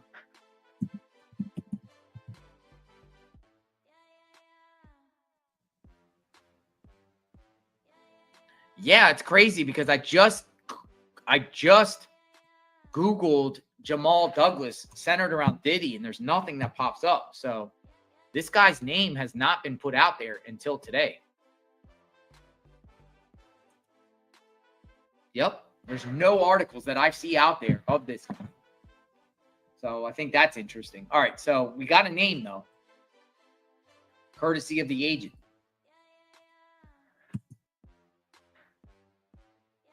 Anton, a.k.a. Anton.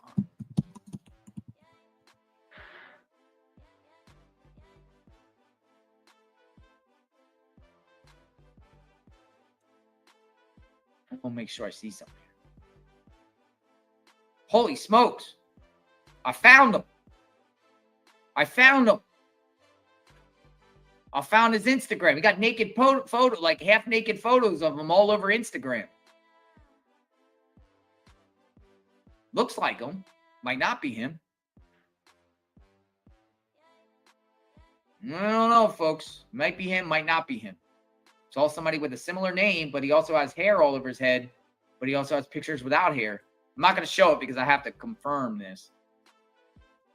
I'm going to send this over to the great Magnolia. Let Magnolia tell me if this guy, is this him?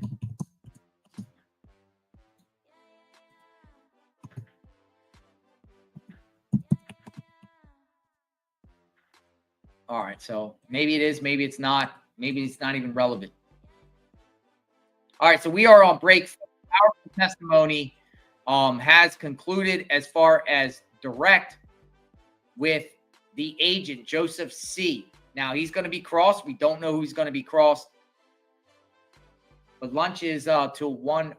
So we got an hour, 45-minute lunch. Yeah, they're stretching this out to 3. So they anticipate this agent. I think the prosecution is going to rest today. And the defense is going to start tomorrow.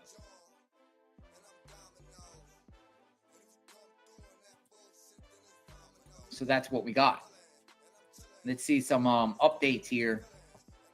Keep the conversation going. Let me see also if there's a feed outside the courthouse to see if this agent comes out. I'll look at that. See what's up. Some of these media outlets loop the feed. But yeah, this is crazy stuff. Day 28, prosecution. This would probably be the last person. So I think we're done. I think we're done with him within the next hour. Could the defense come on today? Or just submit their exhibits? Because I think what they're going to do is just say, when the prosecution rests and the defense's turn, I think they're just going to say, here, Your Honor, we want to submit some exhibits for the record, blah, blah, blah. We rest. Could rest today, maybe. I don't know. That's interesting. Or the judge will say, well, prosecution, we rest. We shall see. Interesting stuff, to say the least, folks. We are here, continuous coverage of the Sean P. Diddy Combs trial. Round the clock coverage. Let's see what's being said.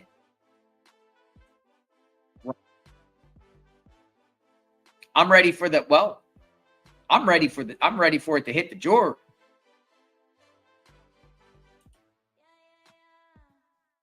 Because that's where we're at. We don't really. I thought we were going to sit here for weeks or two and say, oh yeah, let's listen to the defense.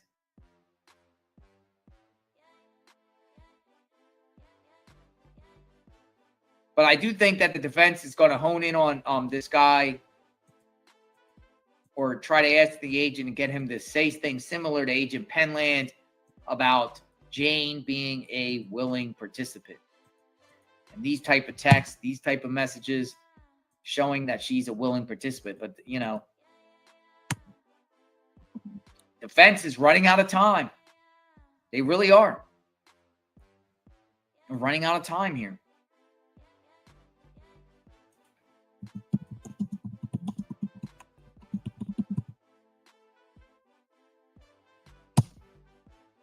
See if we get more information.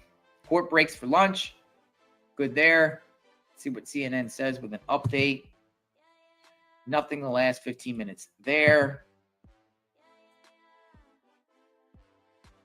Diddy is in a white sweater today. The prosecution just ended its direct examination of Special Agent Joseph C. earlier than anticipated.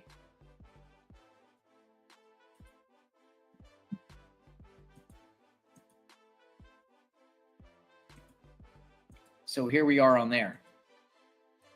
So we shall see.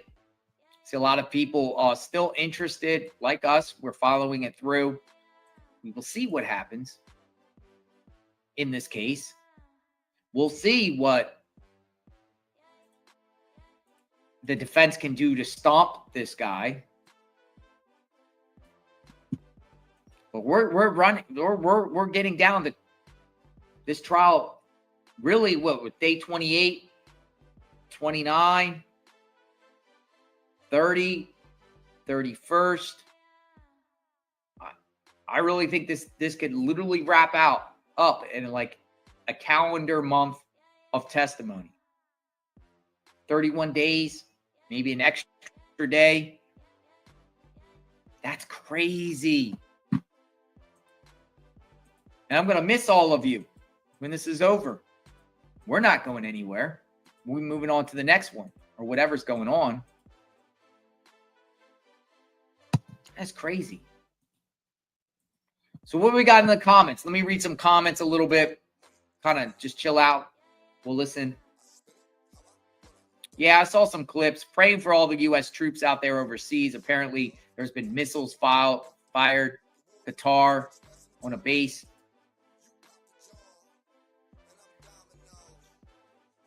Praying for all the troops out there. Praying for everyone peace. Praying for peace in general. Hopefully, this thing doesn't escalate. There are some clips out there. But I'm sure the bases out there, the military base in Qatar, they've evacuated. It's right across Persian Gulf. Crazy stuff. So we'll keep an eye on that later. Maybe we'll jump on later and discuss all that in real time. War is not good. It's not good. It's just not good. It's not good. Things have to be done, but war is not good. All right, so JLR investigates. Come on in, folks. Come on in. See a lot of the comments. Keep the comments coming. We're just going to wait. Lunchtime. We've got about 30 minutes or so until we get back.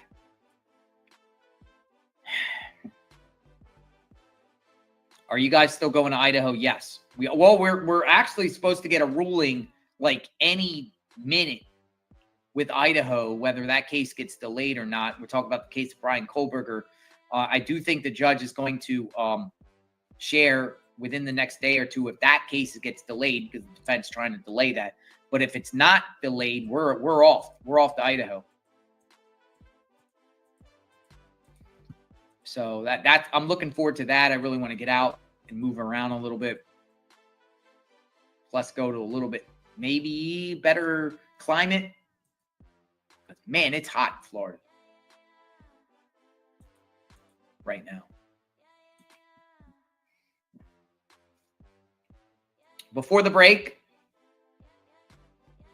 the agent reviewed text messages related to the June 18, 2024 violent altercation between Jane Doe and Sean Diddy Combs at her home that had previously been in the record. So that's where they left off, or that's where they finished with the assault inside Diddy's home, where Jane was staying at. We don't necessarily call it Jane's home.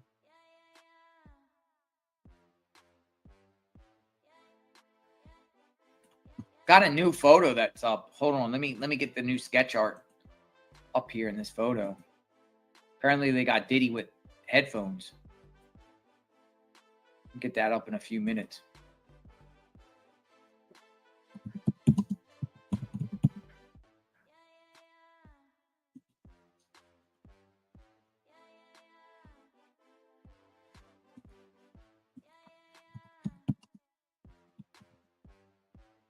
Come on in. JLR investigates Magnolia. When we do the next trial, you'll hear a lot of Magnolia doing the commentate, a lot of speaking, and she's going to be the MC in the chat. Like where I'm at here, this is where Magnolia will be during the next trial, and I will be boots on the ground at the courthouse, and we'll keep doing lives. We'll have split screens and all that good stuff. So you'll get to see Magnolia MC the show.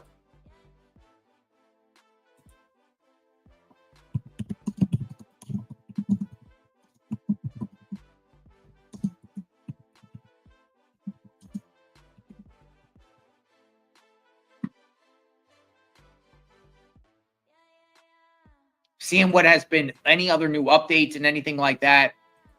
We're just waiting to see. We got about a half more hour of this. About a half more hour. And then lunch.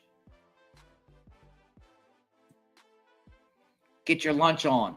Get your lunch on. Might be dinner where you're at. Might be morning breakfast.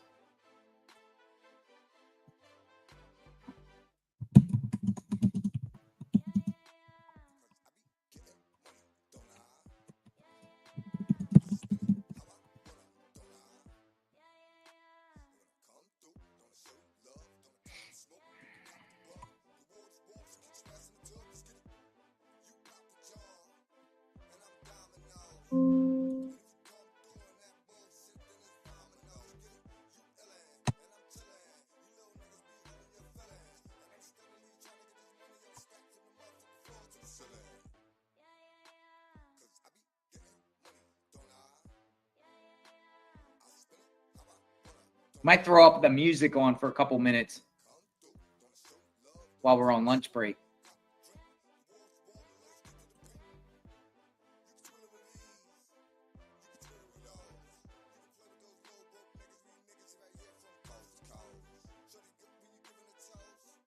Lunch break to 1:45.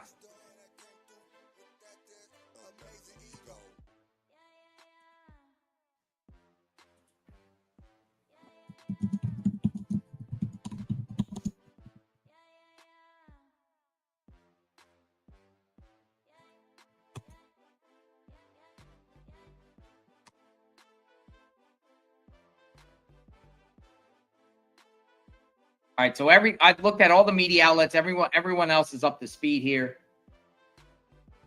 Yeah, they're attacking bases in the Middle East. We're very aware. We're praying for everyone's safety, and we hope everyone is okay. Not a fan of the tit for tats. Peace. Peace. Pray for peace.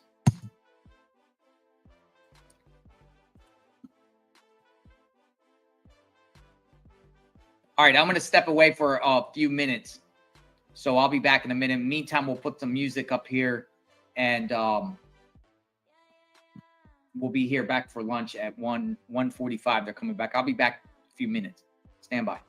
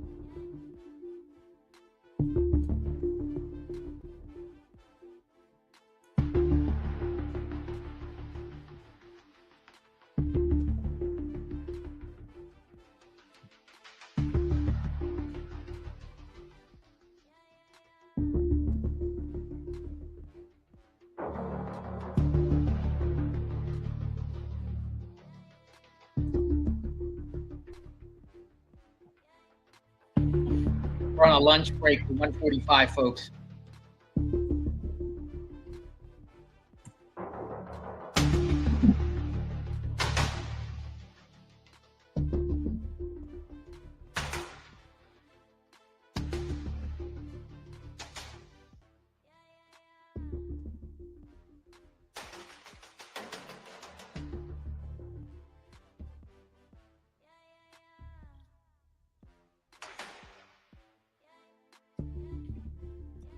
Welcome back.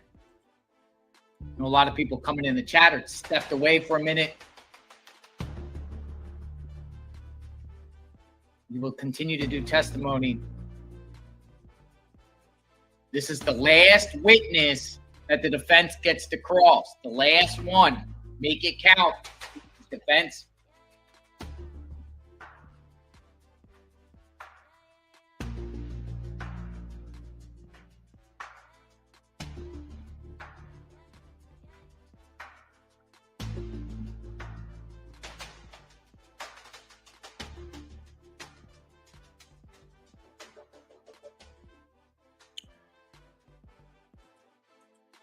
We shall see.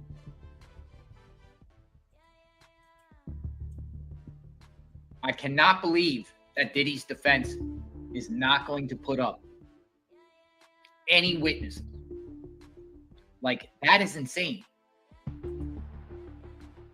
Considering the mountains of evidence. It's not like the prosecution just brought on a couple witnesses here. We're talking about mountains and mountains of evidence here. And nobody? You want to bring on anybody?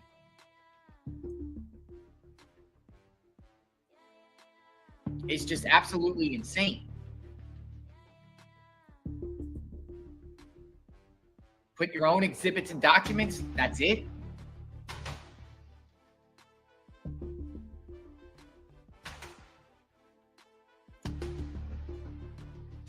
That's a high risk.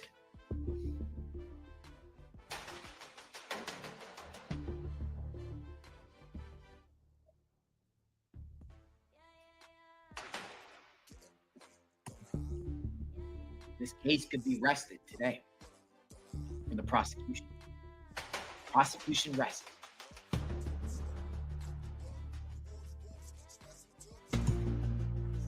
See if there's any juror issues.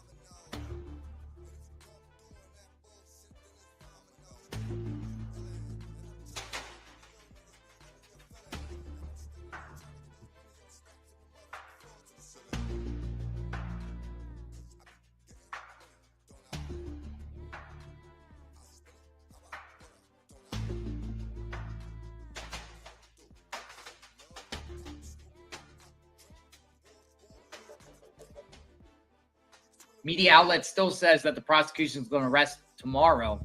ABC News just posted out like an hour ago saying 28 minutes ago, prosecution in Sean Diddy Combs' trial expects to rest Tuesday, unless they have somebody else on behind this guy. But I feel this thing rests right before 3 o'clock, unless this agent gets crossed into tomorrow and then got to do the redirect. Now it's a possibility too. It's just a matter of how long the defense is going to cross this individual.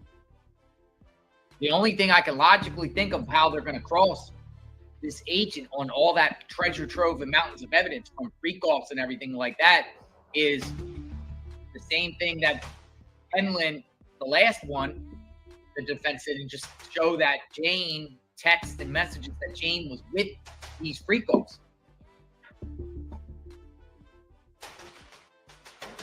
Mutual agreement about these things.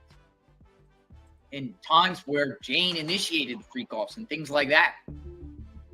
Consent. They want the jury to feel it's about consent.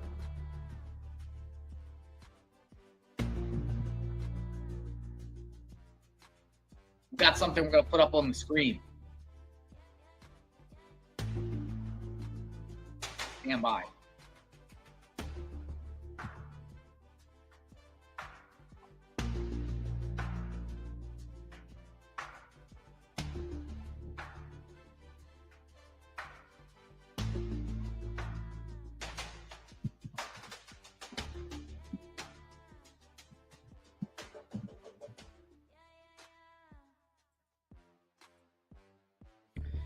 The music's kind of suspenseful.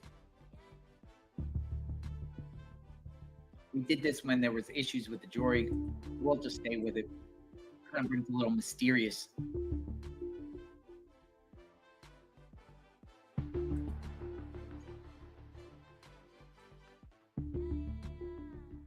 I'm ready.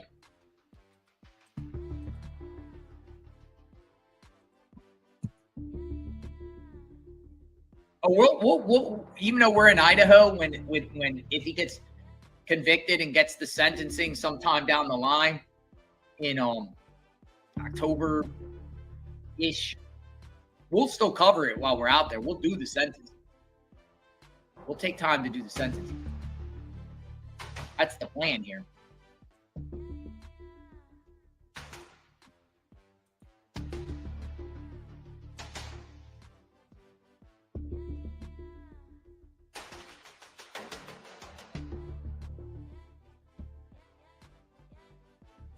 Just shocked there's no defense witnesses. It went from 2 weeks, now down to 2 days, down to no days.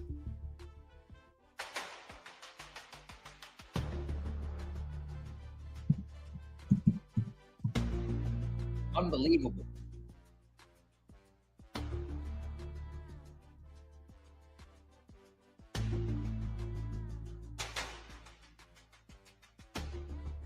New York Post put out, defense makes shock decision not to call witnesses. No witnesses will take the stand in the Diddy defense.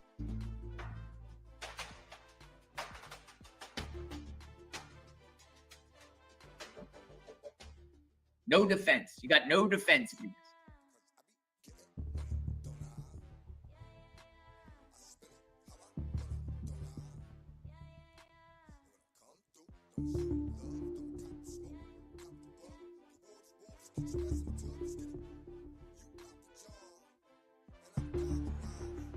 We're going to share some exhibits.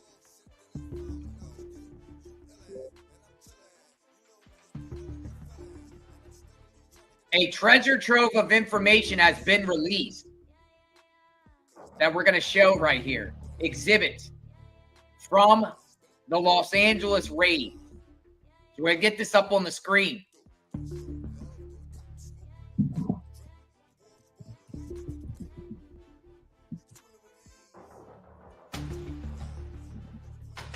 Look at this stuff here. All right, so this has now been released, folks. Just told that this has been released. As the media outlets were trying to get things released, here we go. Here we go.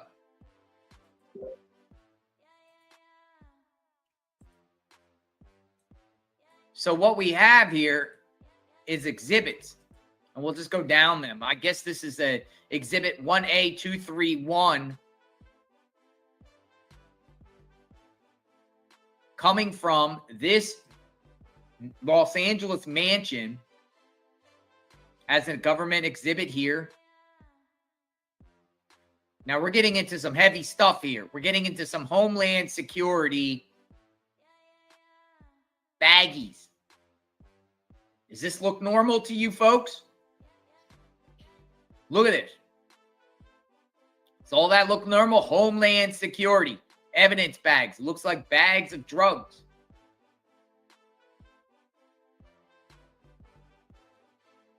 Bags of drugs. And now we have bottles and bottles of Johnson baby oil. Looks like in a garage. File cabinet.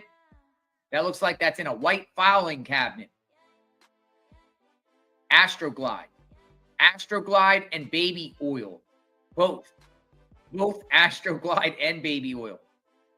And that's the certain brand. Look at this. Look at this. It's a box that says Scorpio. It's like a safe.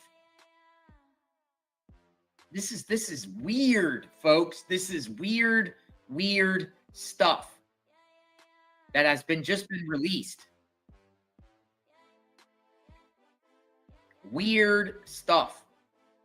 Now the next one the government put an exhibit A lot of this stuff is redacted, personal information, redacted, but they share Diddy's passport.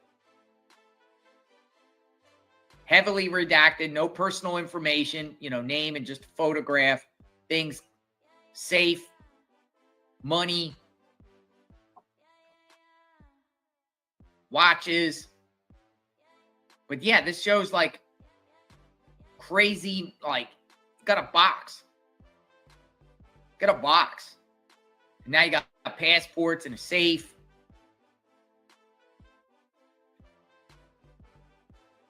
Money.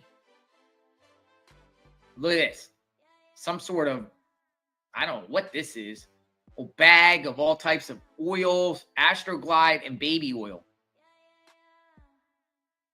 This is insane. This was seized from his home by Homeland Security.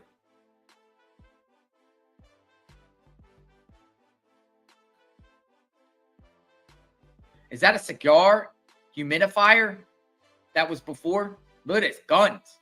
Look at the guns. The guns. Is that some chips in the middle? Guns. Heavy arsenal. Heavy arsenal. This was seized. This has been released today, so you're probably seeing this for the very first time.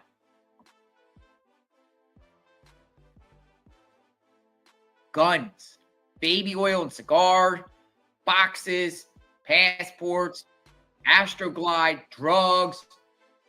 Got it all, folks. But look at this next one. Holy smokes. Boxes and boxes of Astroglide. Look at the boxes of Ash. Look at this. This is not normal. Boxes and boxes of Astroglide. 1, 2, 3, 4, 5, 6, 7, 8, 9, 10, 11, 12, 13, 14 stacked up. Crazy. Astroglide. They drips? What's on the right? What's all that? Holy smokes. These are boxes of Astroglide. What'd they say? Like 900, 800 bottles of Astroglide. Serious gun arsenals. Remember, one of the guns didn't have the serial number. Weapons. Look at this. Weapons.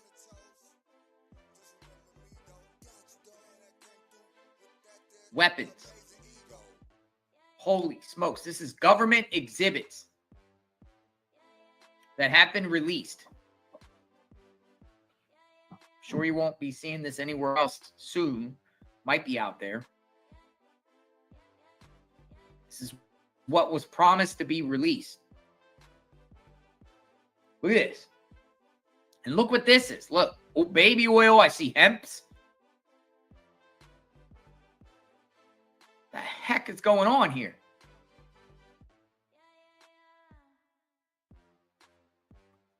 All this stuff seized from Diddy's Los Angeles, Mapleton. You know the Mapleton. Mapleton.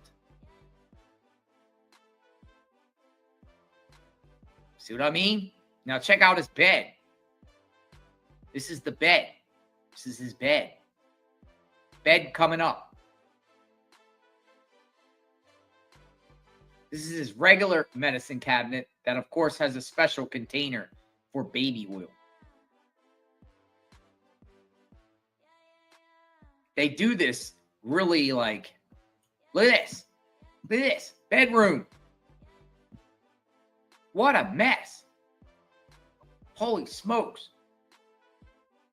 The inside Combs' Los Angeles home.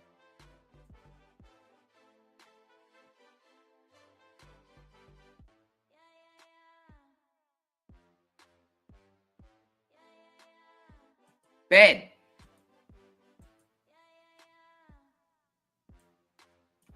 Guess we got his walk-in closet coming up. Walk-in closet, closet to the bathroom.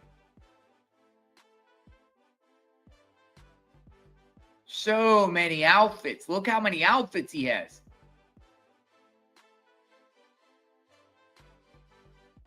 I'm sure he doesn't want these photos out, but they're government exhibits. This has been shared to the public, released to the public.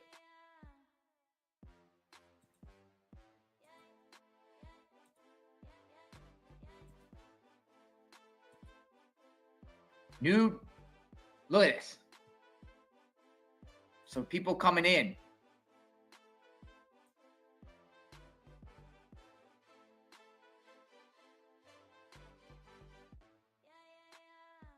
Dude, his home is, what was it, like 17,000 square feet? It's huge. The whole layup of the house, like they shared the whole layout of the house, is absolutely crazy.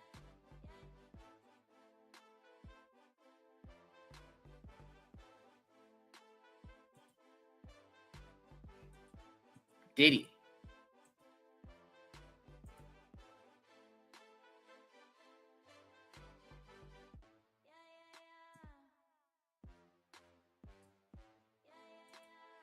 They're sharing a sketch artist. The sketch artist shared a new picture. I'm going to get this up too.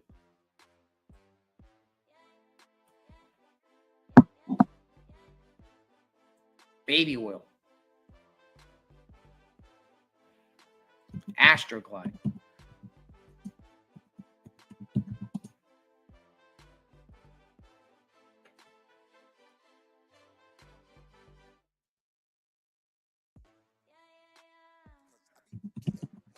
So hopefully we'll get more exhibits.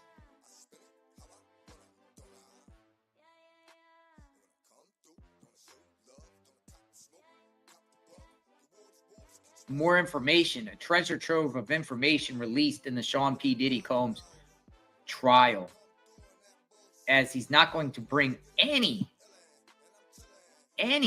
defense witnesses.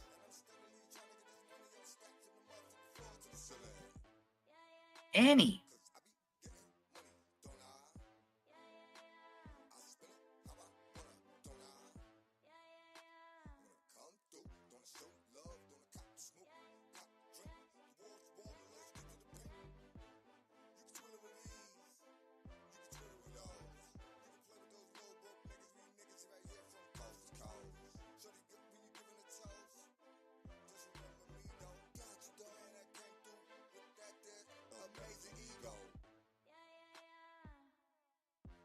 Crazy.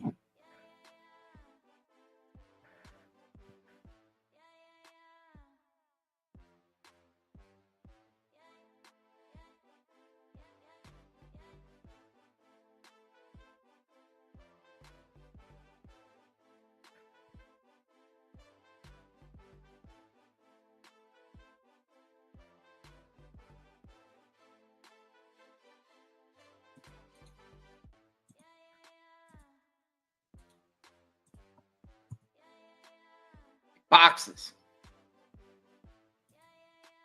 So we got that. We're just sharing evidence while we're almost done from a lunch break. During the testimony of Agent Joseph C., prosecutors have continued to try to establish that Sean Combs orchestrated the sex parties known as freak-offs by directing his staff to pull them together and work out details, from the hotel and flight bookings for women and for male escorts to the amount of baby oil and drugs in supply for any given occasion. It's an operation. One text message that the jury saw Monday from Combs to his then chief of staff, KK, said, hey, KK, I need more baby oil. The alleged victims who participated in freak-offs were coerced, the government argues, and the jury saw several messages on Monday from an accuser being referred to as Jane, who told Combs that she felt used and taken advantage of. I'm not a porn star. I'm not an animal. I need a break, Jane said in one of the messages. I don't want to. Jane accused Combs of using her to fulfill his sexual fantasies while treating other women like legitimate girlfriends. The accuser wrote that she wanted to revert back to the way their relationship was in the beginning, when it was not focused on her having to F strangers during freak-off episodes. And look at this. This is a legit artist photo today in the courtroom when they had showed the text that Diddy sent to KK. Hey, KK, I need more baby oil. This was the sketch. This was on the screen. This is powerful.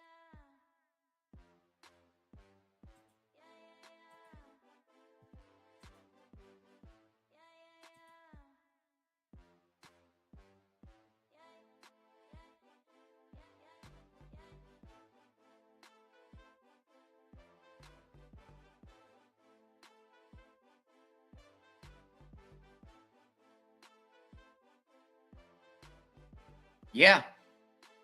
Powerful.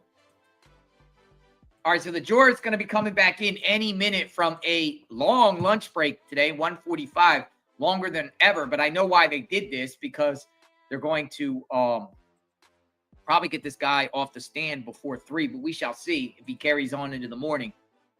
If he's off the stand by 3, then the government rests. They might submit some more exhibits and documents, possibly. We'll see.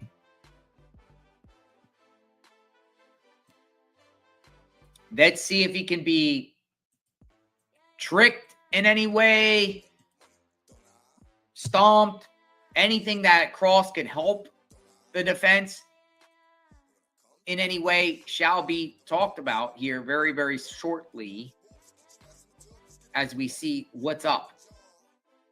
Continuous coverage of the Sean P. Diddy Combs case.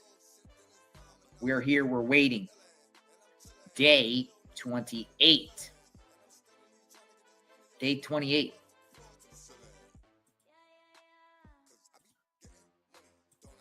Let's get this party started. It is 1:45 p.m. Eastern, just about. 1:43 to be exact.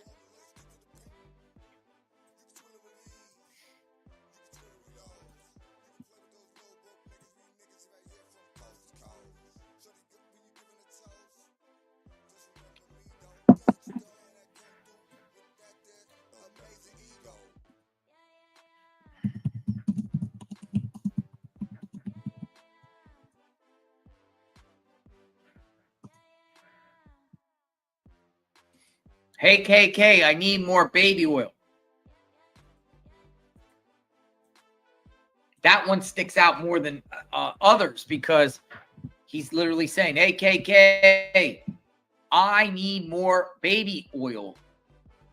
For what, Diddy? You know for what? You know for what?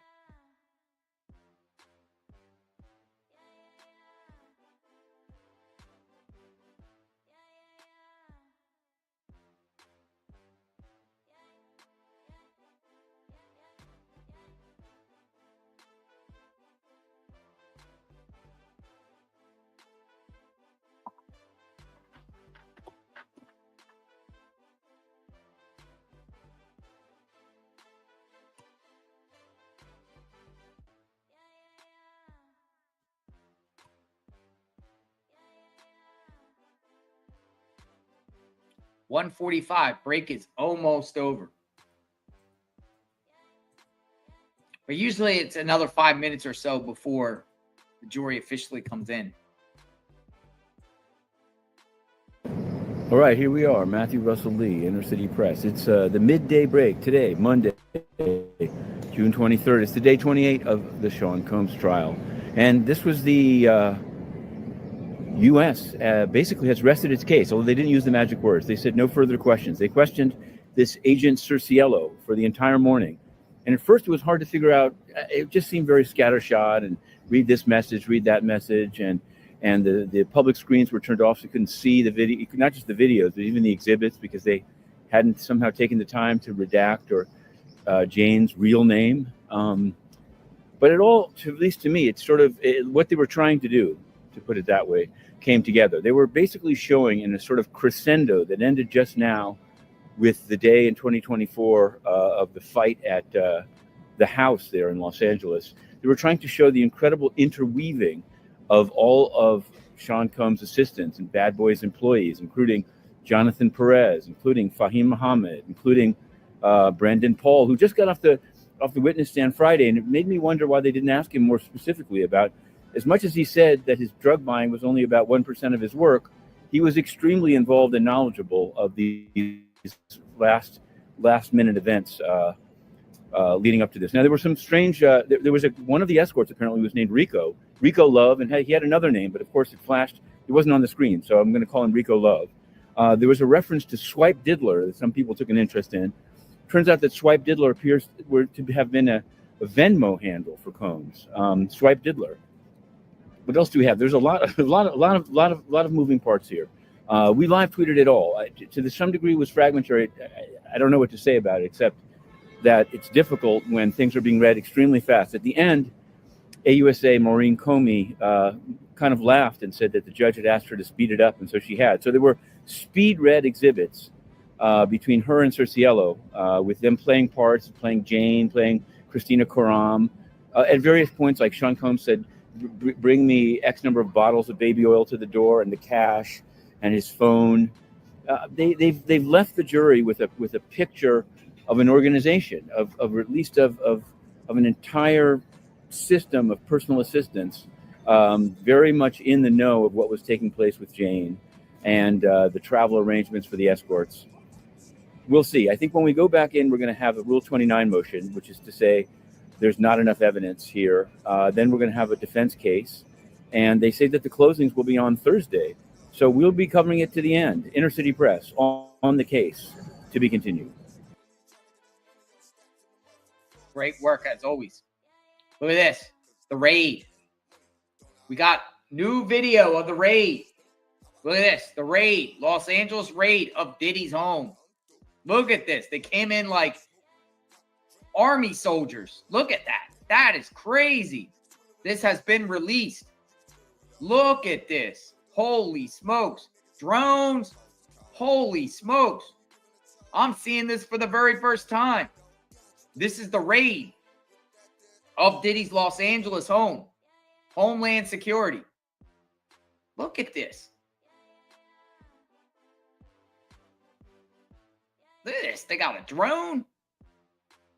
Oh, come out with your hands up. Who's that? Who is that?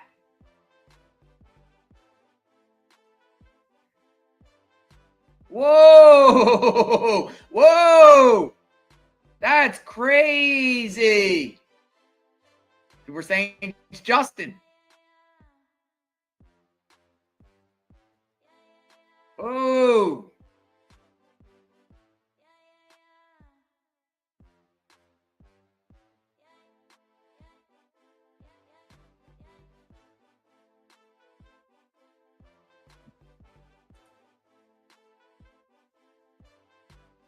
Homeland Security raid, Mapleton, Los Angeles.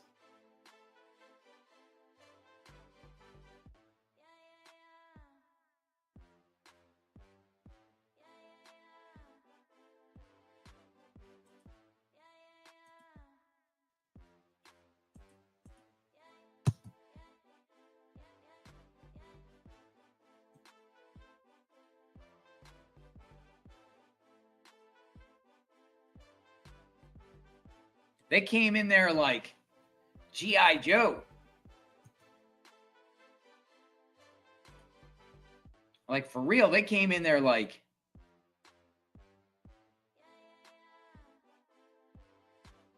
pretty big crib. Pretty big crib right there, right? He's trying to sell it for a lot of money, tens of millions. Like tens of millions. So we're going to keep this on, and we'll see when testimony comes back. Kind of give you perspective. We haven't shown this before.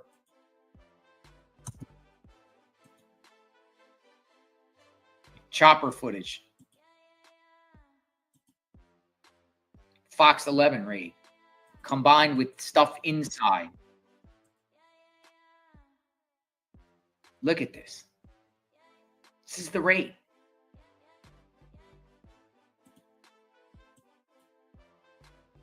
Dude, they got a whole SWAT truck out there.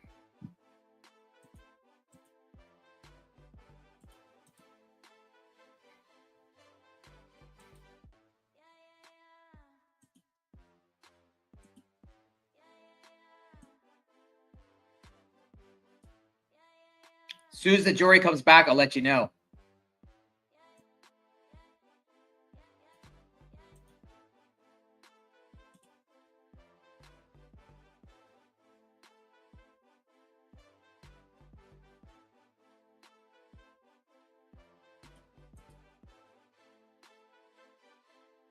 Outdoor pool. Doesn't look like Diddy has the biggest pool among rappers. He got a pool, but it doesn't look like a big pool compared to some of these other rappers with bigger pools.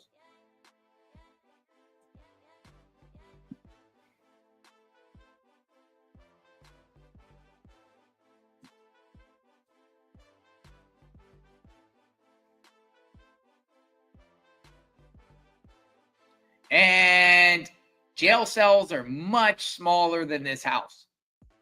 Little tiny room, Diddy's staying in a 10 by 6 cell. Literally.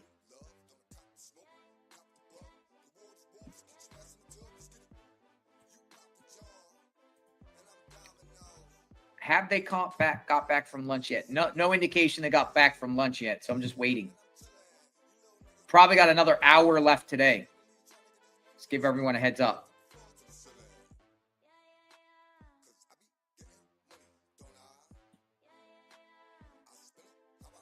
Agents all over the place. Diddy's home.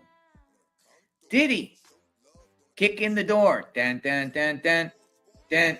Diddy, kick in the door of the 4-4. Diddy. It's a compound. It's a freak off compound. A freak off compound. This is all about the raid, man. They came in there with FBI. Hands up. Look at this. Car search. Look, car. That's probably his golf cart that he used to take to Cassie's. Remember Cassie testified, he'd take the golf cart down the road.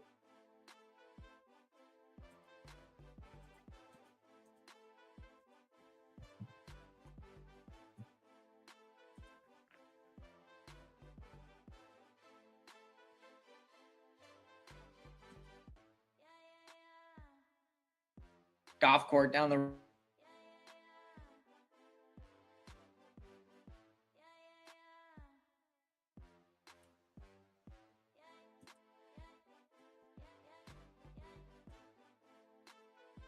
Yeah, it's a sprawling estate. I got all these landscapers and everybody does. He can't do that himself. He wouldn't have time to do freak offs if he manicured his own lawn. It's a gigantic operation.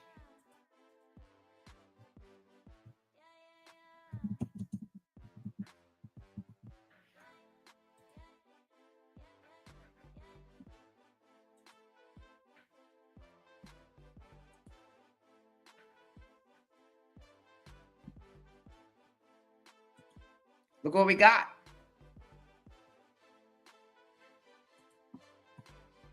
Ooh. My gosh, I couldn't imagine living in a beautiful place like that. One of the most expensive homes in that area. Pool full of baby oil.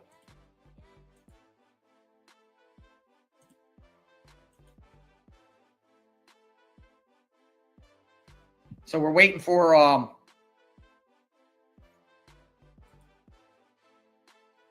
the jurors to come back in.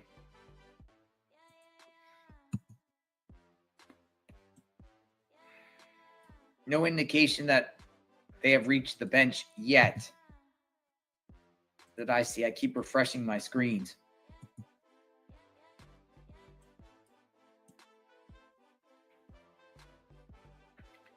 I need more baby oil, KK.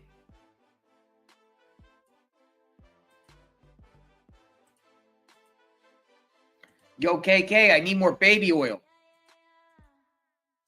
That's what Diddy said. It's approaching the 2 o'clock hour.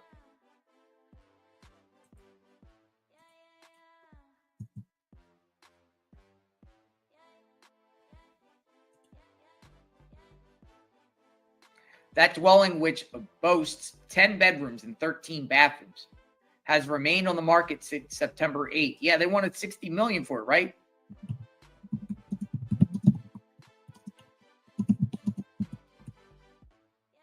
$61 million. He purchased it in 2014 for $39 million.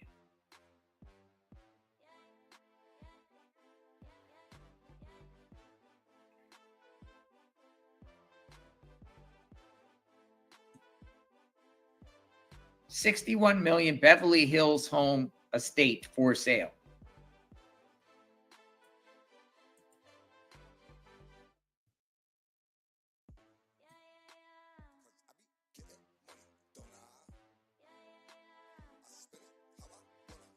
$17,000 square foot, 10-bedroom home. September 14th. Purchased it for almost $40 million. He now wants $61 million. He wants a $20 million profit.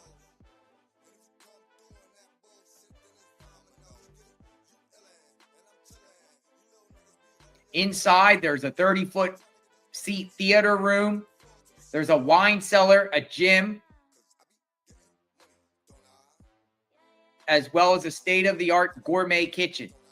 He has a basketball court there, a spa room, and an outdoor facility where barbecues can be hosted. I'm sure free calls too. There's also an underground swimming tunnel.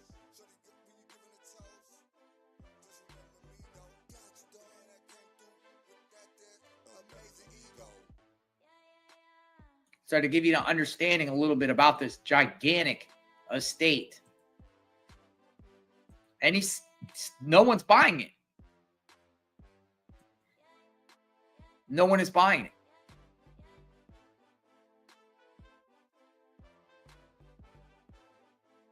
They're saying he owes $100 million in mortgages.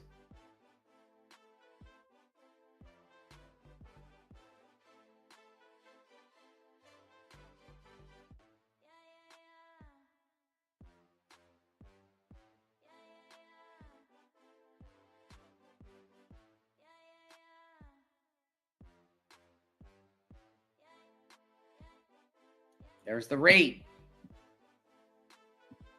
Formal dining room, wine cellar, office, home gym, gourmet kitchen.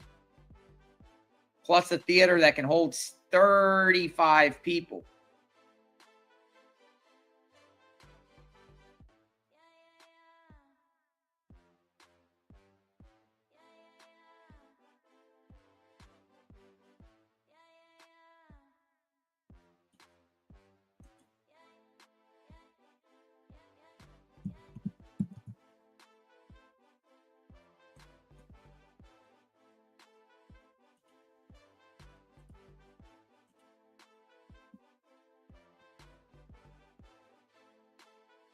All right, so we're waiting for Jory to be back.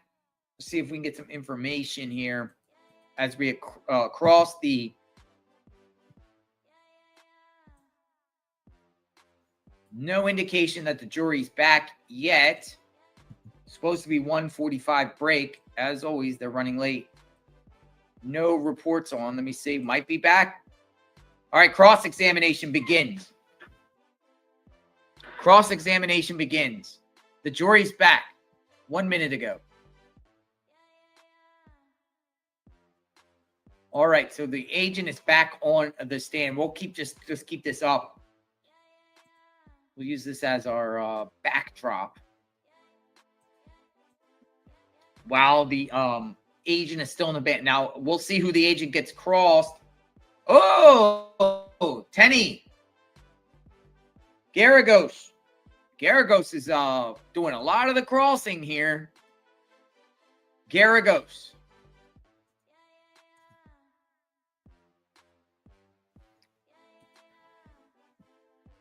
All right, so we got Garagos back on the stand for cross. She's been crossing a lot of people. I do think the route they're going to go is consensual. I think the route they're going to go is text and things showing Jane was with it.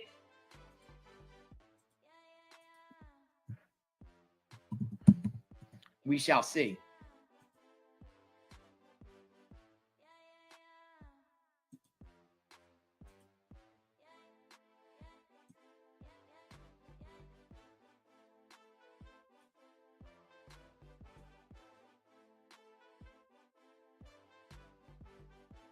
All right.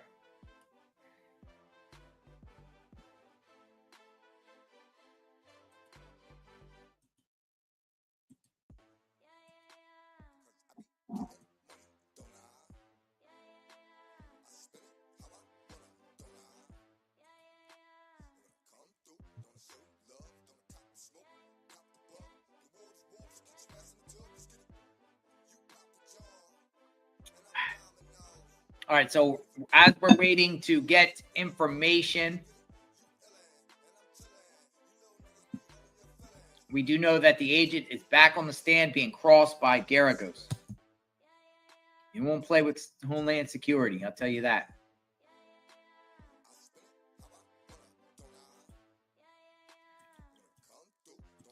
You don't want to play with the Homeland Security.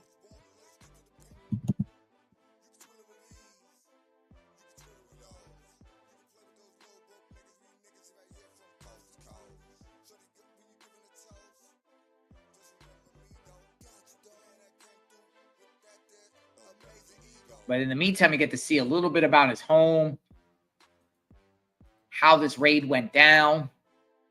Remember, we also dealing with Jane's home that got raided, and also Diddy's Star Island, and also eventually, or at one point, I don't know what happened first, KK's phones seized, and also the arrest of Brandon Paul. The arrest of Brandon Paul. So we'll keep this up here. We're waiting for more information.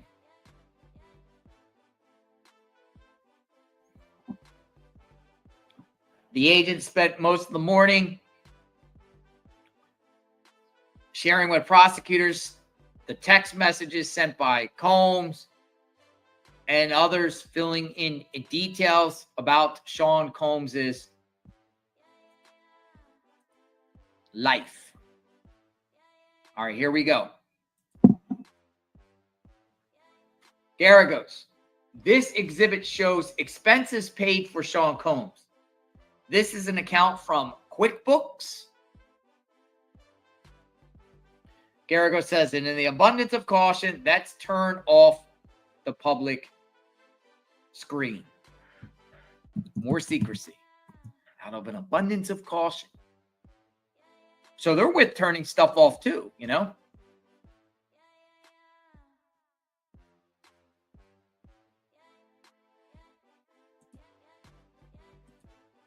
Out of an abundance of caution, let's turn off the screen.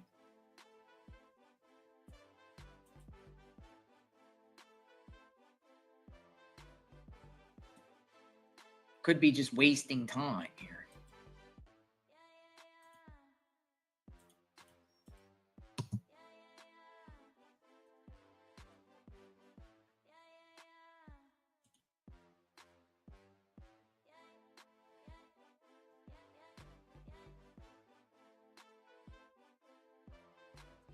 Welcome back. JLR Investigates. Continuous coverage. Sean P. Diddy Combs trial. Here we are again.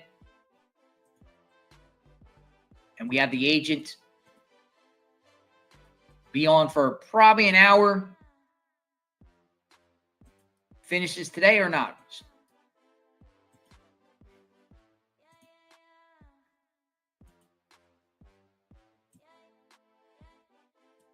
Turn off the public screens.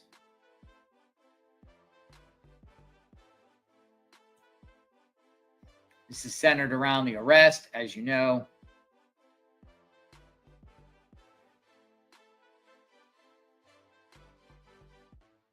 Diddy with hands behind his back. We've seen this. over and over. Agents don't play. The agents don't play. All right, welcome back.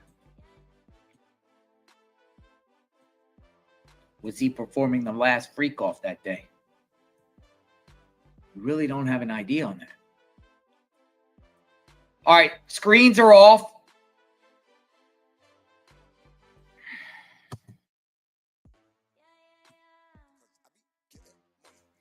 Agent back on the stand. We're just going to wait for the information to come around.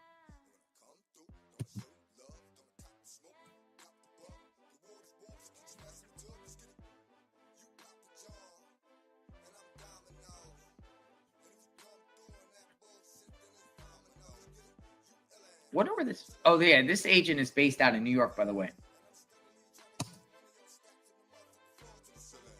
Seems like he handles New York type cases. Homeland Security.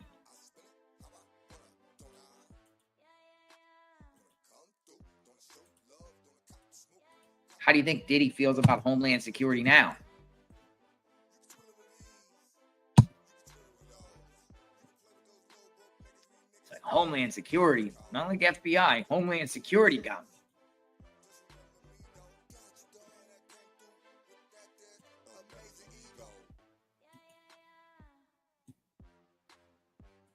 All right, so we're sealed. We're sealed stuff. Kind of what Inner City Press was saying at the break. You know, a lot of things behind the screen. A lot of things you can't really see what's going on. They want to keep everything from the public.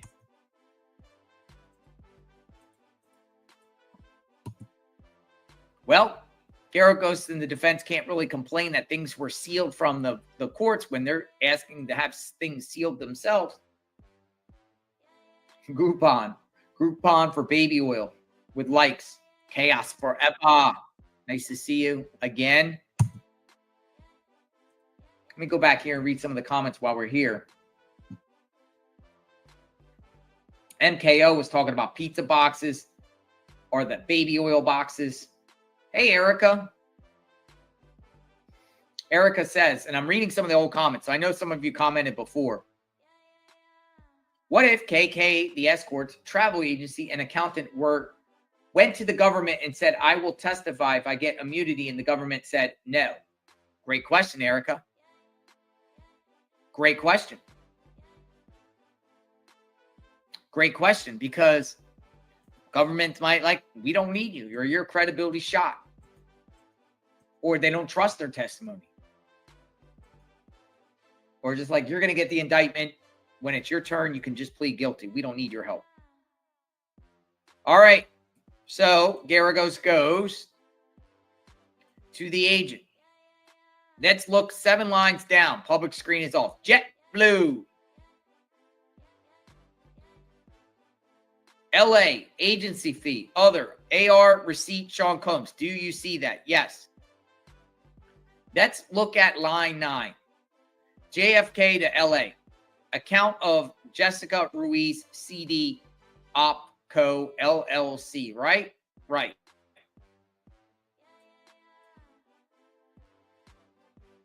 All right, records. It's just reviewing records.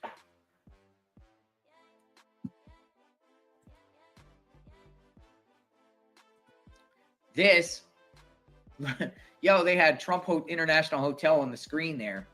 And that's the agent in the corner. We showed his photo last week.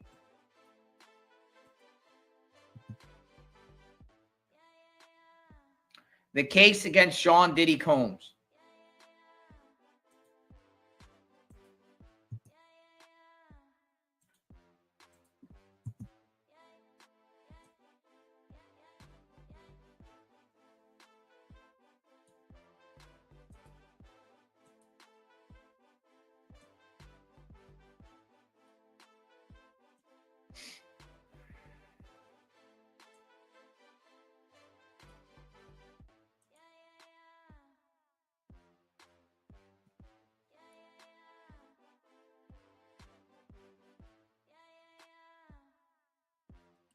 Why didn't Brian Steele do the cross?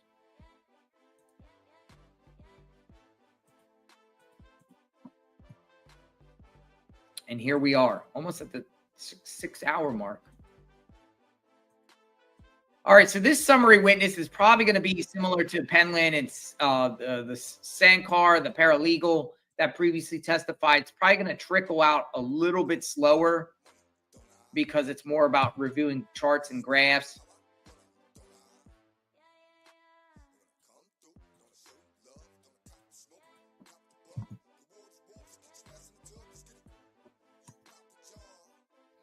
Agents. Special agent. And we got this other picture up there on the top of the screen. We got multiple pictures here. It's what the courtroom looks like.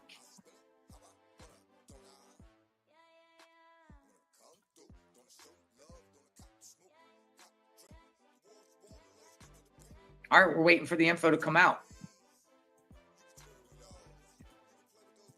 Give us something.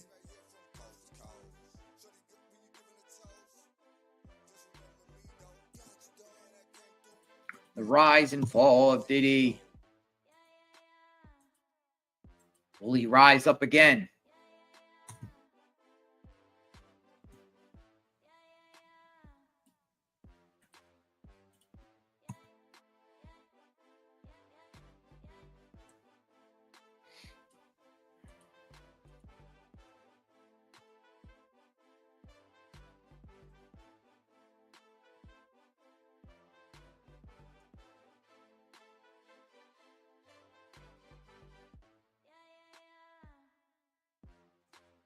All right, here we go.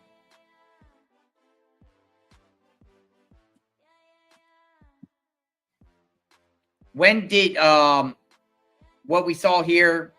Here we go. When you did the chart, you saw only the AMX records. Agent C, I saw what was presented to me. Garagos, this is another chart that you reviewed. Let's go to page 15, row 39. You listed the lawsuit, Ventura versus Combs, and Combs's IG video.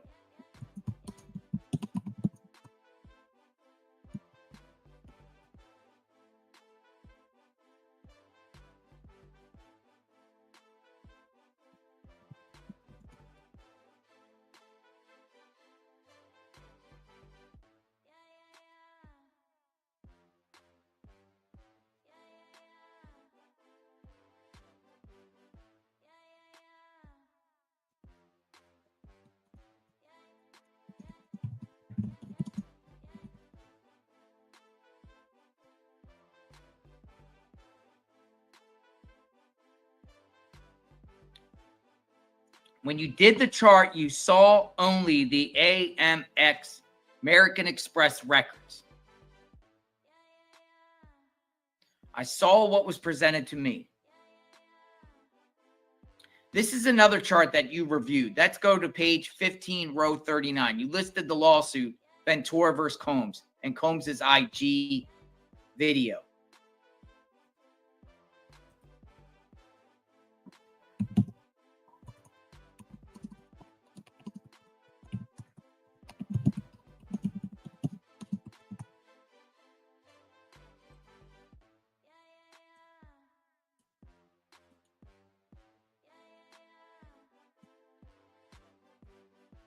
Whatever that means. If we could get more clarification on that.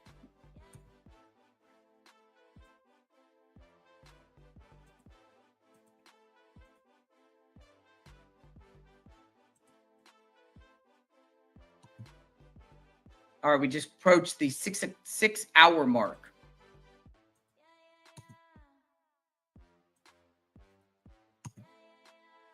All right, so this is a summary witness. The summary witness is reviewing the defense. I'm trying to see where the first stomp up is or what the defense, the angle the defense is going here. But I can't pick it up yet. I'll let y'all decide as we put it up on the screen.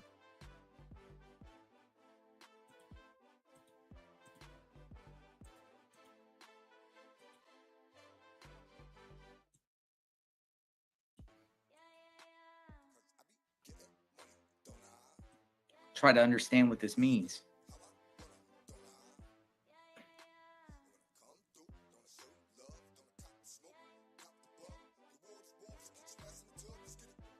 Is he talking about you only saw an American Express records? Didn't see any personal records? Is that what this is about? Personal payments?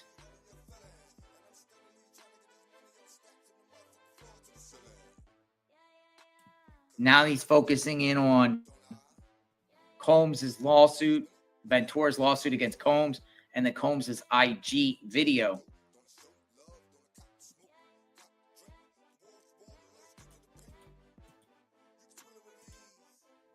All right, so what we're getting some context to what's being said. Invoice lists Combs, not his businesses, for New York City trip expenses.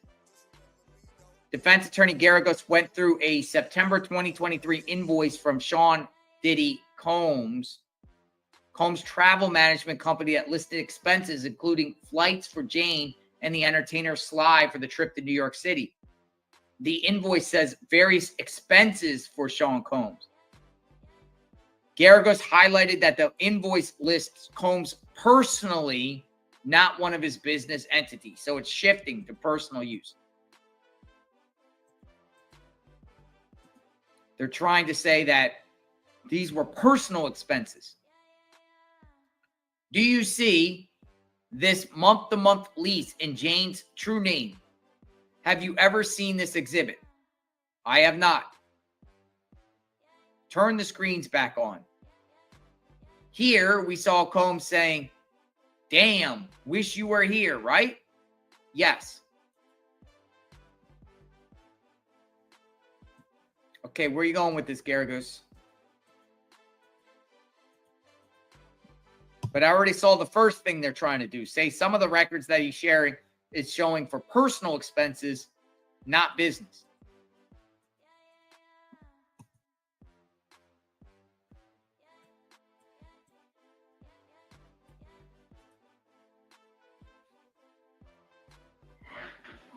Invoices list Combs personally, not as business entities. So, pushing it back towards personal businesses, shifting it back towards consensual, personal lifestyle.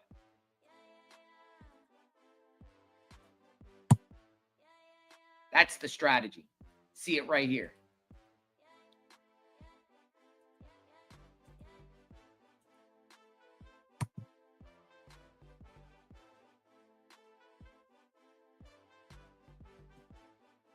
Personal expenses.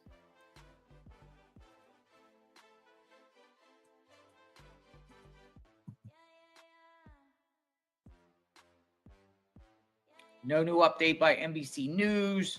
No update by Washington Post. Yeah, summary witness.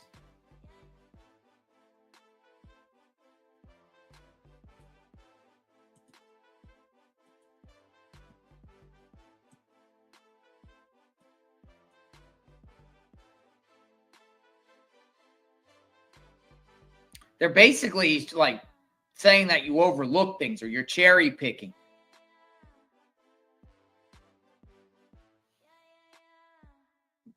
But you're not talking about the personal expenses.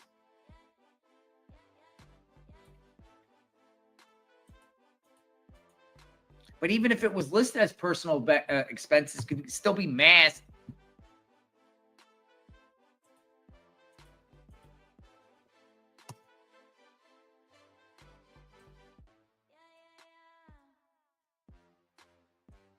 We shall see. Come on in, folks.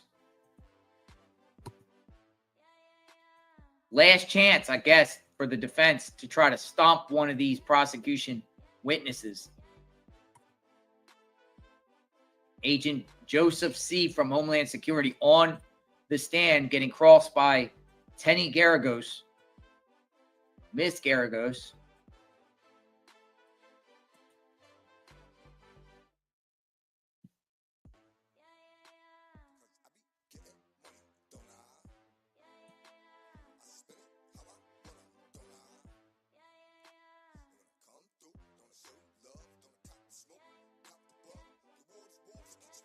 Seems like the government beat Diddy.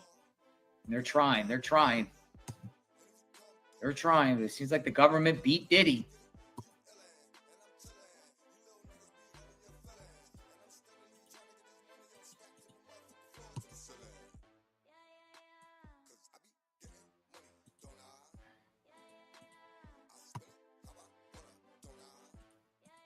But where are we at? How come we're not getting the information? You know, one thing I've noticed about this whole trial, stuff comes out later, as after lunch.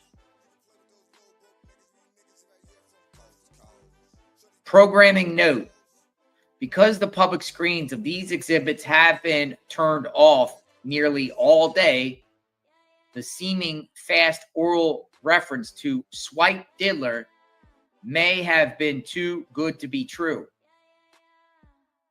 Earlier in the case, we referred to Cabral as Sly, a.k.a. Sly Diggler. That's coming from the Inner City Press, by the way.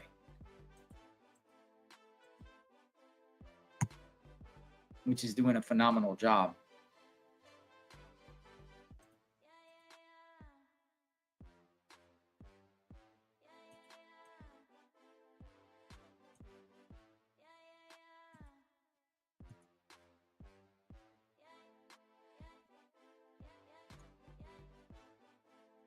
Yeah, one pattern I noticed about this whole trial is after lunch, stuff gets trickled. Like, it's like people take a lunch break and then they feel like that's the end of the day and they're not really gung-ho like they are before lunch.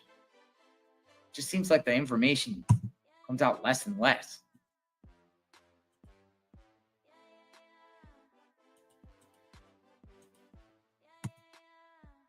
And then what comes out, it's really like difficult to decipher until we get more context from other media outlets, which then takes an additional 15 minutes later to get that information out. 2:23.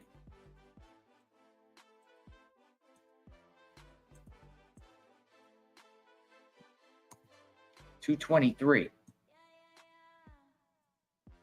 the meantime, I keep refreshing my screens.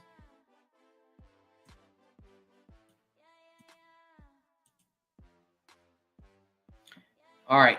CNN put out a report. Many incidents in chart happened before Combs paid Jane's rent, special agent says. Homeland Security Investigations Special Agent Joseph C. confirmed that many of the incidents listed in the summary chart occurred before April 2023, when Sean Combs began paying rent for Jane's new home. Does that make a difference, though? I'm trying to process that. Agent also confirmed that there could have been times that Jane and Combs saw each other that were not included in the summary chart. Well, yeah.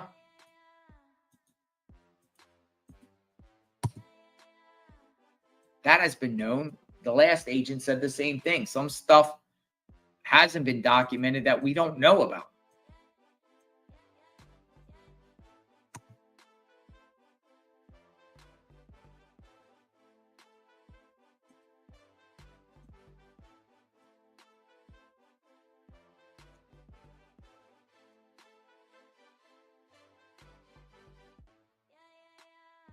Come on. All right, here we go. Here we go.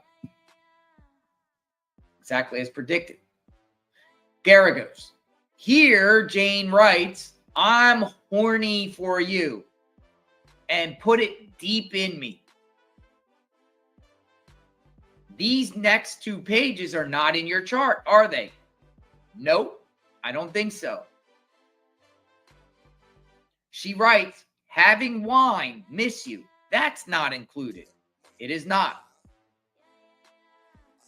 So same thing with what happened with Penland. The defense is accusing this agent of leaving certain things out and certain aspects of communication that Jane had with Diddy, including these references that Jane writes, I'm horny for you, and put it deep in me. defense saying these are not in the charts, right? Nope. She writes, having wine, I miss you. That's not included. It is not.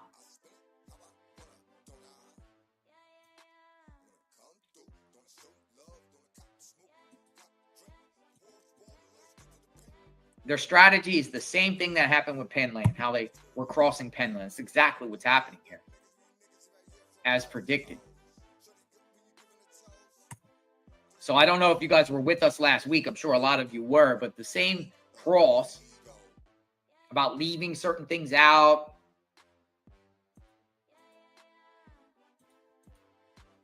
Like with Cassie saying that she was with it and she loves him and she can't wait to have a freak off with him. Things like that. Same thing is happening here. Well, shouldn't the prosecutor know that over the weekend to just include it all? Give this guy, knowing that this was coming.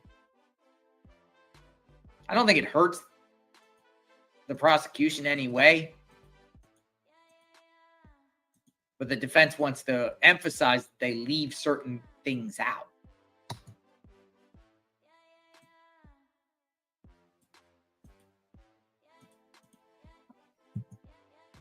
Let's see if my theory sticks when we get some news reports coming out of the courtroom there.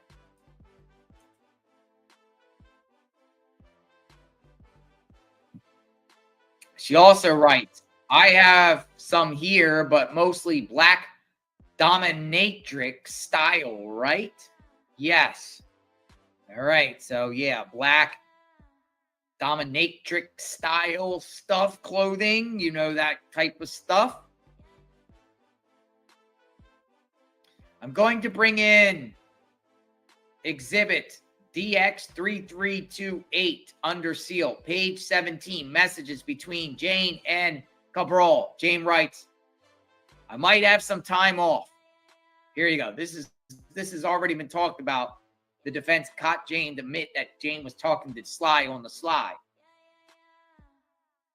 Like Jane was playing Diddy behind. Jane was playing Diddy by talking to Sly behind Diddy's back.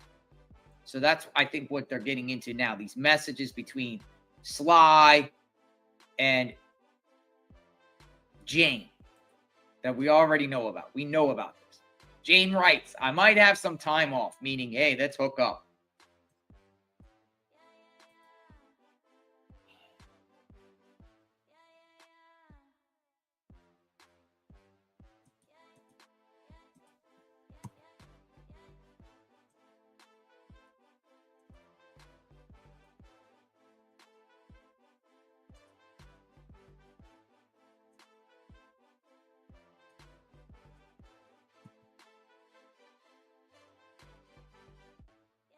We shall see, though.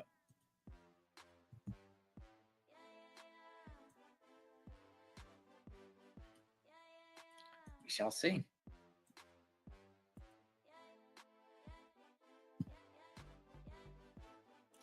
Under seal, by the way.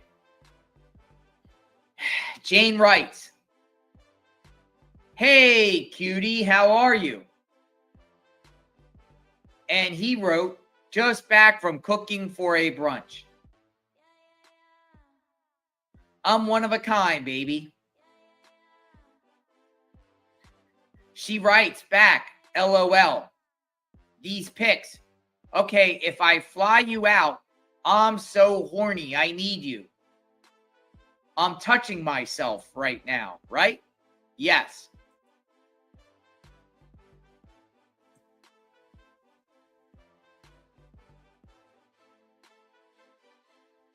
She goes, I'm so horny, I need you.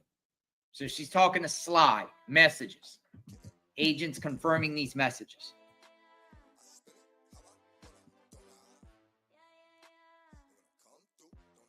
I mean, they're showing text to show that everything was consensual. Matter of fact, they're trying to paint Jane as a HO. They're trying to paint Jane as an HO that was going behind Diddy's back, trying to hook up with Sly, the entertainer.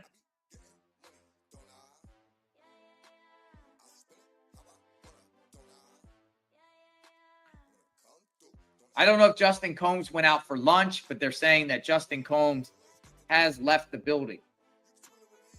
I don't know if it was for lunch, but they're showing a photo of him leaving the building today. He's wearing a New York Yankees cap.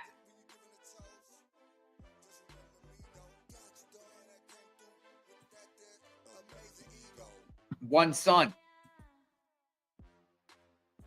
appeared in court.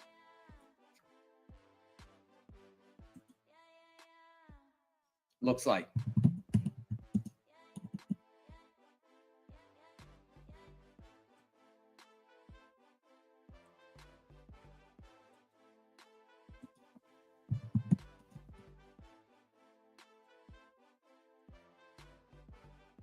Yeah, but this text messages, again, they're just we already know what this is all about. This is not bombshell stuff.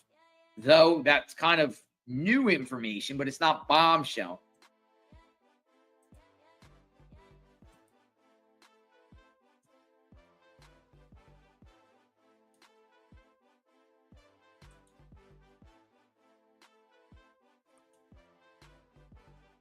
Combs says, Garagos, the messages you reviewed omitted emojis, right? He goes, I'm not sure.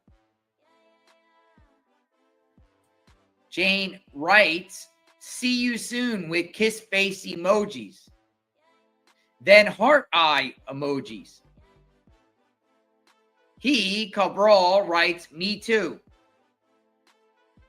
Also with emojis, right? Yes. So did they end up meeting?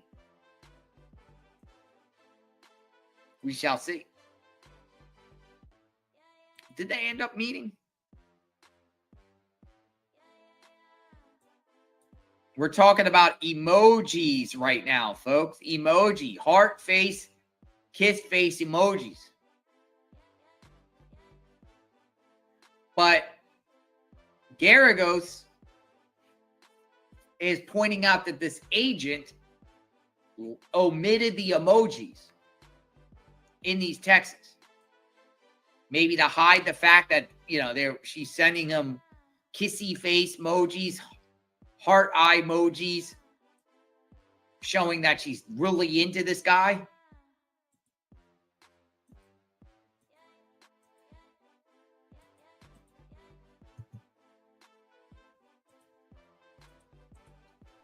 That's what they got.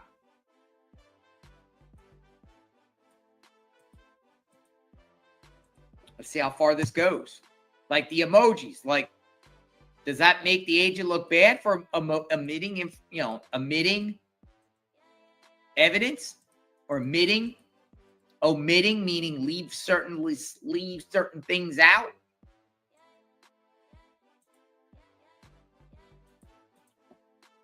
Does it matter?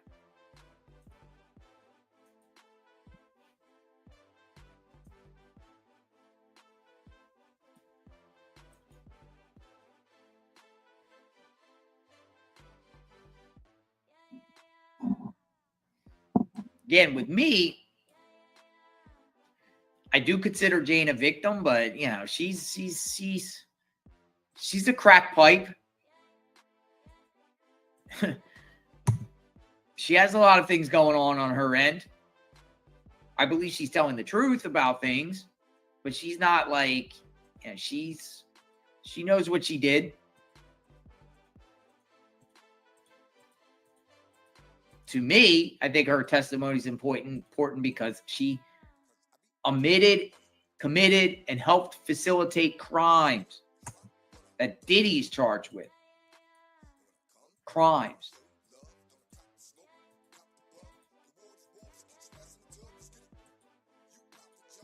But will this kind of consensual talk and showing Jane's character, undermining her character, putting her out as just promiscuous and sleazy, and she's undercutting Diddy and stringing other guys around, does that make her a bad person and uncredible through her entire testimony? Is the jury going to buy that?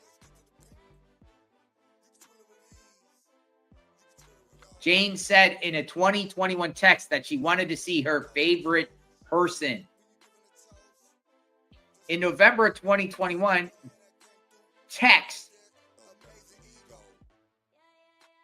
Jane told the music mogul that she couldn't wait to hook up with my favorite person.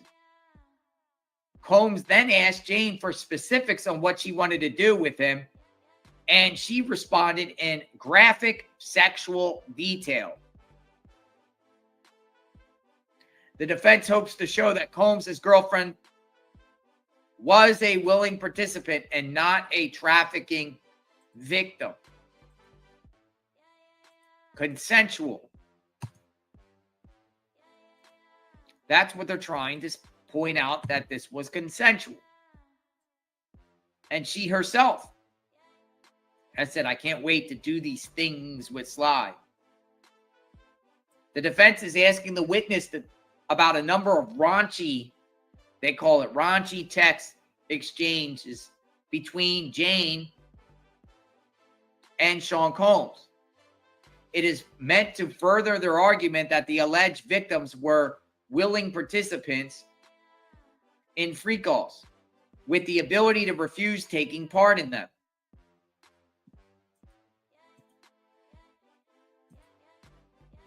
Here we go.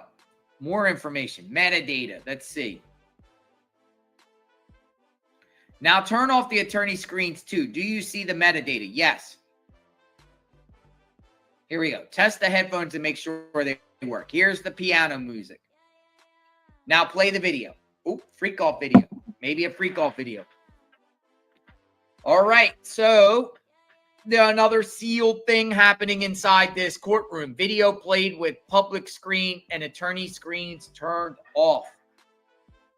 Sounds like it's a freak off video. Possible freak off video being played in the court right now.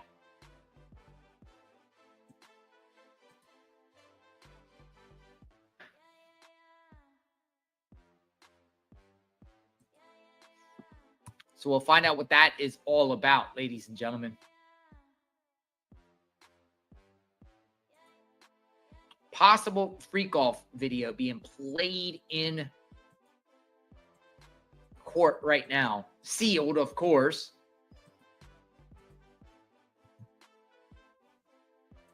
Like they've done with the others.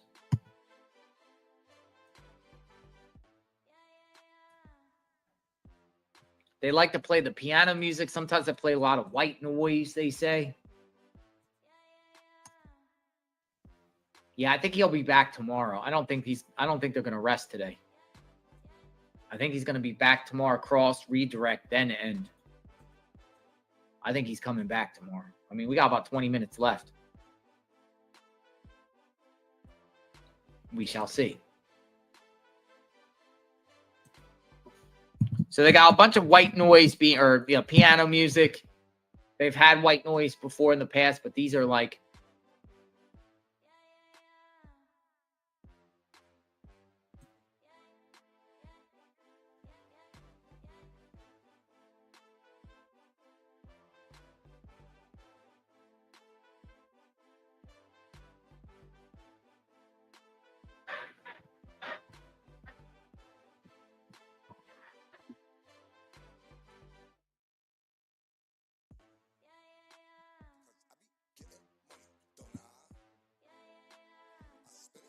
what do we got? More sealed freak offs, sealed videos.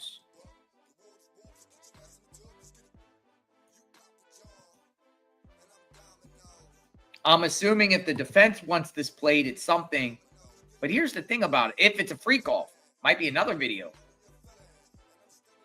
The way I'm seeing this, though, I want to think that it's being a freak off being played, but it's something that can help the defense.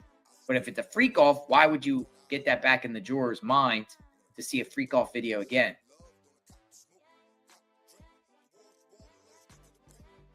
If they turn off the attorney and defendant monitors, that means it's a freak off video because the public gallery can see their screen. Yeah.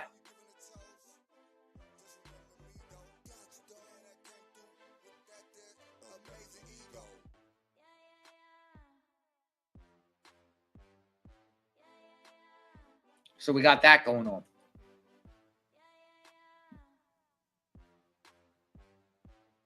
All right, stand by. I'll be back in 1 minute.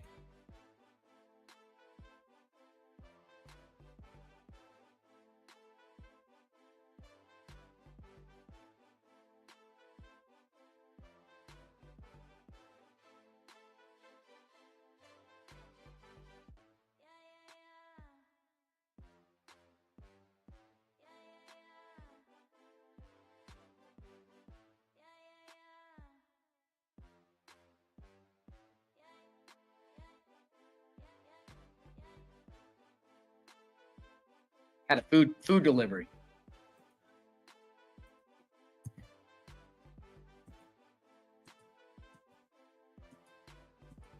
All right, let's see. What do we got? What do we got? All right, so they're still playing this supposed freak off video, some sort of video. Everything's turned off. So this might be like 10 minutes or so freak off video or whatever. You know, some of these earlier they were watching 40 minutes of freak off videos.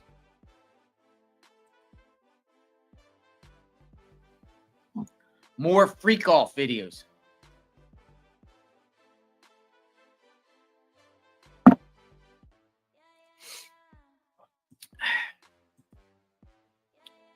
Food delivery, Rico, Curtis. Yeah, I smiled at that one. Rico, food delivery. Diddy with his foods. Rico.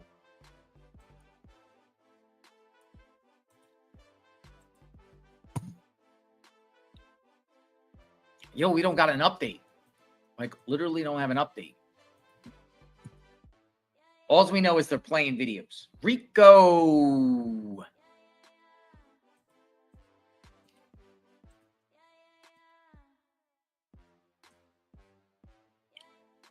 There's two songs that pop out of my head when it comes to Rico. Rico Suave. And then the other one, you might hit me up with the Rico. It might hit me up with the Rico.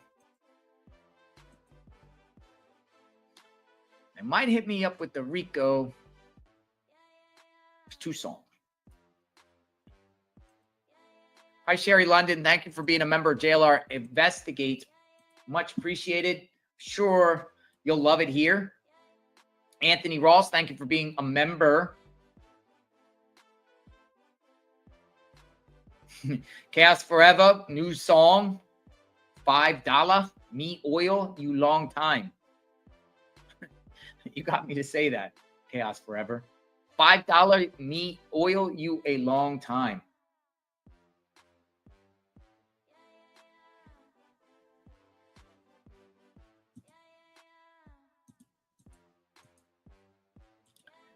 No, listen, I would literally hold on a second.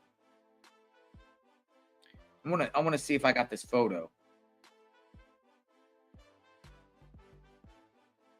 Stand by. Let me see if I got this photo.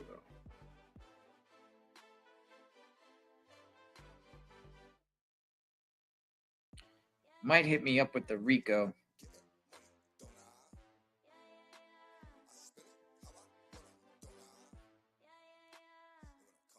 Yeah, I was going to say this. Never think of baby oil again. Yeah, I was in the store the other day and I was looking, there was a bunch of baby oil and I just took a selfie. I looked at this like, what in the world? I'll never think of baby oil again. That's baby oil. Never think of baby oil normal ever again. Ever. Like I was shopping and I saw this Equate baby oil and I'm like, yo, that's crazy. Never again, right?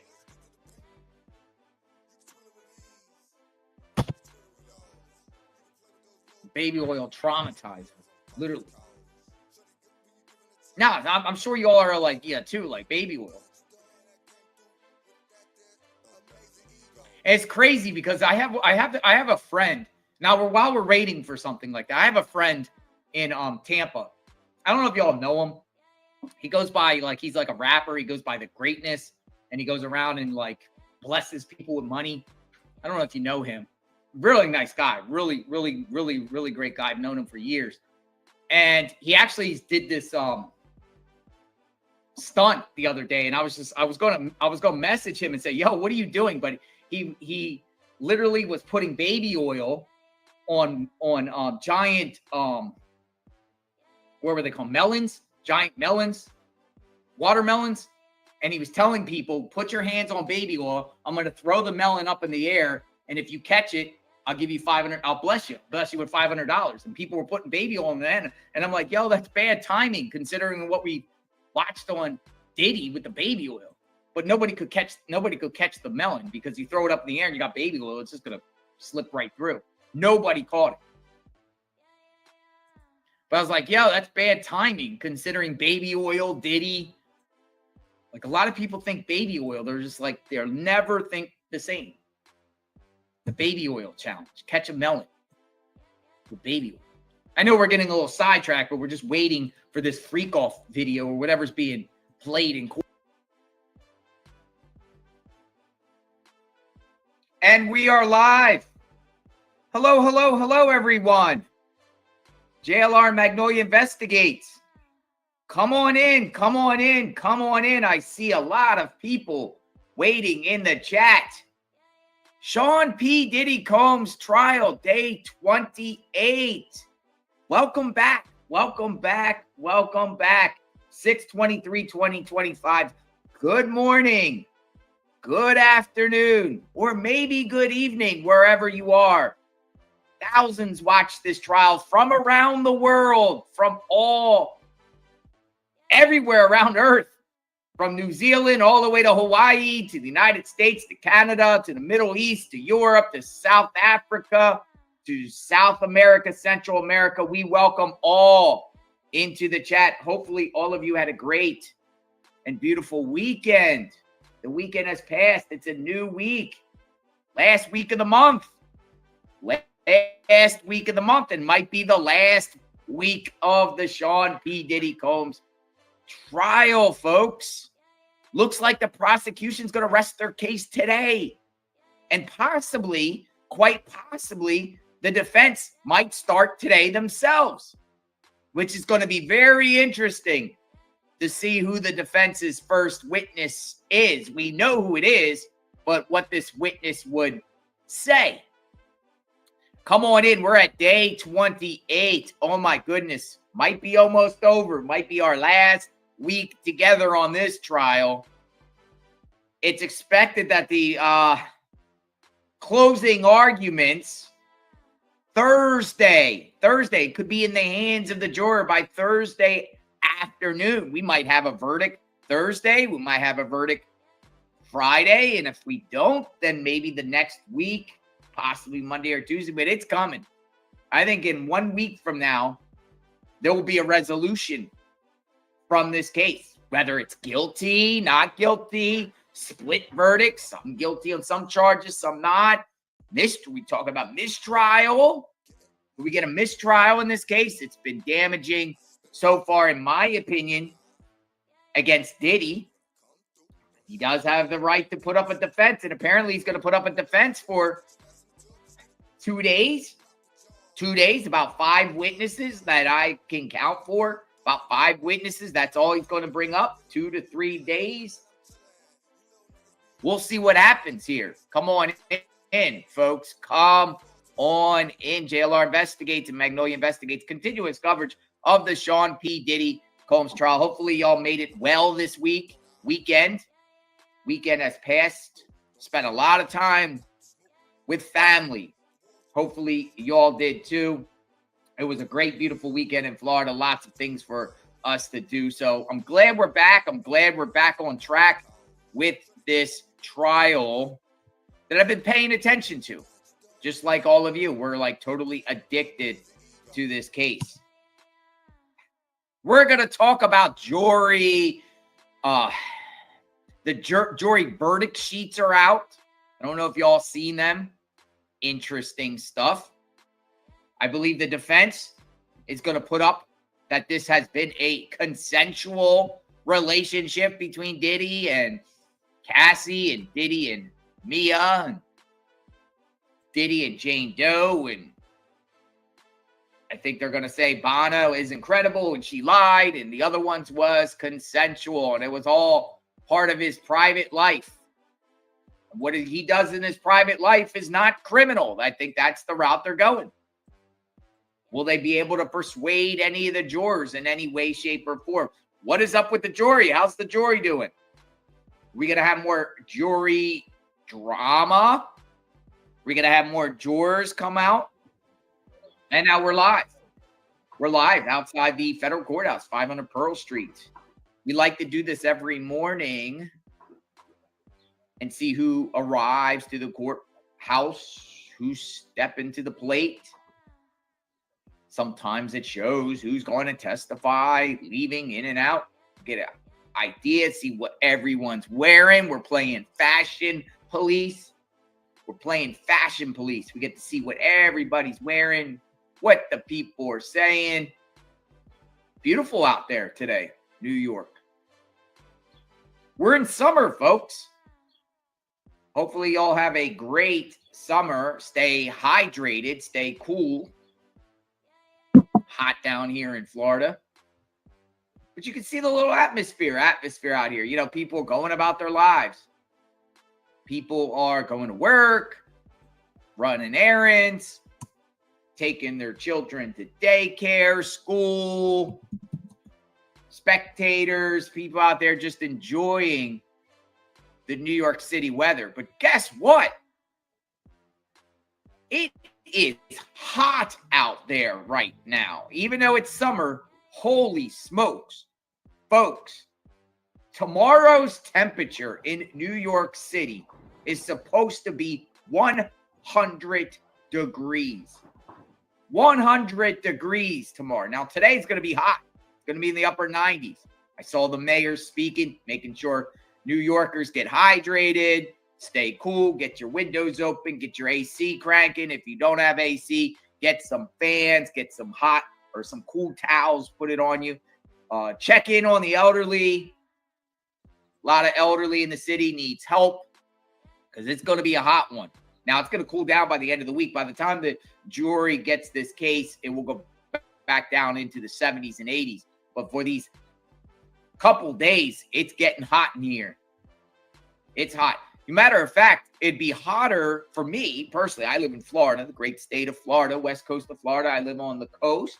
We got a lot of the ocean or the Gulf of America, Gulf of Mexico breeze, right?